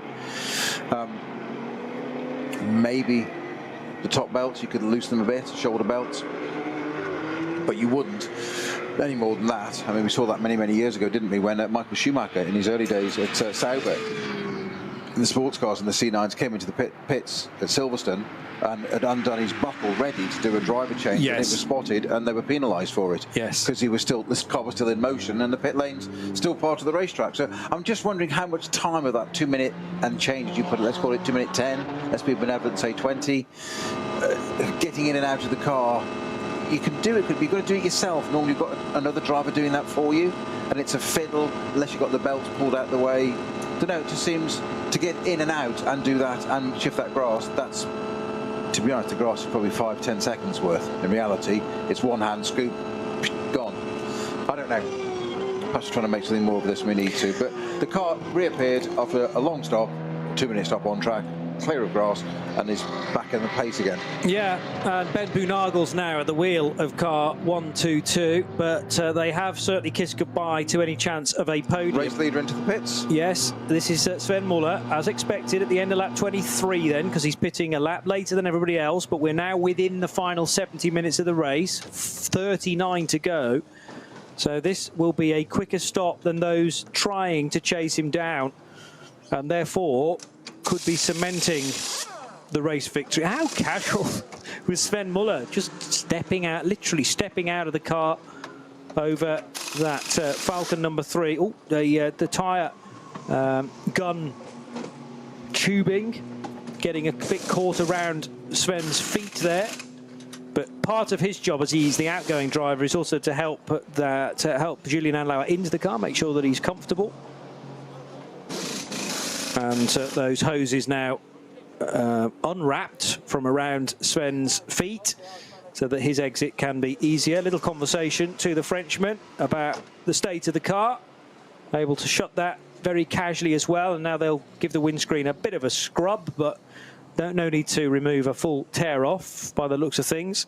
Ralph Aron is yet to appear into the long Sector 4 split, which is over 3 minutes normally. And now there's a code 60 on the exit of Carousel, which won't necessarily help the Estonian either in car number 48. Cup 2's yet to fully develop. I still think Tobias Muller in the race lead and the 120 of David Yarn will have to make a stop. And that should put Arne Hofmeister in a very good position. It would have put Ben Boonagel back right there as well. But for Moritz Kranz's need to stop and clear that grille, whether he did so on his own or whether he had a marshal to give him a helping hand, perhaps we will never know. Well, Moritz Kranz will know the answer to that. So next time we bump into Moritz, we'll have to have a word with him. What on earth happened on that lap where you lost about 2 minutes, but next time he came around there was no grass in the grill? And he'll be able to tell us and fill us in. Moritz Oberheim still leads Cup 3 as well in 22nd position overall, Snowy. Yeah, the code 60 up at Carousel is for the 105 Max Cruise Racing GT3 Cup car, Cup 2 car. That's running 5th in class at the moment. That had Nicholas Otto aboard. I'm not sure why it stopped, but it's for that car. So again, who wants to be 6th in that category? Because I think Moritz Kranz was 6th for a bit. Actually, Ben Boonagel now taking over the 122's got it back into 4th position. So again, testament to how quickly Moritz Kranz was able to deal with the situation of all the grass in the front of his car. But yes, Nico Otto, you're right, is now tumbling down the order to 7th. He will fall. Hasn't yet completed lap 22. Julian Andlauer's now in the race again. So he did stint 2, remember, got out for stint 3 to hand over to Sven Muller, but the Frenchman is back at the wheel for stint 4. Nice little catch-up with Patrick Simon in the garage not too long ago, and both drivers look very relaxed indeed. There'll be some frustration between Martin Ragginger and Tim Heinemann as to why they're not, though, running 2nd. And there's some work to do in order to catch the Ralph Aron Mercedes. I mean, I'm impressed with Aron's pace, though. He's been very similar to his teammate Lucas Auer in the opening 2 stints. So Lucas did stints 1 and 2, and Aron stints 3, and so far stint 4. And that assumes that these cars, well, yeah, these cars will be fine now to the finish because they pitted at the end of lap 22. The big question mark is, as I say, whether the 148 Cup 2 race leader will have to pit again, and whether Arne Hofmeister can make it to the finish from this point either. On the hats and back for Julian Andlauer, dealing with plenty of cars that are not able to tackle that part of the circuit quite as readily as car 3. But this is the natural habitat for Julian Andlauer, judging the situation perfectly. With another Porsche Cup car up ahead, which side is he going to go? To the left of number 116, which is the Share Sport PHX car. But not hesitant there, but just which way is he going to go? Just careful, let the car in front know that you're behind, so the driver in front's got the choice to stay out of the way or take his racing line. But as you'd expect from a driver of his quality there, Julian Andlauer, just not rushing into that and creating a mistake, because the other car's got as much right to be there as anybody else, and it is always the faster car's responsibility to get by the slower car and not create an incident. And just textbook professional driving there.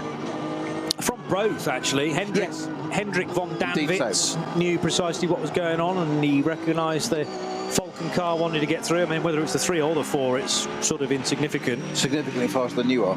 Yeah, precisely. Yeah. And it's being able to identify those cars from a fair way off. I mean, remember that, you know, the plan a couple of weeks ago was to run all the way through the night with these cars. Then it really does become difficult to know who's behind you. But a lot of the time, the top 30 cars, I think it was, for several years, carried those blue flashing lights in the windscreen to say, I'm a fast car, like a police blues and twos. Make way as much as you can. I mean, don't drive the car off the road and into the scenery. A bit like when an emergency vehicle's trying to get through rush hour traffic. You need to make the space, but only when safe to do so. Don't create a bigger problem. Yes. Exactly, because the last thing we want is another code 60 or your race leader being taken out. So bright side now for Julian Andlauer, and worryingly for Ralph Aron, there's now a 3-minute gap back to second place. Again, that is a misreading. It will close up a tad, but it's probably 2 minutes now back to Ralph Aron in that second place car. Dupre t-shirt for Patrick's next victim in the pit lane, and I only say that because Christophe Dupre was involved in a massive fire during the Nürburgring 24 hours when his Audi set light at Brunchen in the darkness hours. Bruce Jones and me, Johnny Palmer, were on the commentary duty, and it was leaking fuel, it appeared, because the fire then started to retract behind the Audi and follow the path it had taken, you know, off onto the grass, a little bit like a paper trail. And then the whole of the right-hand side of that Audi set light, the little TCR car. But Dupre is back in the entry, I notice. And in fact, well, the S3 is in the pit lane, but it did at least do some laps. Audi number 510. So that's surely a brand new car, considering the amount of damage that was done, unless they were able to rescue the bits in number 510, the Audi S3, that Jürgen and Joachim Nett, together with Tim Beert and Christophe Dupre, share. But it, sadly for them, looks to be out of the race now because it's parked in the pit lane. 100th position for that car. So for Aston fans, I haven't mentioned for a while, the only car on the top 10 is the 10th place car, the Valkenhorst Aston, with Anders Buchart at the wheel, number 35. That's just received a penalty for a 6-second under pit stop, under time, which will now be added, would you believe, it gets a 41-second post-race time penalty instead of a stop-go for it. So they're adding 41 seconds for being 6 under. That's quite a bit. And how far ahead of 11th place is that? It's a lap at the moment, so it's probably not affecting it that much. There must be a multiplier involved with that somehow. So yeah, the amount of seconds you are short of in the pit lane then gets magnified and increased. Now there are yellows at Flugplatz, and just after that point actually at Schwedenkreuz entry. So certainly the need to go a tad slower and some heads-up driving through a fast approach to Schwedenkreuz, and that is extended to Marshall Post 85 as well, which will be Schwedenkreuz out on the approach to Arenberg. Has it been exciting enough for you, Johnny? No. Have you got complacent? Definitely not. Would you like some rain in the forest area? You're kidding. Raining now? Just rain reported, just coming in. Adenauer forced, I believe. How heavy that is or not, I do not know, but I shall have a little look. All right, let us study that with great interest. The weather never stays stable here, or it is a rare thing if it does, particularly around such a long and challenging racetrack. Out from second position in SP10 is the 184 entry, which is a Schmickler Performance powered by Ravenol Porsche 718 Cayman, and that is Kai Riemer, who shares with Ivan Jacoma and Claudius Kach in their RSCS, the GT4 RSCS. And there's another 718 Cayman in that division, quite a number of Supras as well, both the Evo version and the older shape, or the older iteration, and those 3 Aston Martins as well. But sadly, some of the Vantages have been dropping like flies, mainly through damage. One was rudely assaulted by the number 150 BMW in the SP8T class, and that in fact was for the class lead at the time, when MG Charudin misjudged his braking point, we think, into a code 60. So Porsche number 3 leading in the hands of Julian Andlauer, and he is going to be,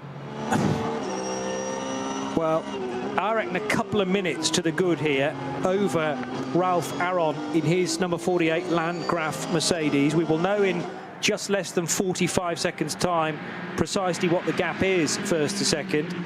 But Julian Adenauer and Sven Muller in a terrific position, because Ralph Aron, their nearest rival in his Landgraf Mercedes, yet to complete lap 24, whereas lap 25, Adenauer is almost fully around the Grand Prix track to tick off that segment of this weekend's lap. Into the Vidal chicane he will go, and that's the harder stop version of the chicane, incidentally.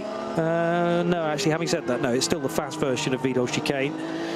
The more tricky and tighter chicane actually comes slightly earlier, so you have to hit the brakes and shave far more speed off it for a 90-degree left, 90-degree right, but we're using the higher speed chicane again.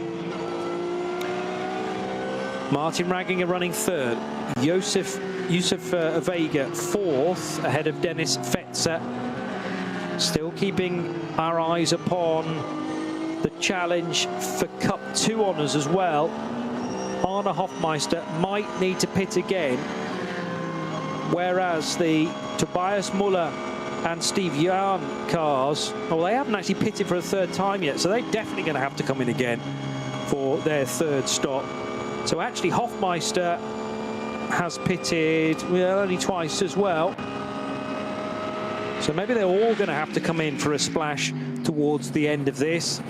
Ben Bunagel, remember when his teammate Moritz Krantz was at the wheel, there was a significant delay as Moritz pulled over and needed to get grass relieved from the grill of his car, and lost about 2 minutes in the second sector to do that, and sadly that's taken him and Bunagel away from a potential podium finish. So in Cup 2 it is between the 148, the 120 and the 124 cars. That's Black Falcon, Avia WNS and Mühlner Motorsport, but in which particular order they're going to finish I have no idea, because it really depends on how many more pit stops each of those cars have to make, and also how close to the checkered flag they can make their stops as well. Versifen briefly affected by yellow flags. We can now concentrate on Ralph Aron and the real-time gap to Julian Adenauer. It is over a minute. It's 1 minute and 16 seconds now back to Ralph Aron and Lucas Auers, number 48 Mercedes. They muscled their way into second place very early on in this race, and although they have led at certain parts of it, they're staying in second, and this feels like a rightful position actually for this Mercedes. It's better than I'd expected, but it's not quite good enough for a race win. Yeah, it does in reality, because it was a Porsche lockout of the top three, wasn't it? So it was the Frank Stippler and Vincent Kolb on pole position, the fat Porsche, and then the two Falcon cars, and this car was fourth, a little bit further up the grid than I certainly suggested, but a great run down the outside. You did ask very early on with this different layout of the Mercedes arena compared to 3 weeks ago at N24. What can you do? And I said, if you run wide, it's fine if you don't run out of road, and it can be advantageous, and having to go on the inside and basically, you know, probably ready to and stop it because you lose a load of apex speed. But he was able to do that, wasn't he, in the 48 at the start? Who was in the 48 at the start? It was Lucas Auer. It was Lucas Auer, wasn't it? Yes. Yeah. And managed to run it around the outside and capitalise on it and go from fourth to second. So I think it's a right position. That feels right at the moment. I'm sure that Martin Ragginger may not agree in third place in the other Falcon car. Yeah. They were so much 1 and 2 at the beginning, weren't they, for a while? Or a little bit into the first stint, I mean. Yeah, there's some head scratching going on, I would imagine, in the second Falcon Porsche, because I don't really know where they've lost that 30-odd seconds, unless there was a hiccup in one of the pit stops. Heinemann's best time was an 8:20 during his second stint, and that was when there was some code 60 out on the racetrack. I just wonder whether they've been the wrong side of some of the yellow, some of the purple here and there. And that's what's driven a 30-second interval between Aron and Ragginger in the closing stages, because we're inside the final 25 minutes now of this third Nürburgring Langstrecken-Serie race of the year. It's the 69th edition of the ADAC Westfalenfahrt. Peter Snowden, Johnny Palmer on RS1. Busy weekend for the Radio Show Limited network of channels because it's the Sahlen's 6 hours at the Glen tomorrow, but also some races for the Mustang Challenge, for the Porsche Carrera Cup North America, and for the Michelin Pilot Challenge as well. Those cars were qualifying yesterday evening. So when you're done with us, and obviously we're running about 45 minutes behind the advertised time because of the difficult weather conditions earlier today in the Eifel, and you can switch over to RS2 IMSA Radio for more coverage from Watkins Glen International.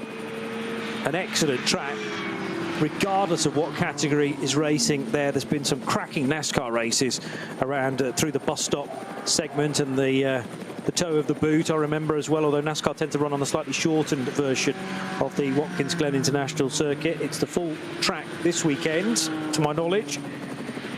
And yes, the Sahlen 6 hours considered, well, after the Rolex 24, after the Sebring 12 hours, and after Petit Le Mans, the next longest race is the Sahlen 6 hours at the Glen. So it's one of the keystone races of the year in the IMSA WeatherTech Sports Car Championship. All covered on RS2 IMSA Radio. Julian Andlauer leading by just over a minute. There's another car in the barrier at Hohe Acht, so that provides some reason why it is so slow on the entrance. And also yellows appearing at Kesselchen and Klostertal. You tend not to have small accidents there when if you've left the road, because Klostertal and Kesselchen are full throttle for the SP9 cars, with just a blend out of it for a slightly tighter left-hander that links the two. But that might yet get worse. Stylestrecker now yellow as well for the lead-up to this incident at Hohe Acht.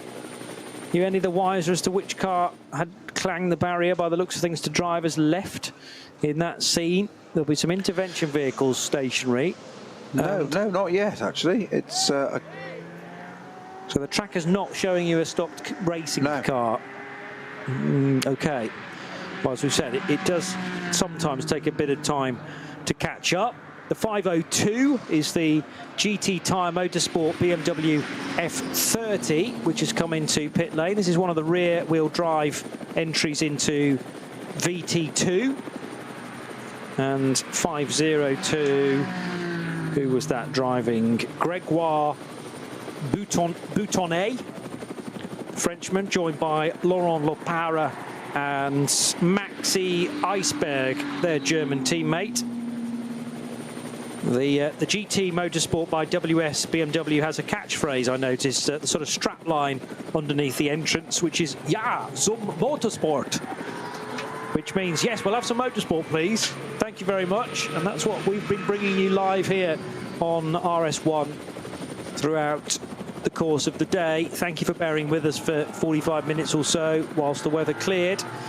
Into the final 20 minutes, so on schedule for our 4:45 finish time, I should say. And car 48, driven by Estonian Ralph Aron, is still pushing on as much as possible. Lost time, though, in Sector 4, because I think the yellow flag / purple area actually extended whilst Ralph's been into it. So Julian Andlauer again benefiting from clear-up that is taking place, not as he travels through certain zones, but just behind him. So Ralph Aron must be thinking, what have I got to do here to catch this top lost time up? He was able to whittle down a lead of, I think it was about 25 seconds when he took over, and he got the gap down to 17 and 16 seconds. But then the situation where he lost a further 30 seconds in one of the code 60s that formed just in time for his car to go through it. But Andlauer, it was green for him, and you're never really going to come back from that. So despite the 26-year-old's best efforts, he ran in 24 hours of Spa last year and has also driven Formula 3 around the streets of Macau. But Ralph Aron, with about a 5-year gap in his career, hiatus, if you like, came back in 2023, and it's almost like he'd never been away racing for the Haupt racing team. The only thing I can allude to at Horat, Johnny, is that's still just the Max Cruz Porsche 105 that's still there, and it's been 20 minutes ago, but it's needed to be recovered. That's all I can see. There's nothing else showing on the ticket or track or anywhere else. Yeah, Nico Otto's not been shown as going through Sector 3, and it was definitely a Porsche and probably a Cup car as well. So I reckon you've nailed it with the 105 Nico Otto car, who obviously hit the barrier quite hard at Ruhr-Act and has also leaked a lot of, his car's leaked a lot of coolant all over the road. The 146 GT Tyre Motorsport car has just been brought in. This is the car with Beitske Visser in the lineup, and also Janina Schal, who brings the car in. Patricia Stalidzana is the third female driver in this lineup.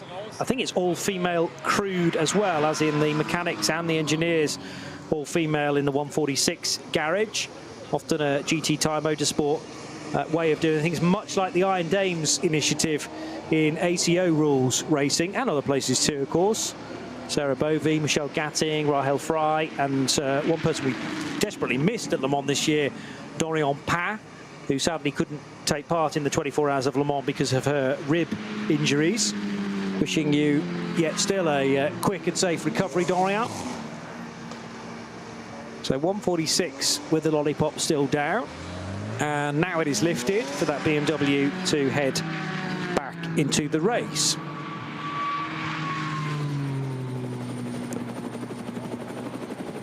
Cup 2 is between Tobias Muller and Steve Jahn at this point, and the Avia car is within touching distance of Tobias Muller, but they've each only made 2 stops, so I mean surely they can't get to the finish with only 2 stops done. Yes, they can do an hour and 10 or 15, but I'm sure that these cars will have to come in for a splash at the death. And here we go from second position. David Jahn is in, but staying out is Tobias Muller, so he reckons he can do another lap yet. That proves to me that Arne Hofmeister's got to come in, surely. Ben Bunagel, after that, the grass clearing incident that we still haven't quite got to the bottom of. It's a bit like the grassy knoll now, all of a sudden. The 122 surely will have to make a stop as well. So Jahn out of the race, but he will really rejoin. And we've got lots more to come from the Eifel. It's Nürburgring Langstrecken-Series Race 3, live here on the Radio Show Limited Network.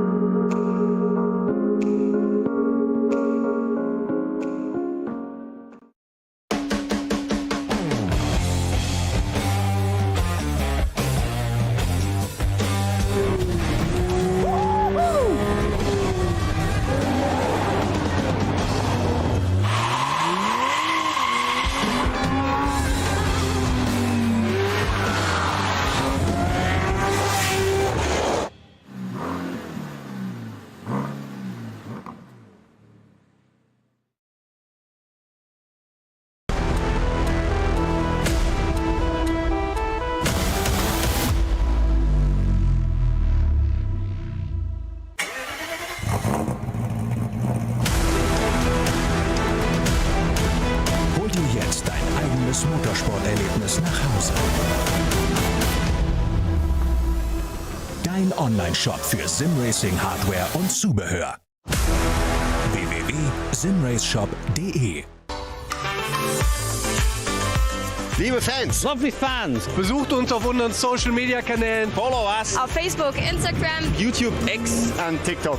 Willkommen bei der NLS.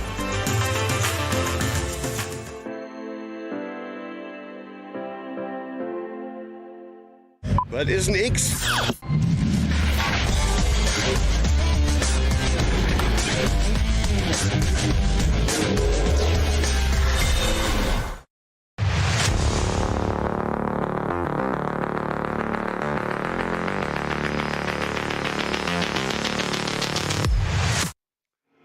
Let's put the wiper on. Ooh, okay. Julian Now, that's Adenauer. very brave, because you don't normally put the wiper on unless you need to. Yeah. Modem went through this in great detail and helpfully at the monitor why you just don't smear whatever, even with a tear off detritus on there, whatever, why you don't do it. So the point being, a driver's put that on, there's a reason. Yeah. Now the Dottinger Höhe is one of the fastest parts of the circuit, so the water's coming off your screen. So it must have been sufficient to need to put that on. So let's hope he's not made the situation a lot worse. It was just one tiny flick. Clearly he felt that there was enough moisture. Maybe not the stall. Yeah, well, maybe he did it entirely accidentally. Yeah, that is a good point. But he must have fell. Hang on a minute. Well, The four car's off the road. The four car is off the road. Martin Ragginger has stopped. Metzgersfeld. And he's looking down into the cockpit. I think actually, no, it's not a frozen picture, but this is from a couple of moments ago. Yeah, it was a frozen picture. So is the 4 running again?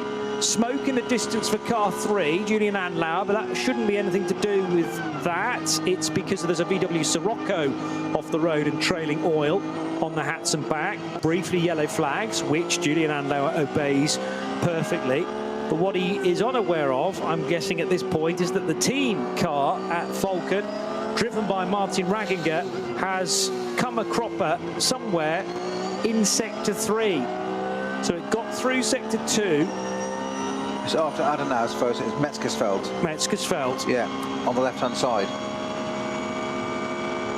And, well, the answer, one of the answers may be to stay with Julian Adenauer, so we can pick out precisely where that car has stopped, but it would be a long time to, well, not necessarily a difficult time to enjoy the flat 6 on this car, but he's a fair way away from Metzgersfeld. Adenauer leading. Yeah, now turning left at Schradenkreuz with Arenberg to come. Yeah, that's right. So you've got down the foxhole, Adenauer Force, and it's just after there. So you've got the Adenauer Force is that kink right and over the bridge and left, right again.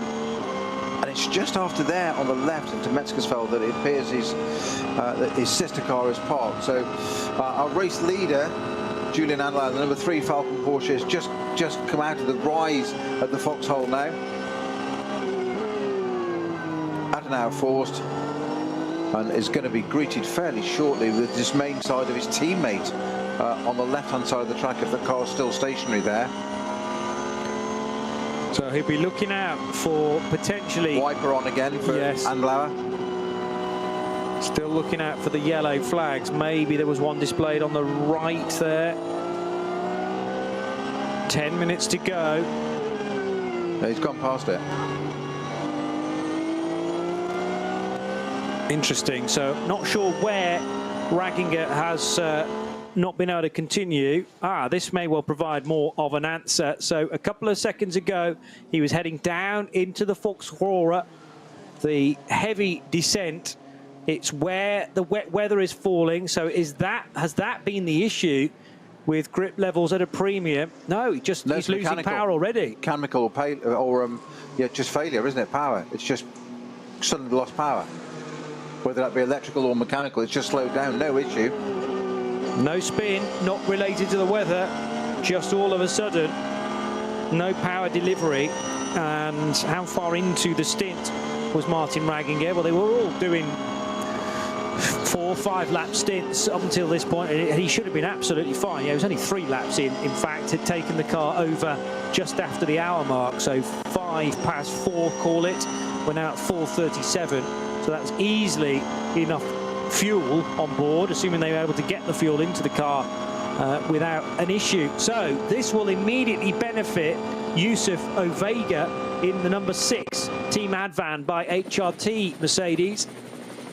And the 148 Tobias Muller Black Falcon Porsche that leads Cup 2 is nearing the end of this lap, and 148 has to come in at the end of this lap because he's up against it on fuel mileage. This will be a 9th lap, and as we know from David Yarn, you can't do a 10th. Well, I mean, you would have to have been, you know, driving with the slippers and going through several bouts of code 60, and as predicted, Tobias Muller is in from 7th position.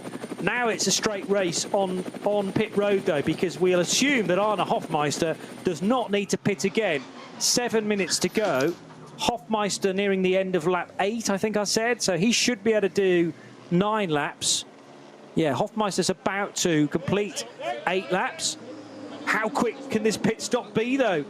They're on the clock. They're putting literally as much fuel in as possible. I think this is the fuel governing the pit stop time and not the actual time on the clock.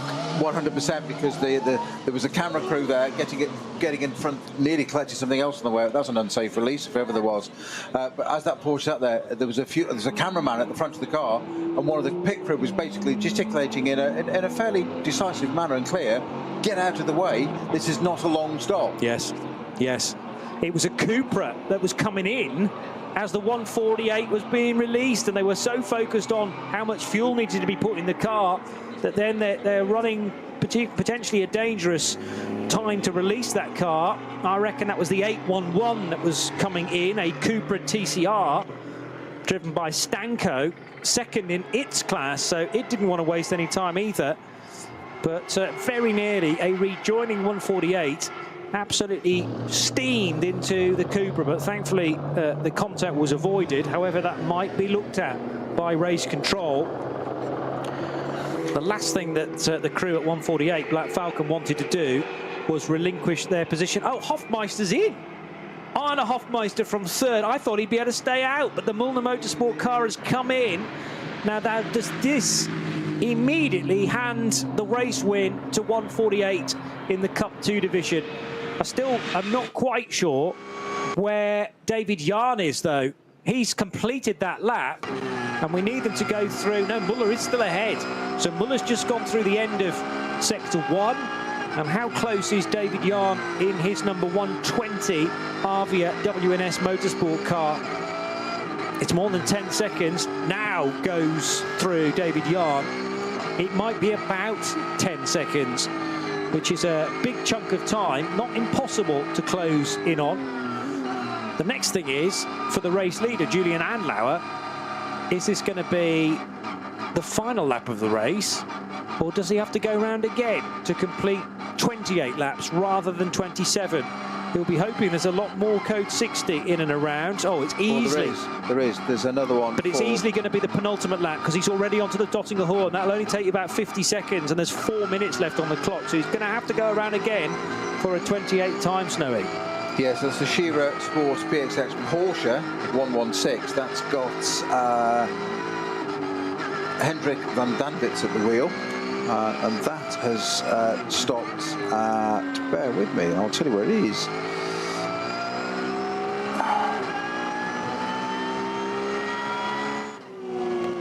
Well, I think it's come around the barrier already because I can't see, it's already gone off there, off the screen.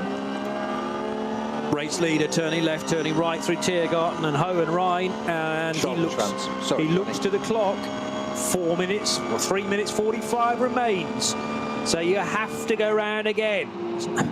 The ideal situation would be I'll just do a few laps on the Grand Prix track, whilst the clock runs down, and then we'll take the race win there. But no, it's one more circuit, and that means we're going to be running to about 4 hours and 5 minutes probably by the end of this. Not that that'll make a big difference to Julian Andlauer because he leads by a comfortable margin, huge margin over Ralph Aron, who's not even on the Dottinger Hohe yet for the penultimate time. But it could open up the possibility of things changing in Cup 2. Depending on how fast David Yarn is ahead to Tobias Muller. He did find a bit of time on the Muller car, but remember the Muller pit stop was faster than David Yard because they pitted closer to the checkered flag. Ben Boonagels had to take some fuel on board for one more lap. I'm pleased that in the end, though, Snowy, that we were right with Porsche's re-emerging and 1 hour and 17 minutes left on the clock. I said to you at the time, I said, that's surely a bit too far for the 124 car to go, and Hofmeister will have to be in for a splash. Well, he absolutely did have to do that. There were 2 more by him, just 1 more lap to go. And had they risked it, then they may well have been able to leapfrog the 148 and the 120 Black Falcon and Avia cars, respectively. But clearly, Mullner wanting to hang on to crucial points in the championship, and instead have made this belt and braces pit stop. Andlauer down to 60 kilometers per hour now because of an incident being dealt with on the Hatzenbach fire truck, I think was on the scene as well.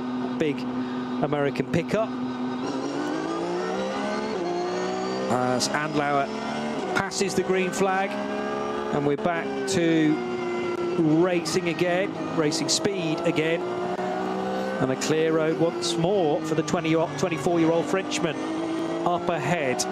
That's one of the 5 sectors cleared on this final lap of the race for Julian Andlauer and for his teammate Sven Muller. Who would have predicted that at the start? Well, I look back to the results earlier on in the year. Falcon had a very good NLS 1, I seem to remember. They've taken victories already this year.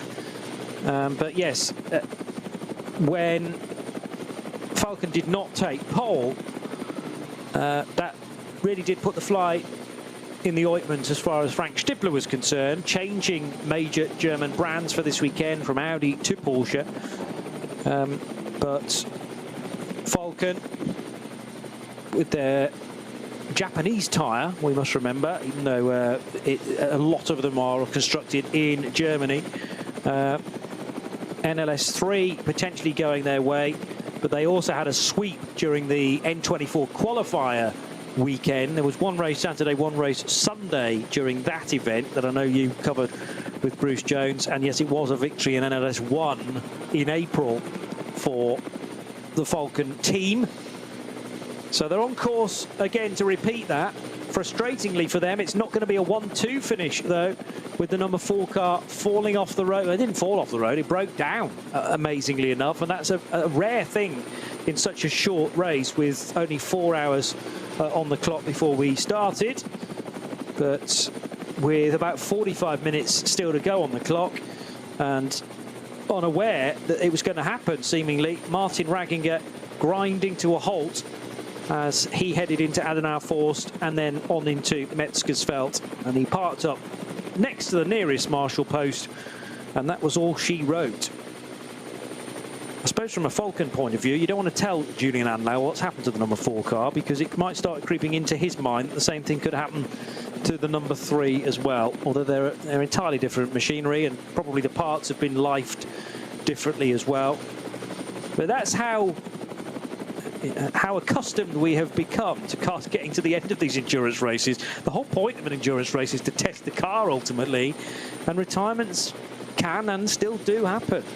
Well, it's why they're able to have such pace, isn't it, these days? And certainly, we saw it again just 6 days ago at Le Mans. It was take the safety car period out of it. The actual racing, it's sprint racing, and that is entirely down to reliability. Cars have improved so much the last 10, 20 years in terms of reliability. That's exactly, as you've just said, exactly why endurance racing was developed for manufacturers to, competition improves the breed.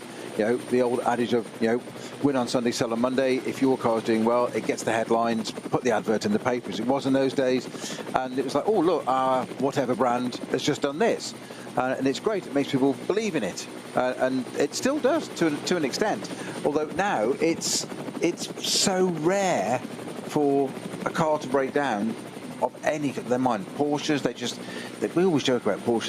They always say it just does what it says on the tin, as in gets the job done. So that then comes down to how a team run it and strategy, how drivers and how you get your lineup. But it's so rare there. We saw that in the number 4 car. It just appeared to just switch itself off. Yeah, showed a complete loss of power. Say whether electrical or mechanical. That from 3rd place.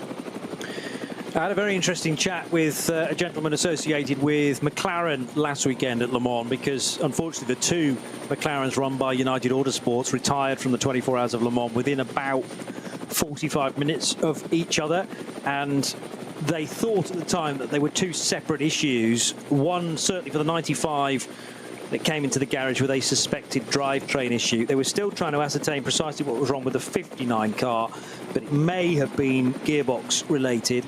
But actually, this gent I was chatting to said, do you know what? There is an element of actually being pleased that these 2 things have happened. We've never seen them before. They've now, sadly, completed the 24 Hours of Le Mans for us. They've meant that both cars have retired. But what we can do now is concentrate on these issues never happening again. We can address them. We can work out precisely what has gone wrong, and whether it's punishment of the cars from the drivers or whether it's just parts that are likely to fail in the future. Well, that's something now that we can attack and make sure that they don't break again. So in one way, in sort of a perverse way, we're sort of pleased that this has happened nice and early on in the running of the LMGT3 campaign, because we can now work on them for the future. And remember, there are long races still to come in the World Endurance Championship where those 2 McLarens will feature. The 6 Hours of Sao Paulo is next month. I think it's the 2nd weekend of July, which will be round 5 of the FIA World Endurance Championship. And there are still 6-hour races to come at Fuji, and a longer race at Bahrain as well to end the season, where it will be warm, no doubt, and that will be an 8-hour race for the Sakhir circuit too. And sometimes it's better to get these failures out of the way nice and early so that you can then deal with them. Tobias Muller, did he just come into the pits? Tobias Muller has fed back, or is that? No, it's a very slow sector 4 time, as now the 6:53 BMW is off the road. Arne Hofmeister shown as being ahead, but I don't think that is the truth, because Arne Hofmeister, of course, has made a pit stop. I do know for sure that David Yarn has made a pit stop, and is that potentially for wet weather tyres, because the rain is now starting to absolutely pound down on the Dottinger Hohe, and it might well be the final lap for the race leader. But bear in mind that these Porsches in Cup 2 might have to go around again. In fact, Tobias Muller's deliberately slowing down, isn't he? So that he's overtaken by Julian Adenauer and therefore can finish his race here and now rather than do another 25 kilometres. Adenauer on the Dottinger Hohe, Snowy. What did I say a few minutes ago about reliability of these cars, reliability of Porsches? What let down the number 4 car? It was a puncture. It was a puncture from running over debris. Horrible. Now we're into yellows, though. So this is Tobias Muller wanting to allow the race leader past him, but he's not going to be allowed to do so because it's no overtaking into Tiergarten and Hohenrhein. Where's the green, says Tobias Muller. Wave the green. I want to allow this race leader past me, but he's not able to do it. This might force the 148 onto another lap. They're going to come out of the final corner. The greens surely will be now on the exit of Hohenrhein. Yeah. And yet Muller's way out of the throttle. Get the race leader past me, and then I can finish the race right in behind the race winner, who is Julian Adenauer, and Sven Muller winning once more for Falcon Motorsports. And how close do you want it at the death in Cup 2? Still trying to get confirmation of that, because my timing screen is a tad behind. I think yours is too. But Tobias Muller has completed his race. Make no mistake about that. David Yarn, I think, has been sent on to another lap, though, in order to catch up. And Muller, we're still waiting for confirmation that he has won the class, but I could see entirely what he was trying to do there. Just, he was prevented from doing it because they were in a yellow flag zone because of that 653 BMW in the barrier at Hohenrhein. All these different scenarios. You think you've seen everything in motor racing, and you haven't, it turns out. So still waiting for the confirmation of those positions in Cup 2, but we can have no doubt about Julian Adenauer and Sven Muller's victory after 28 laps. Waiting now for Ralph Aron to cross the line. Here comes the wonderful sound, although a decreased speed of the 6.2 litre V8 in the nose of that Mercedes, having to get out of the throttle to ease by the recovery work at Tiergarten. And it will be a decent effort in the end from Landcraft Mercedes for Ralph Aron and Lucas Auer. But and it's questionable as to whether that Mercedes had enough pace to jump ahead of the two Porsches from Falcon. But they didn't have the luck as far as the cautions were concerned. They fell in all the wrong places for Ralph Aron during his stint. It'll be second place for Mercedes-AMG Team Landgraf. I'll just refresh my screen, which put the Adenauer number 3 Falcon at the top of the screen correctly so, but it's still saying that the winner of Cup 2 is the 120 Porsche. Well, what we haven't yet had is Tobias Muller completing the final. What would have been the... I know he did finish a lap down, didn't it? So yeah. David Jahn hasn't yet finished lap 28 and should be able to. So, yeah, frustratingly for Thomas Muller, what he was actually doing there was locking himself into the podium, but he's not able to complete a 28th lap, whereas David Jahn, that very late stop, I think potentially for maybe cut slick tyres, and Arne Hofmeister rejoining, and they will stay on the lead lap. Yeah, so David Jahn's got a long way to go. He's only ex-Moule now. Yeah, and who is ahead on the road, more crucially? Is it Hofmeister or is it Jahn? Because that final stop probably put Jahn behind Hofmeister, but Jahn might be on the better tyres. I know Jahn is ahead because he's just gone through Sector 3 now. Well, they're together. They're together at Bergwerk now. They are, yes, they are together, but I think there's about 5 seconds between them. Might not be replicated on the tracker, but yeah, they are. And that's still to be decided, isn't it? Here's the Mercedes that will finish in 3rd position for Advan by HRT. So Team Advan by HRT's number 6 car, started by Arjun Maini, who did a double stint. Then there was an 8-lap stint for Hubert Haupt, and Yusuf Ovega brings this all-pro lineup to the finish, and it'll be 2 Mercedes on the podium. So we started with Porsche, 1st, 2nd, 3rd on the grid. And in the end, yes, Porsche win the race, but Mercedes brought into it throughout the 4 hours, and they'll get 2 of their cars into the podium spots. Frank Stippler should be on course for a 4th place finish. And now the Avia WNS Motorsport Porsche in the red, white and black colours being hunted down by the blue and white of Mühlner Motorsport. And as the Avia car hits the concrete at the carousel, the Hofmeister car, Mühlner Motorsport, is just on that short stretch between Steyr, Strecker and the tight left-hand hairpin. It's actually more than a hairpin, it's more than 180 degrees. Sven Muller catching up with Patrick Simon. We may also have a word with Julian Adenauer, which of course will be in English, so we'll pause for that. But Sven Muller with a big grin on his face. He's probably being filled in now by Falcon Motorsport to tell him the bad news from the other side of the garage, in that the 4 car will not get to the finish. But that, at the end of the day, is why you enter a motor race with 2 cars. Yeah, I mean, absolutely not their fault. I mean, they say nothing broke. It's just you picked up a piece of debris. There was a lot of on the track, and that's just pure bad luck. As Bruce always says, the Nürburgring giveth and it taketh away. True, right. Let's hear the interview with Julian Adenauer then. It's great. I mean, as we talked already about it earlier, the car felt amazing today. I think it was really good conditions for us. So we gave the maximum. Strategy was just on point, and execution as well. So we bring it back home after 4 hours of full push, and I have to say thank you. I have to say it was a very good weekend for us. So yeah, great for Falcon. A bit sad for the sister car, which was also very good for a podium, on the way for a podium. So yeah, hopefully next time we can be both again together on the podium. Congratulations and celebrate on the podium later on. And with the team already did and Park für mich. Und dann wollen wir einfach gerade, genau, wir drehen uns einmal rum. Julian Adenauer with Patrick Simon, and Luki Auer is now out of his Mercedes. Ralph Aron, that interview might be in English, being Estonian, so if Patrick catches up with Ralph, we can pause for that in just a tick as well. But Ralph gave it his all, as did Luki, in fact, for the first couple of stints. It wasn't quite enough. Let's see whether Ralph is happy to have... No, he's going to walk away from Patrick Simon and catch up with his fellow competitors. So thank you for sticking with us here on the Radio Show Limited network of channels for a slightly delayed start to this race, 45 minutes or so. But we do get to the finish in just about dry. Well, it was hammering it down towards the end of the lap. Let's catch up with Ralph Aron now from the number 6 Mercedes. Number 48 Mercedes, I should say. Thank you. Yeah, I'm actually really happy with the result today.